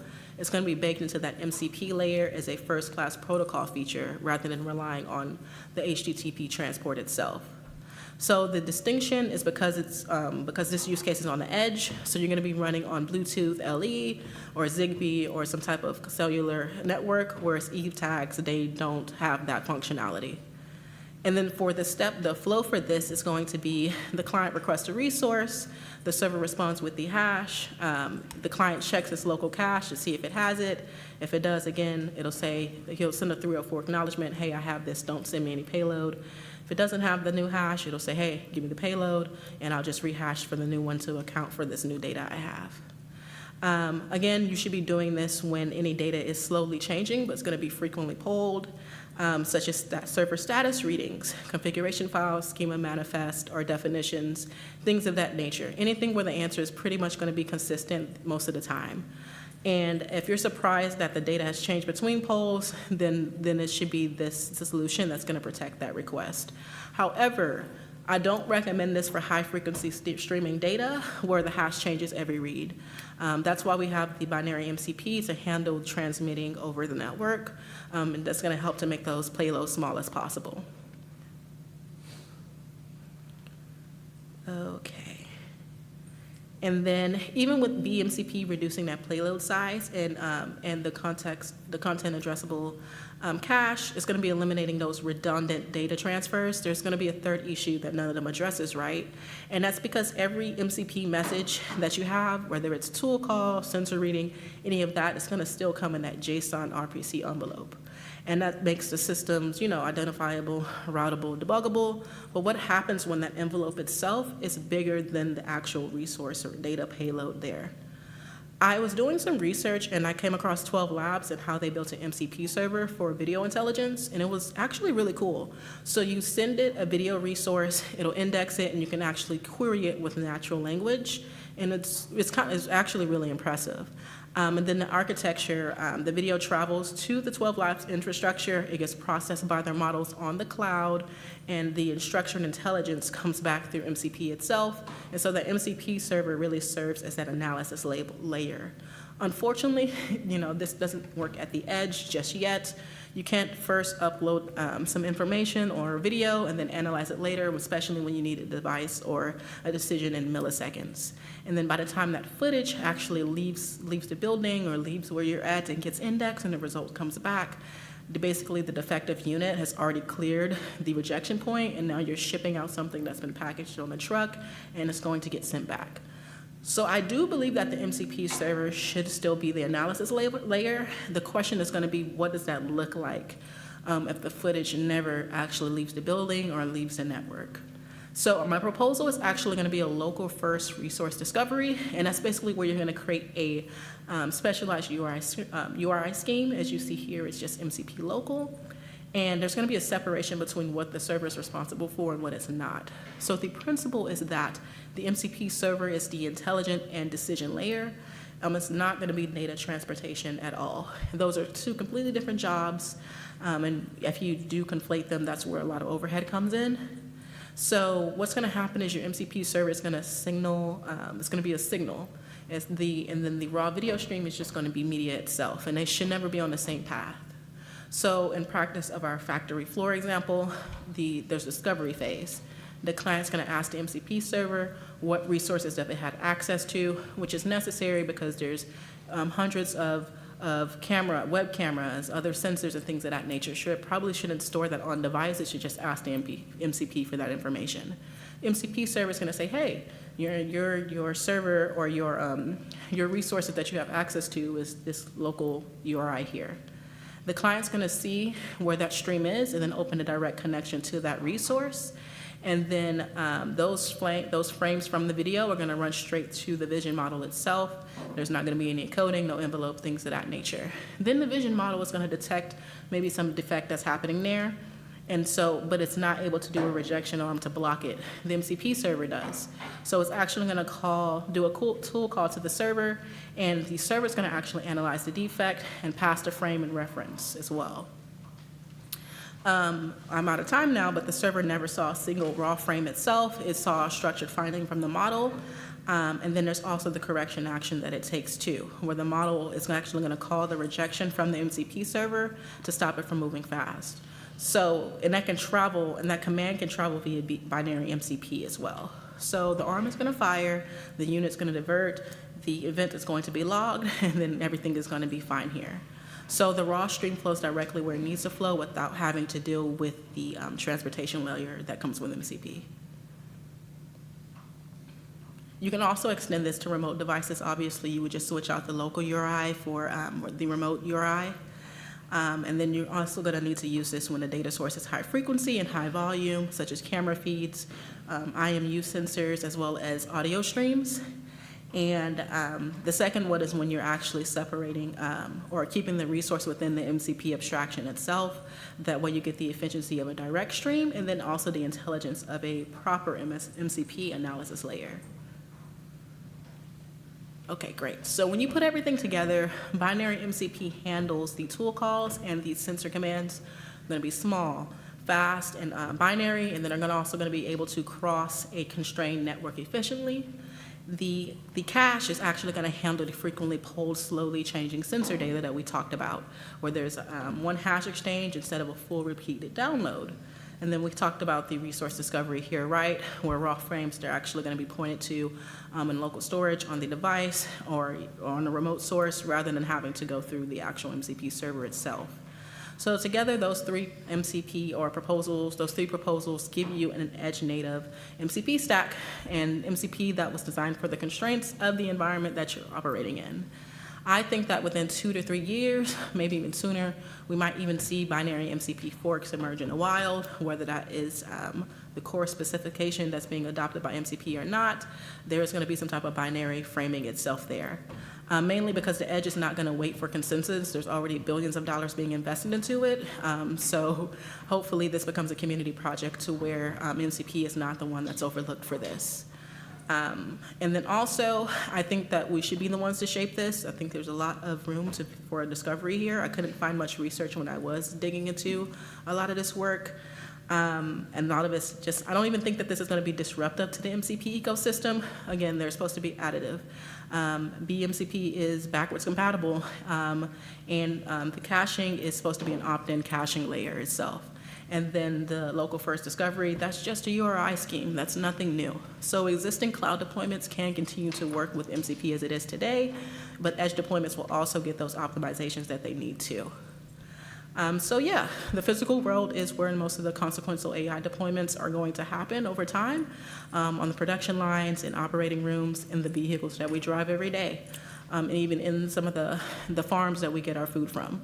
So these environments have constraints that don't really negotiate, and a protocol that can adapt to them will simply be bypassed by something that can. And I think that MCP has a really good, not only community, but they have a really good framework for this to be picked up. So yeah, that was it. Thank you all.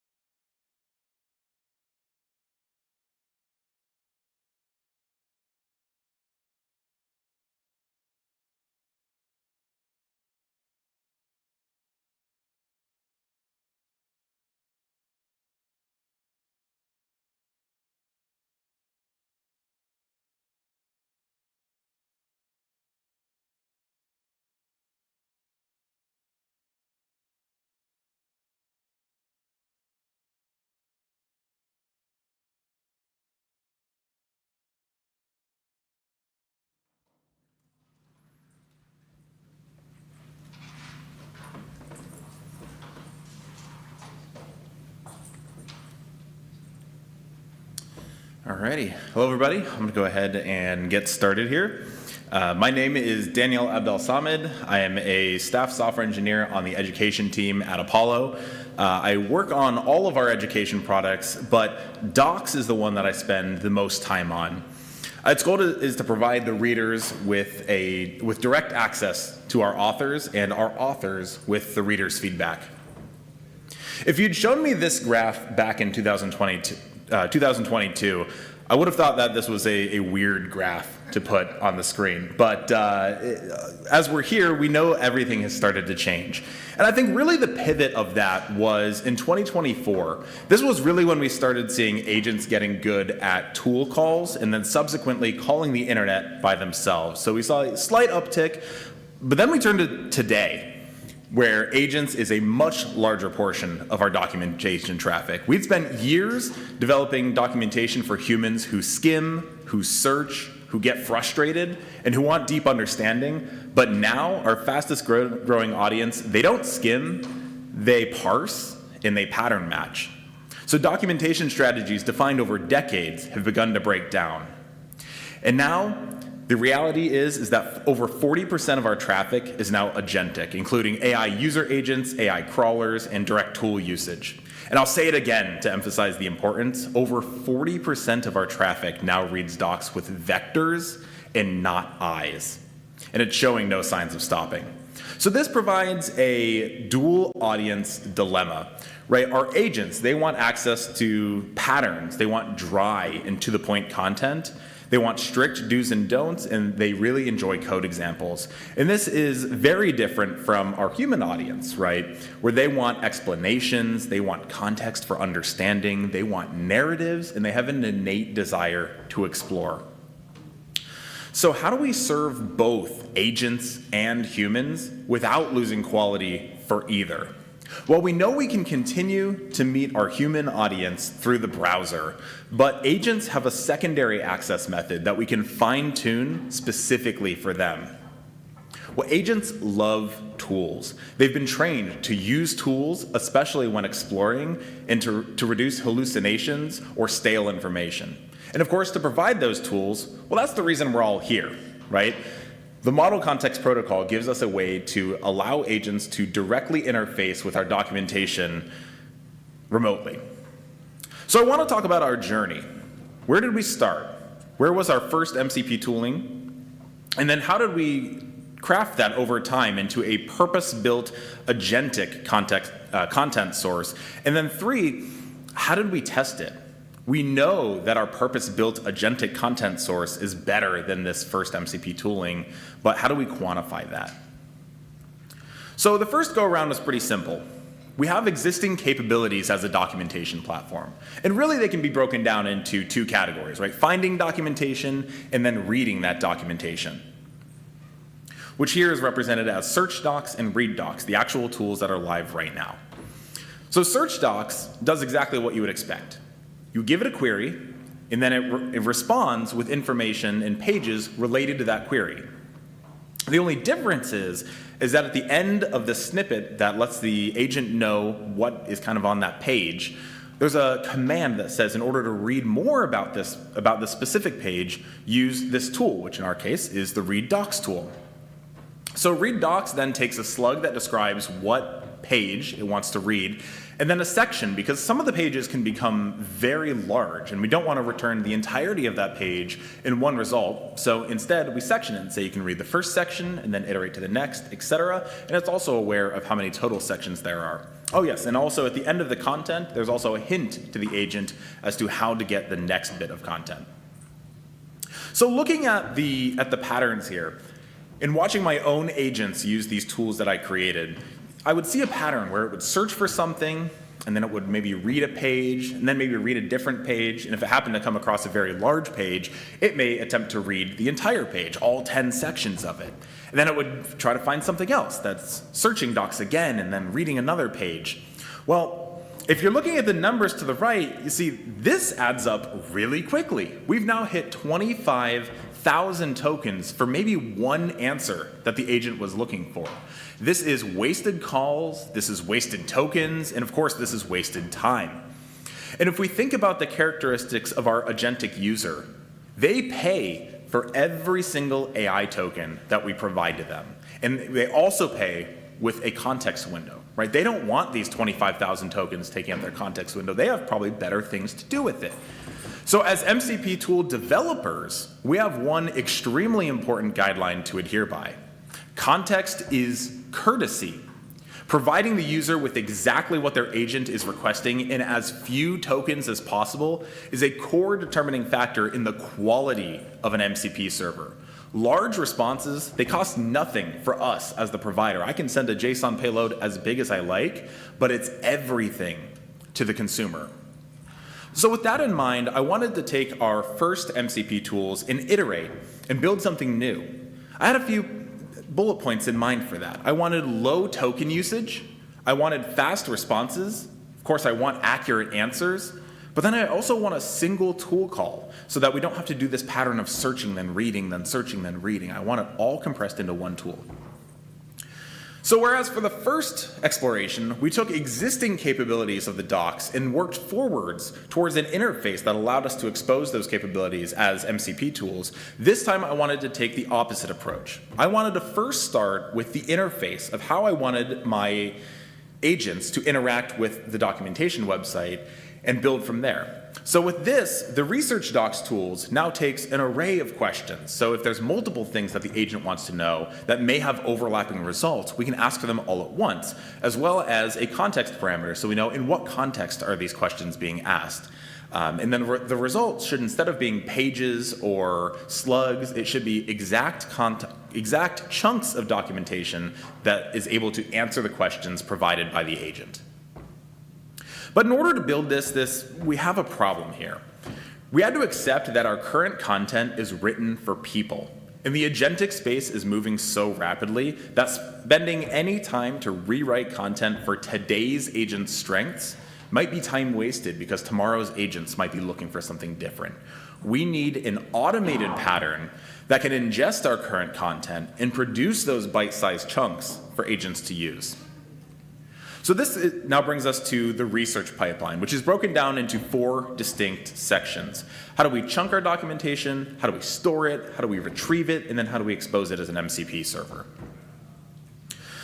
So first, when looking at documentation, there are a couple of well-defined ways to chunk documentation. There's the easy ones, right? We could chunk based on the headers. We could chunk based on word count. We could do it via token count or character count, or maybe do code blocks with some context around them. But really the problem is that none of these are great, and each page needs a specific way to have its documentation chunked. So this is where we might as well utilize AI, the very tool that's going to be consuming our documentation, to build these chunks, as it's going to be significantly more aware of semantically what is important to be in a chunk. Now this also gives us the capability to, in each of our markdown pages, provide instructions to this agent in the front matter. We can say on a changelog page that we want every major version to be its own chunk, or on an API reference page, we may say, instead of having larger chunks, have smaller chunks that describes each individual property. This would differ from the general guidance that we give for chunk size. So we're talking about semantically this, semantically that, but how do we actually store something that is semantic as opposed to structurally, right? We want to start with a question. I'm getting an error in the Apollo cache. How can it be fixed? And we want to produce the results. That might be incorrect type policies or possible types is incorrectly configured. But how do we go from the question to the result? Well, you may have heard of embedding models before. It's kind of like reading the mind of an LLM. We give it some input context, that is the question that we have, and then the result that we have, and it produces an array, generally a very large array of a lot of floats. In our case, 3,072 floats in this vector array. This vector array describes where the LLM's mind was as it was reading this particular piece of text. But we still don't know how close something is. What does it mean for one bit of information to be close to something else? Well, this is where cosine similarity is helpful. So we're going to have a little bit of trigonometry here. What does it mean to have what does it mean to be close to the question and the answer?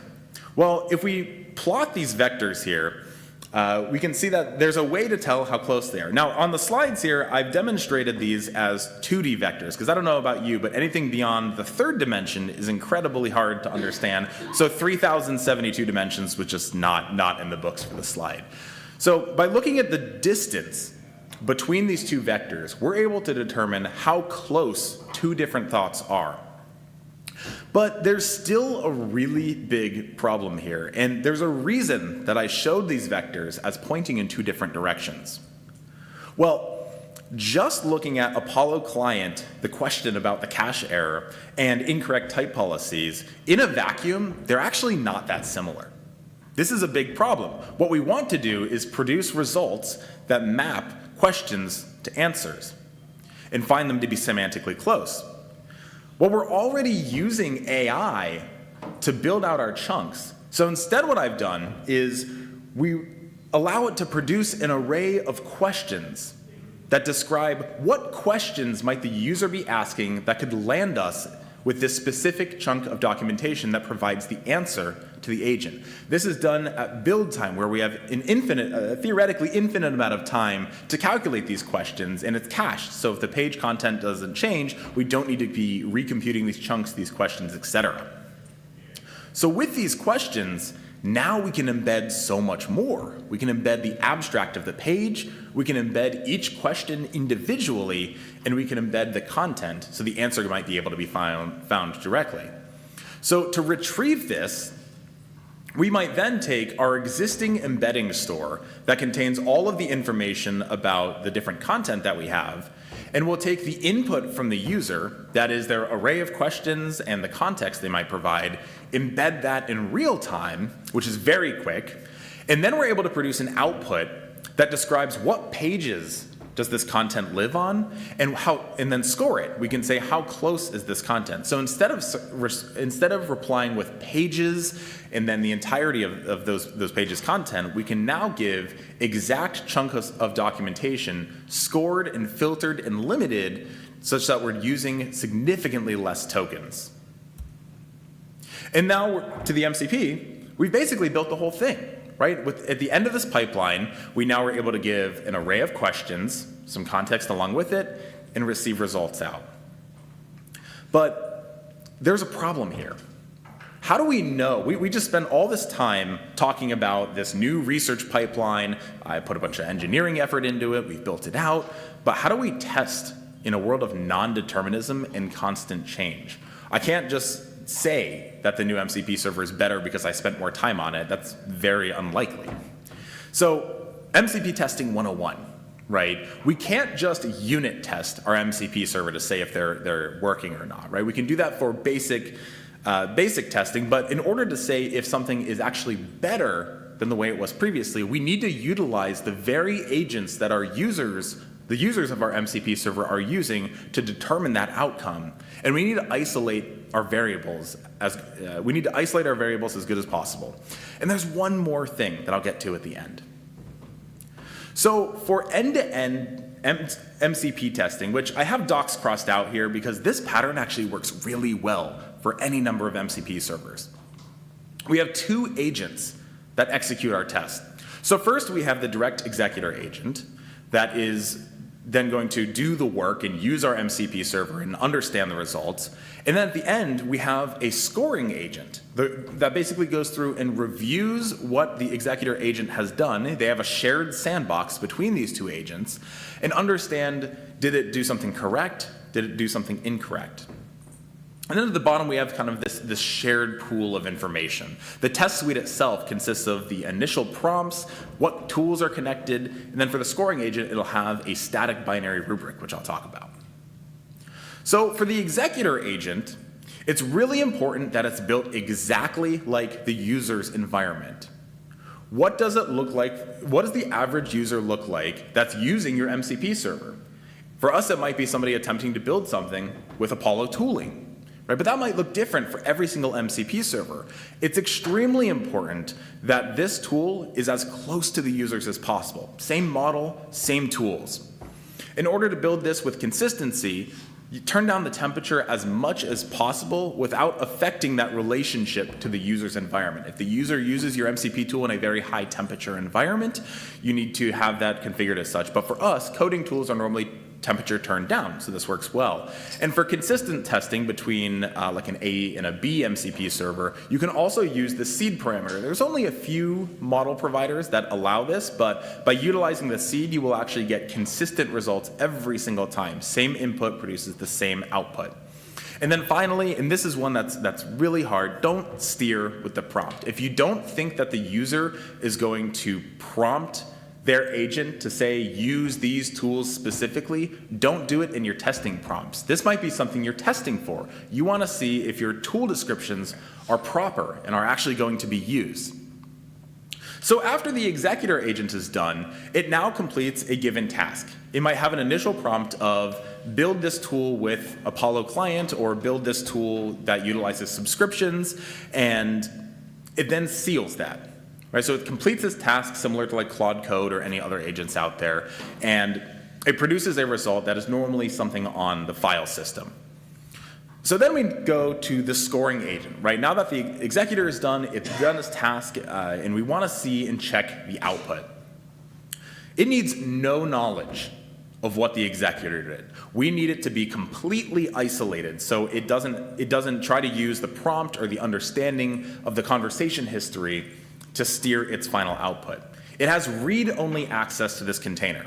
So it is not able to write to the file system. It's not able to change the output of the executor. Its sole purpose is to understand what the executor agent did and see if it complies with this rubric. And speaking of the rubric is already pre-written. It's pre-written by us, so that's consistent between each test. We don't just say, did it complete the task, yes or no. This rubric is broken down into individual bullet points that can be checked and are either true or false. There was a problem that we saw. Originally, we started with floating point output, say between 0 and 1 score based on what the output looked like. Was it a 90% accuracy based on maybe this broader topic? But the problem is that AI agents, that in some ways they work similar to people. And if you ever look at Amazon, you'll see that there is not ever a normal distribution around 3 stars. It's always very high or very low. So what I noticed was getting a floating point value back from the agent wasn't worth the time. Switching it to binary to say yes, it completed this task, or no, it didn't, also improved its accuracy towards understanding if that task was completed or not.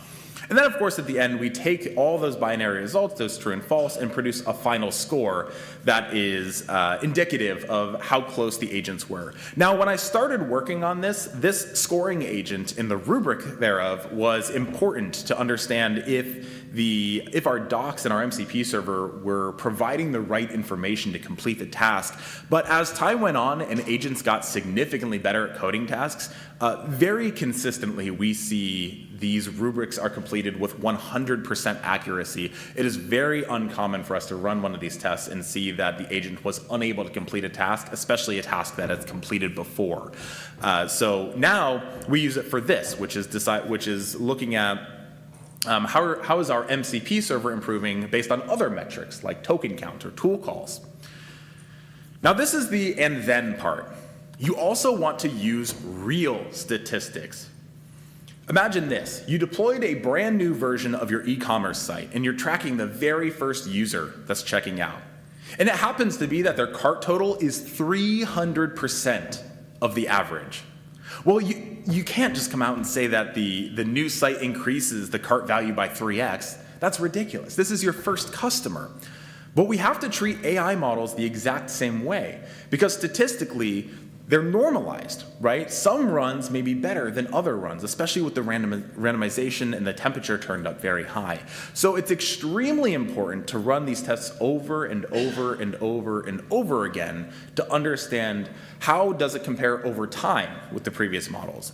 And it's also not enough to look at the averages of each of these models. You can't say that the average of one model is better than the average of another if you're looking at a metric like token costs.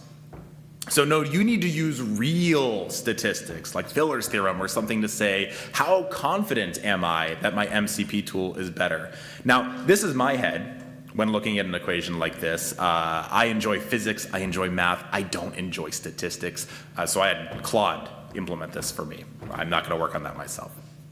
But in the end, what I realized was that this new tool was significantly better, and I had a way to test it and guarantee that it's better. This new tool took 70% less tool calls than previously, and 50% less tool tokens with the exact same quality of the output. And again, quality of the output was determined by the rubric that we had decided previously. So I'd like to demo the tool that I built real quick here. It does take a second to run, so let's see.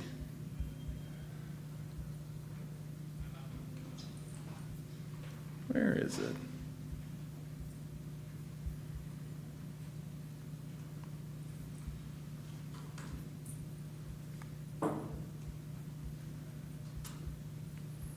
Oh, there it is.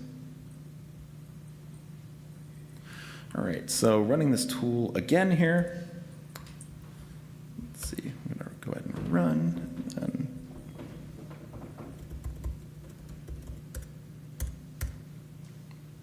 So this is the Docker sandbox that I had set up that allows the executor agent to run exactly like tools like Claude Code, et cetera, which is for us where we're looking at our environment. So you can see here that the agent starts to run and it starts to produce output. I'm going to go ahead and make this a little larger here. Goes ahead and starts to produce output. It's showing the tool calls along the way and collecting information about those tool calls such that we know what the outputs were, and we can go back and analyze any individual run that might stand out as an outlier.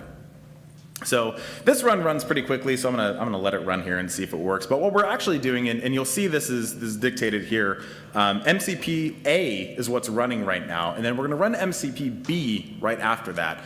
AI agents are very much like a black box. We are unsure of if there's any micro changes going on behind the scenes at Anthropic or whatever model agent or whatever model provider you're using. So by running these tests back to back, we try to the best of our ability to guarantee that we're almost using the same state or the same version of the model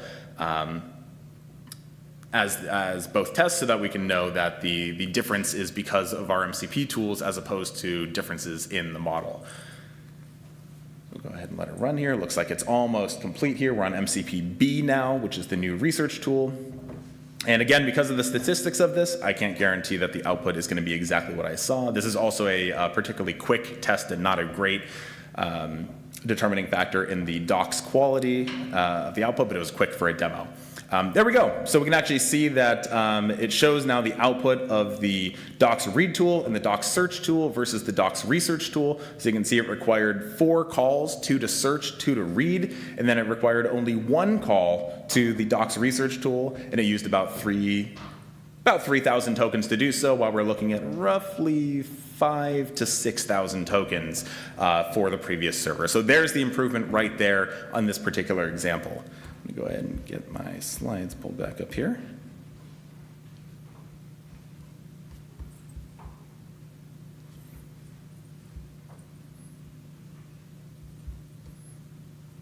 There we go. And there we go.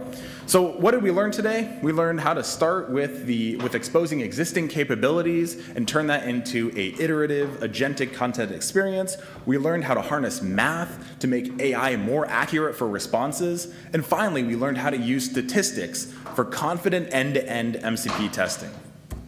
Thank you so much. If you want to add me on LinkedIn for any questions, feel free to use this QR code here. I will also be at the Apollo booth in the solutions showcase area, so feel free to stop by and say hi or ask any questions that you may have. Thank you so much.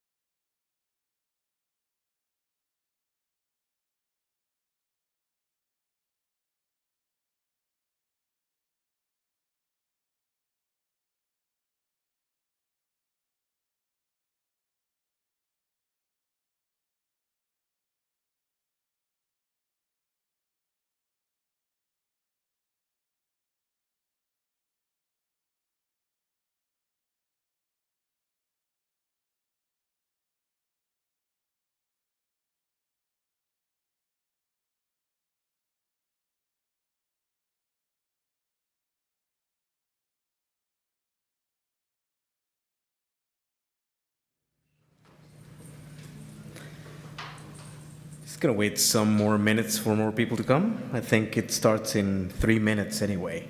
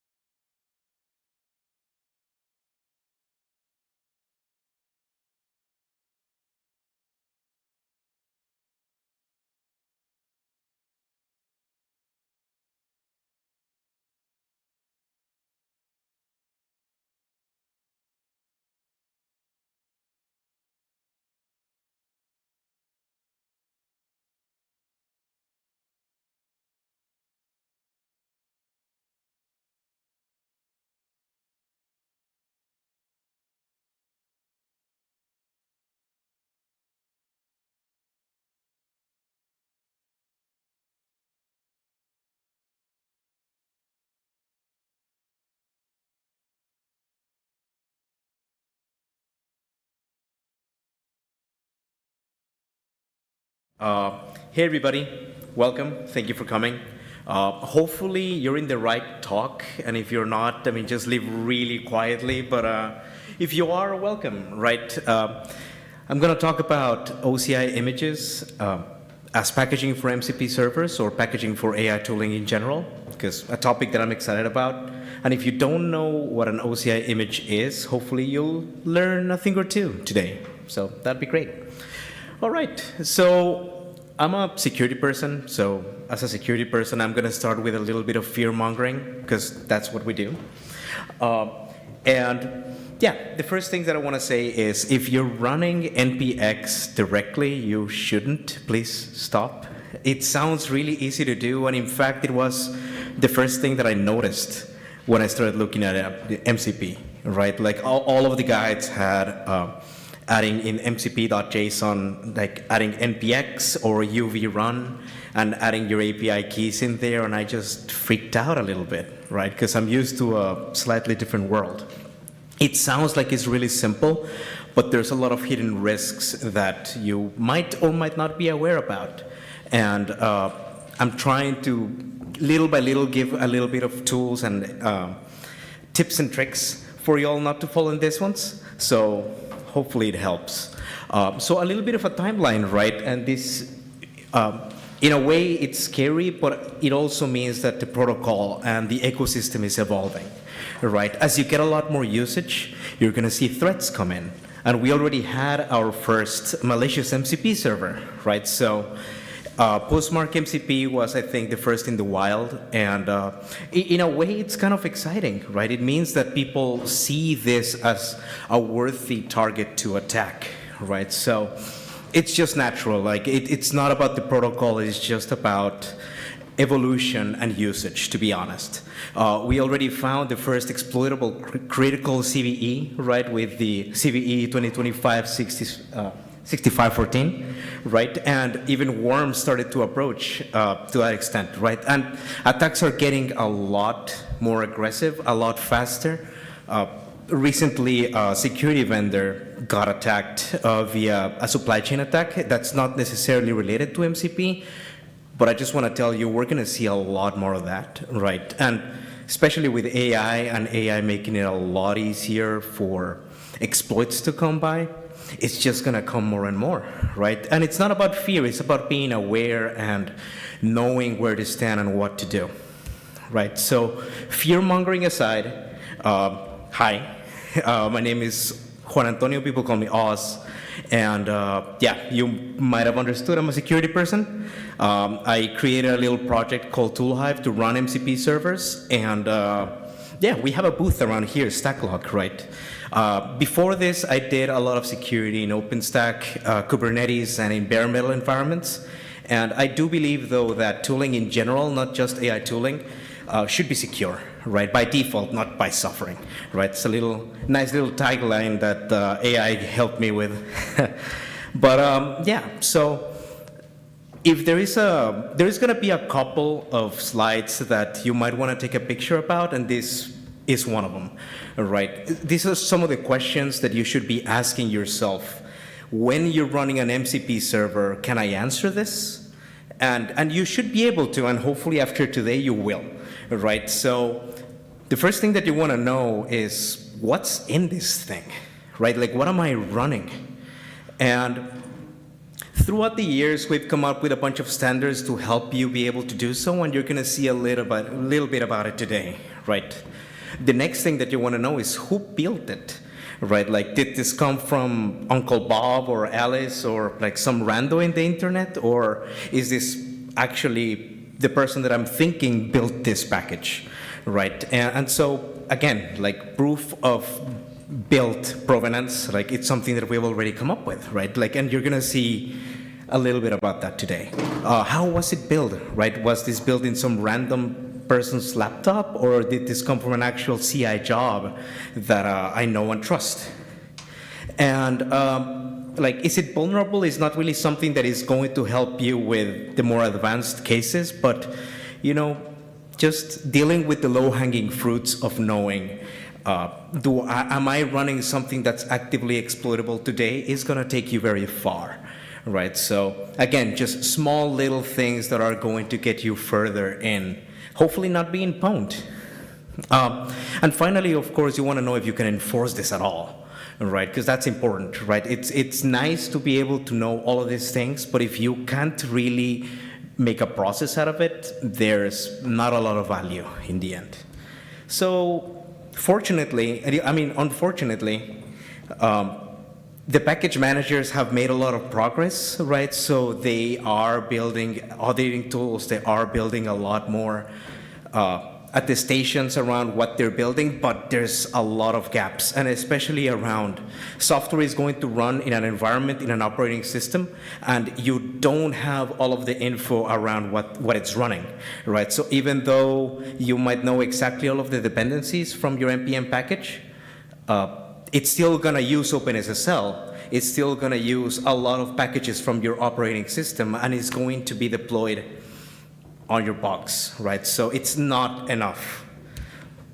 Fortunately, though, there's a format for that, right? And it's nothing new. It's vendor neutral, right? It's not something that I'm selling to you or anything.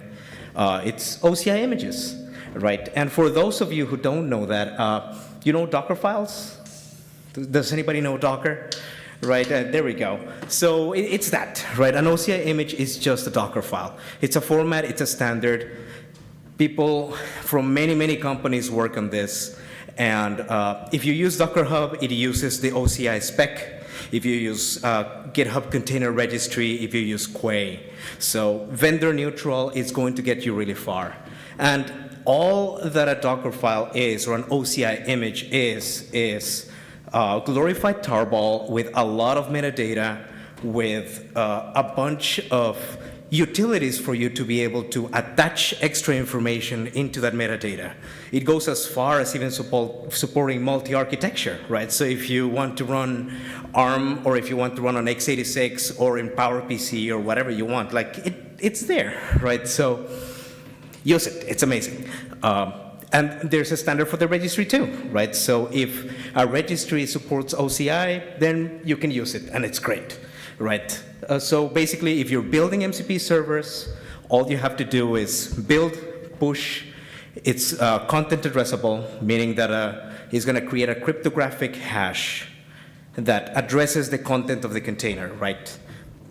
Then you push that tag that's with the cryptographically content addressable hash onto the registry, right? And you're off to the races, right? Then it's up to you to take a lot more steps into assuring to your users that it's safe, right? So you might want to attach an SBOM, you might want to attach attestations, and you're going to see a little bit of that. I'm just not throwing keywords or random buzzwords to you.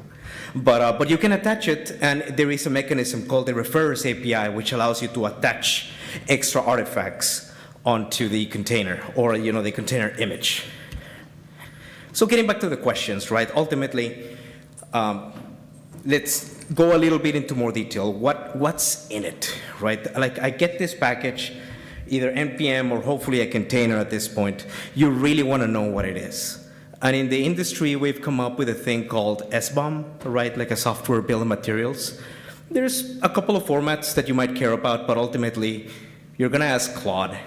Claude is going to give you something. And it's going to help you generate basically a list of all of the libraries, dependencies, and different artifacts that are part of this glorified tarball that I just talked about. And from that, you can already make assertions, right? Like, does this package contain everything that I expect it to contain, right? Or does it have something else that I should be worried about, right? If it's an OCI image, it also contains the user space packages, so you can say it has this particular OpenSSL version, and thus I am vulnerable or not, right? So this is as deep as you can go with an SBOM. It's not going to fix everything, but it's going to give you a good sign of where you should focus on your risk assessment. Who built it, right? You all might have heard about being able to sign packages, but who signed it, right? Like, who here uses GPG keys to sign software? Yeah, I mean, yes, but there's better ways out there, right?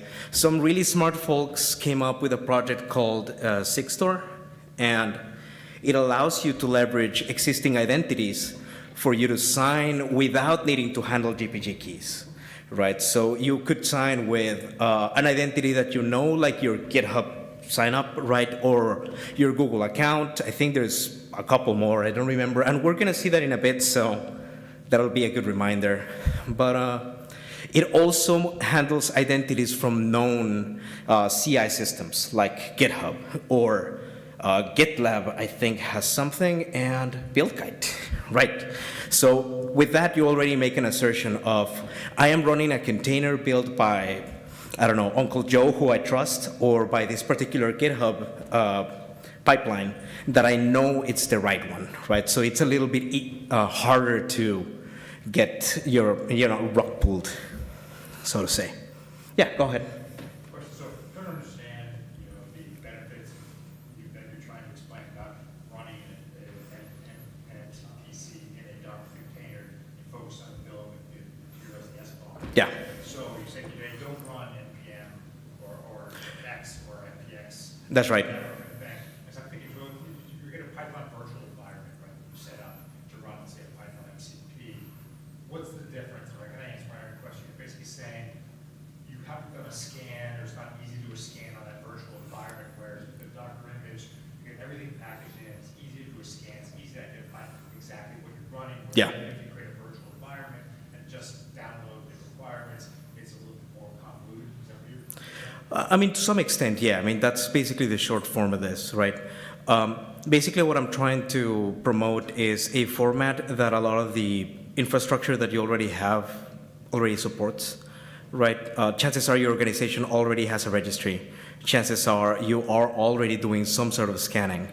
And as opposed to bringing in extra artifacts that you don't really know how to handle, just use standards. If you were repository to which contains a Git package, so that you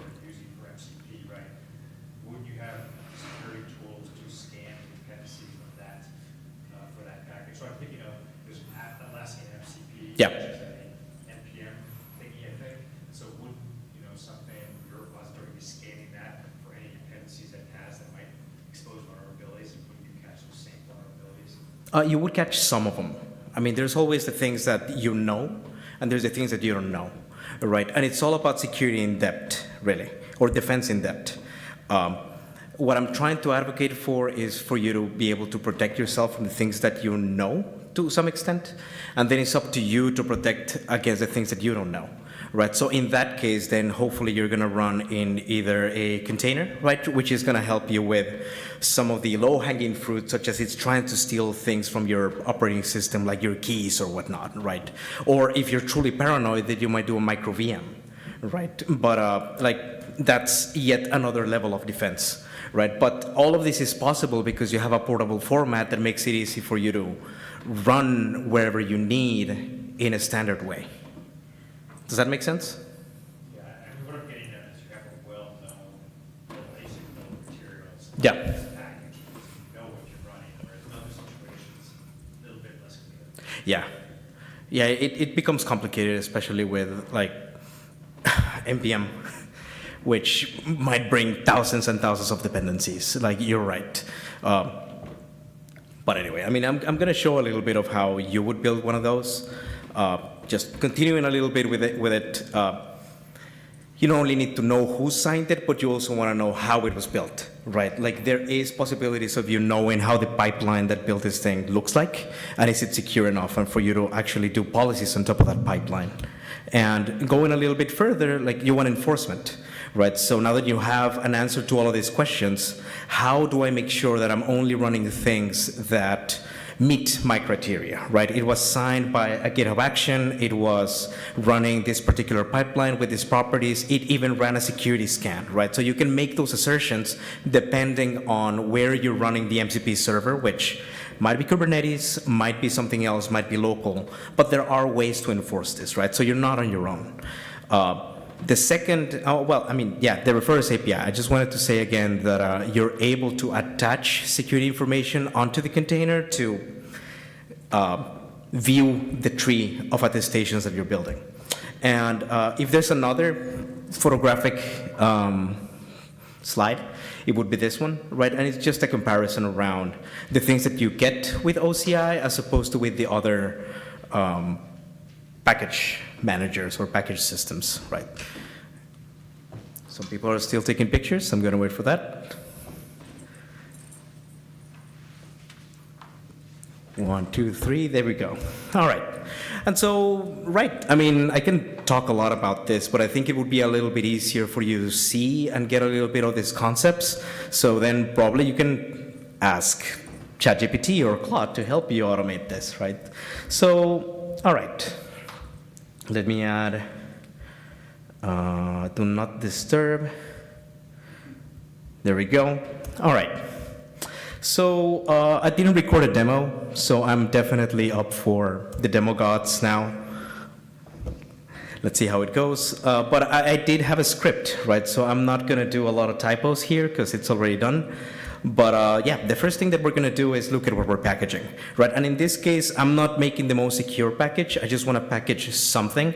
Ideally, you would be using something from a company like ChainGuard. I mean, I'm not affiliated with them, but I really like what they're doing. But in this case, I'm just building some container, right? Ideally, you would make something a little bit better, and AI can help you with that. But this is what it looks like, right? It just uses the Node 24 Slim image, and it packages some MCP server.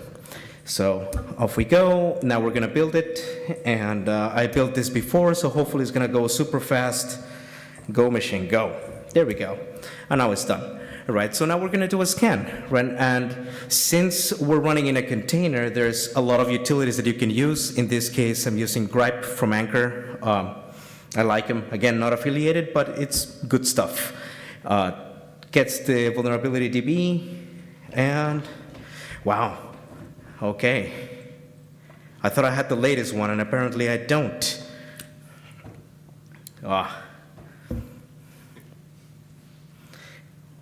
This is going to take a while. Is it using my Wi-Fi? Nope.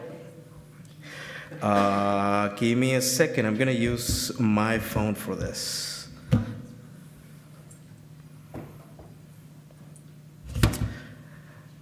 Yeah, 100 megs is too much for this Wi-Fi. from the conference. Come on. There we go.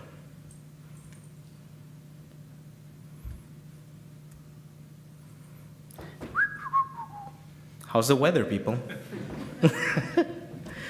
No.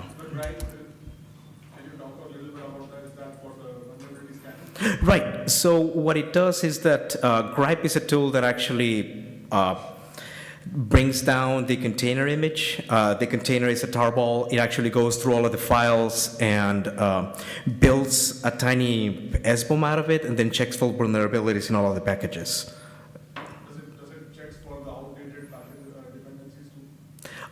You won't really know that they're outdated, so it doesn't really tell you, like, hey, this is outdated, but it will tell you that it has a lot of vulnerabilities, right? So if a package is really old, the chances are critical vulnerabilities are not patched, if that makes sense.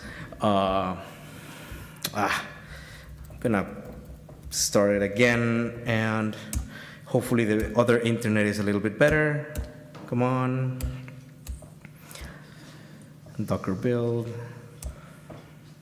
Good thing that this happened exactly on the third step, so it's not too bad. Gripe. Yeah, now it's going a little faster.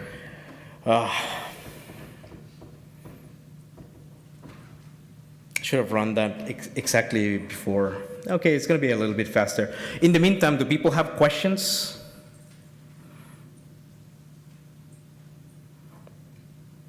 No? Nobody? Do people run vulnerabilities at home? I mean, scans? Yeah? Do you? Okay. 2 people. It's more than I thought. I do run them. I'm really paranoid. Actually, I was going to show up with a tinfoil hat, but I decided not to. Not today. Most of us have the team who does it for us.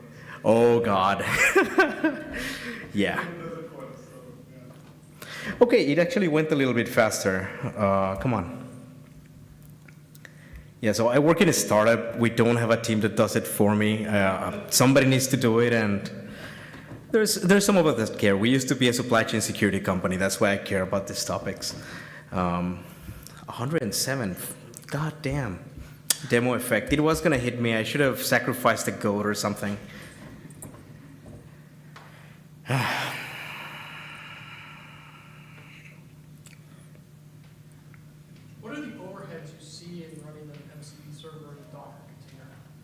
Not as much as you would think, really. Mostly the big issue is when you come with a prepackaged MCP server, they might do exactly what I just did and just slap an image and off you go, right? If you're dealing with a statically compiled language like Go, then it's just one binary. Then it's really easy. You don't have a lot of dependencies or vulnerabilities like, woohoo, here we go. Yeah, so the 24 Slim has a bunch of won't fix high vulnerabilities in DPKG, which is not super relevant. libc might be exploitable, and some folks from Edera might give some really nice hints on how to exploit those. Yeah, libc and curses. So like there's a lot of stuff, and it really depends on the quality of the container that you're running, how bad this is going to be, right? And you're going to see that in a little bit. So now we're going to build an SBOM out of it. And there's another tool called Sift. It helps you build SBOMs. And the higher quality container image that you get, the smaller the SBOM is, because in that case, you're running a lot more minimal images with a lot less packages, which is less attack vector, if that makes sense. So it built the SBOM. It's 1.5 megas of text. That's a lot. I know that people get used to really big packages nowadays, but I mean, to me, this is a lot. Components. And of course, it's NPM, so it's going to bring a lot of dependencies, but then the operating system ones, it's 3,600 components. That's plenty. But at least we get a notion of what we have and what we're dealing with, which is what matters here, right? So let's look at some of them, right? And a lot of it is going to be node dependencies, right? You have the version, you know it's a library, you know what kind of things we're dealing with. Go ahead.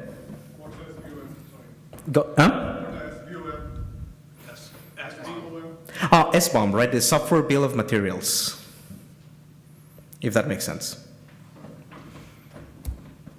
All right. So we're going to push it. Let's see. This might also take a little bit because of the internet. Push refers to this, and no, it didn't take that much, so that's good.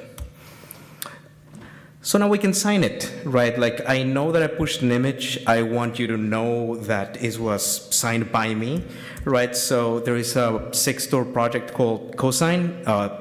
It's from the OpenSSF, free and open source, and it's going to help me do it, right? So let's see. Right, takes me to the by signing. I can sign with Google. I'm gonna sign with my Gmail. And, there we go. Okay. It never asks me this. Galaxy settings, tap Google. Come on.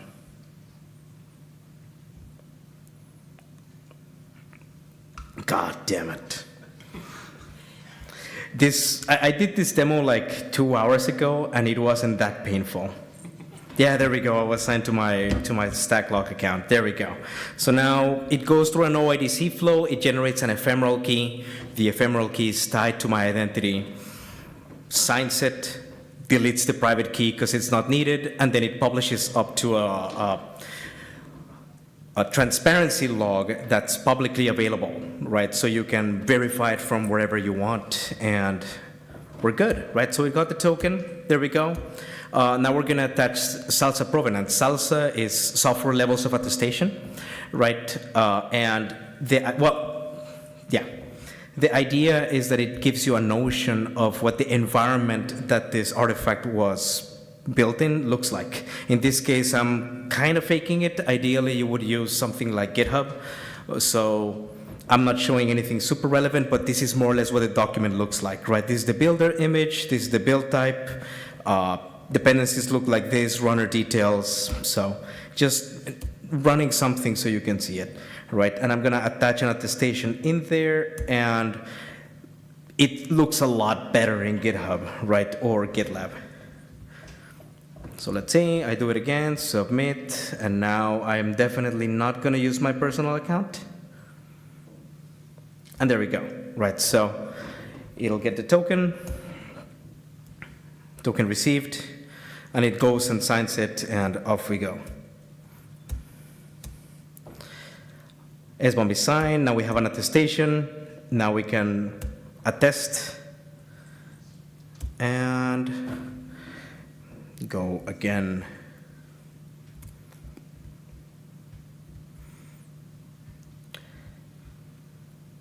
And normally you would do this automatically, right? I mean, I'm just showing you the long route of doing things. You can run this in a Kubernetes job. You can run it automatically with existing projects like Kyverno, for example.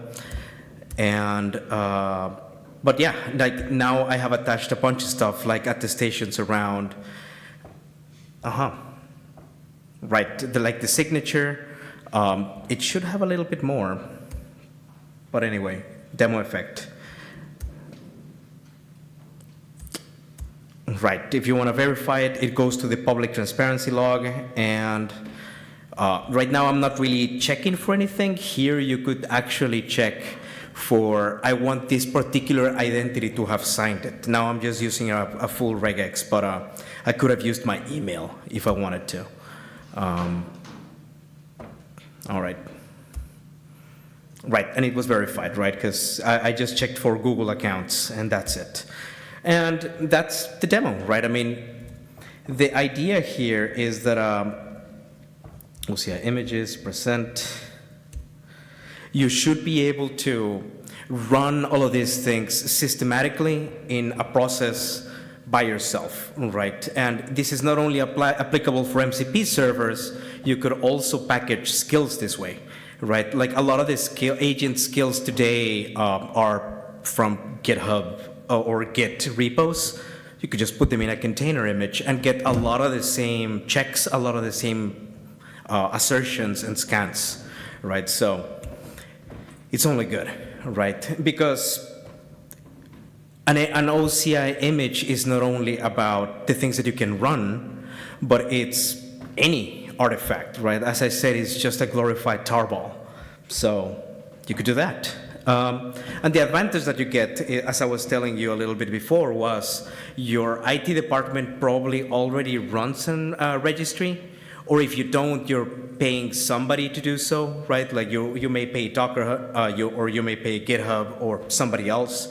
You might have Artifactory in-house.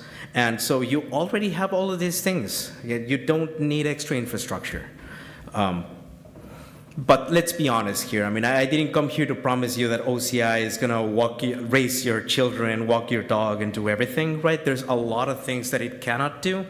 But it's a defense in depth kind of thing, right? It's one step around many things that you can do to secure yourself. Tool poisoning is an example here, right? An MCP server has descriptions that will make the agent do something that it's not supposed to do. An OCI image that's secure in a container can't really protect you from that. If you want protection from that, probably you're going to trust a trusted registry, right? Or you're going to run only approved and attested and secure MCP servers that you know about. But you could do something around that. I mean, you could sign or add the tool descriptions onto an annotation in OCI, and that signature will stick, and you could potentially verify it at runtime. That's a possibility, but again, defense in depth, you need many tools. Tool shadowing, right? Like an MCP server that exposes a tool pretending to be another one. Again, maybe a trusted registry would help with that, not OCI, right? Or rug pulls, right? An MCP server that all of a sudden behaves differently.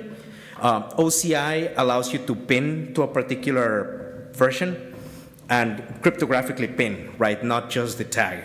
And so potentially you could secure yourself with that a little bit, but again, like as MCP servers get updated, as they start running new things, maybe one of them gets compromised. And so rug pulls is something that, again, an OCI might help a little bit, but it's not the whole thing, right? But we're all here to learn. We all should get more tools to secure ourselves. And so run a scanner, right? I used Gripe, but there's a lot more out there. Use Cosign, right? It's an open source project. Validate your MCP servers and sources, right? Establish policies, and I'm sure your security team will be super happy to help you with that. And stay informed, right? And if nothing else, that's all. Thank you for listening.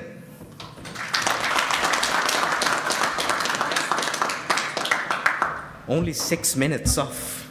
There we go.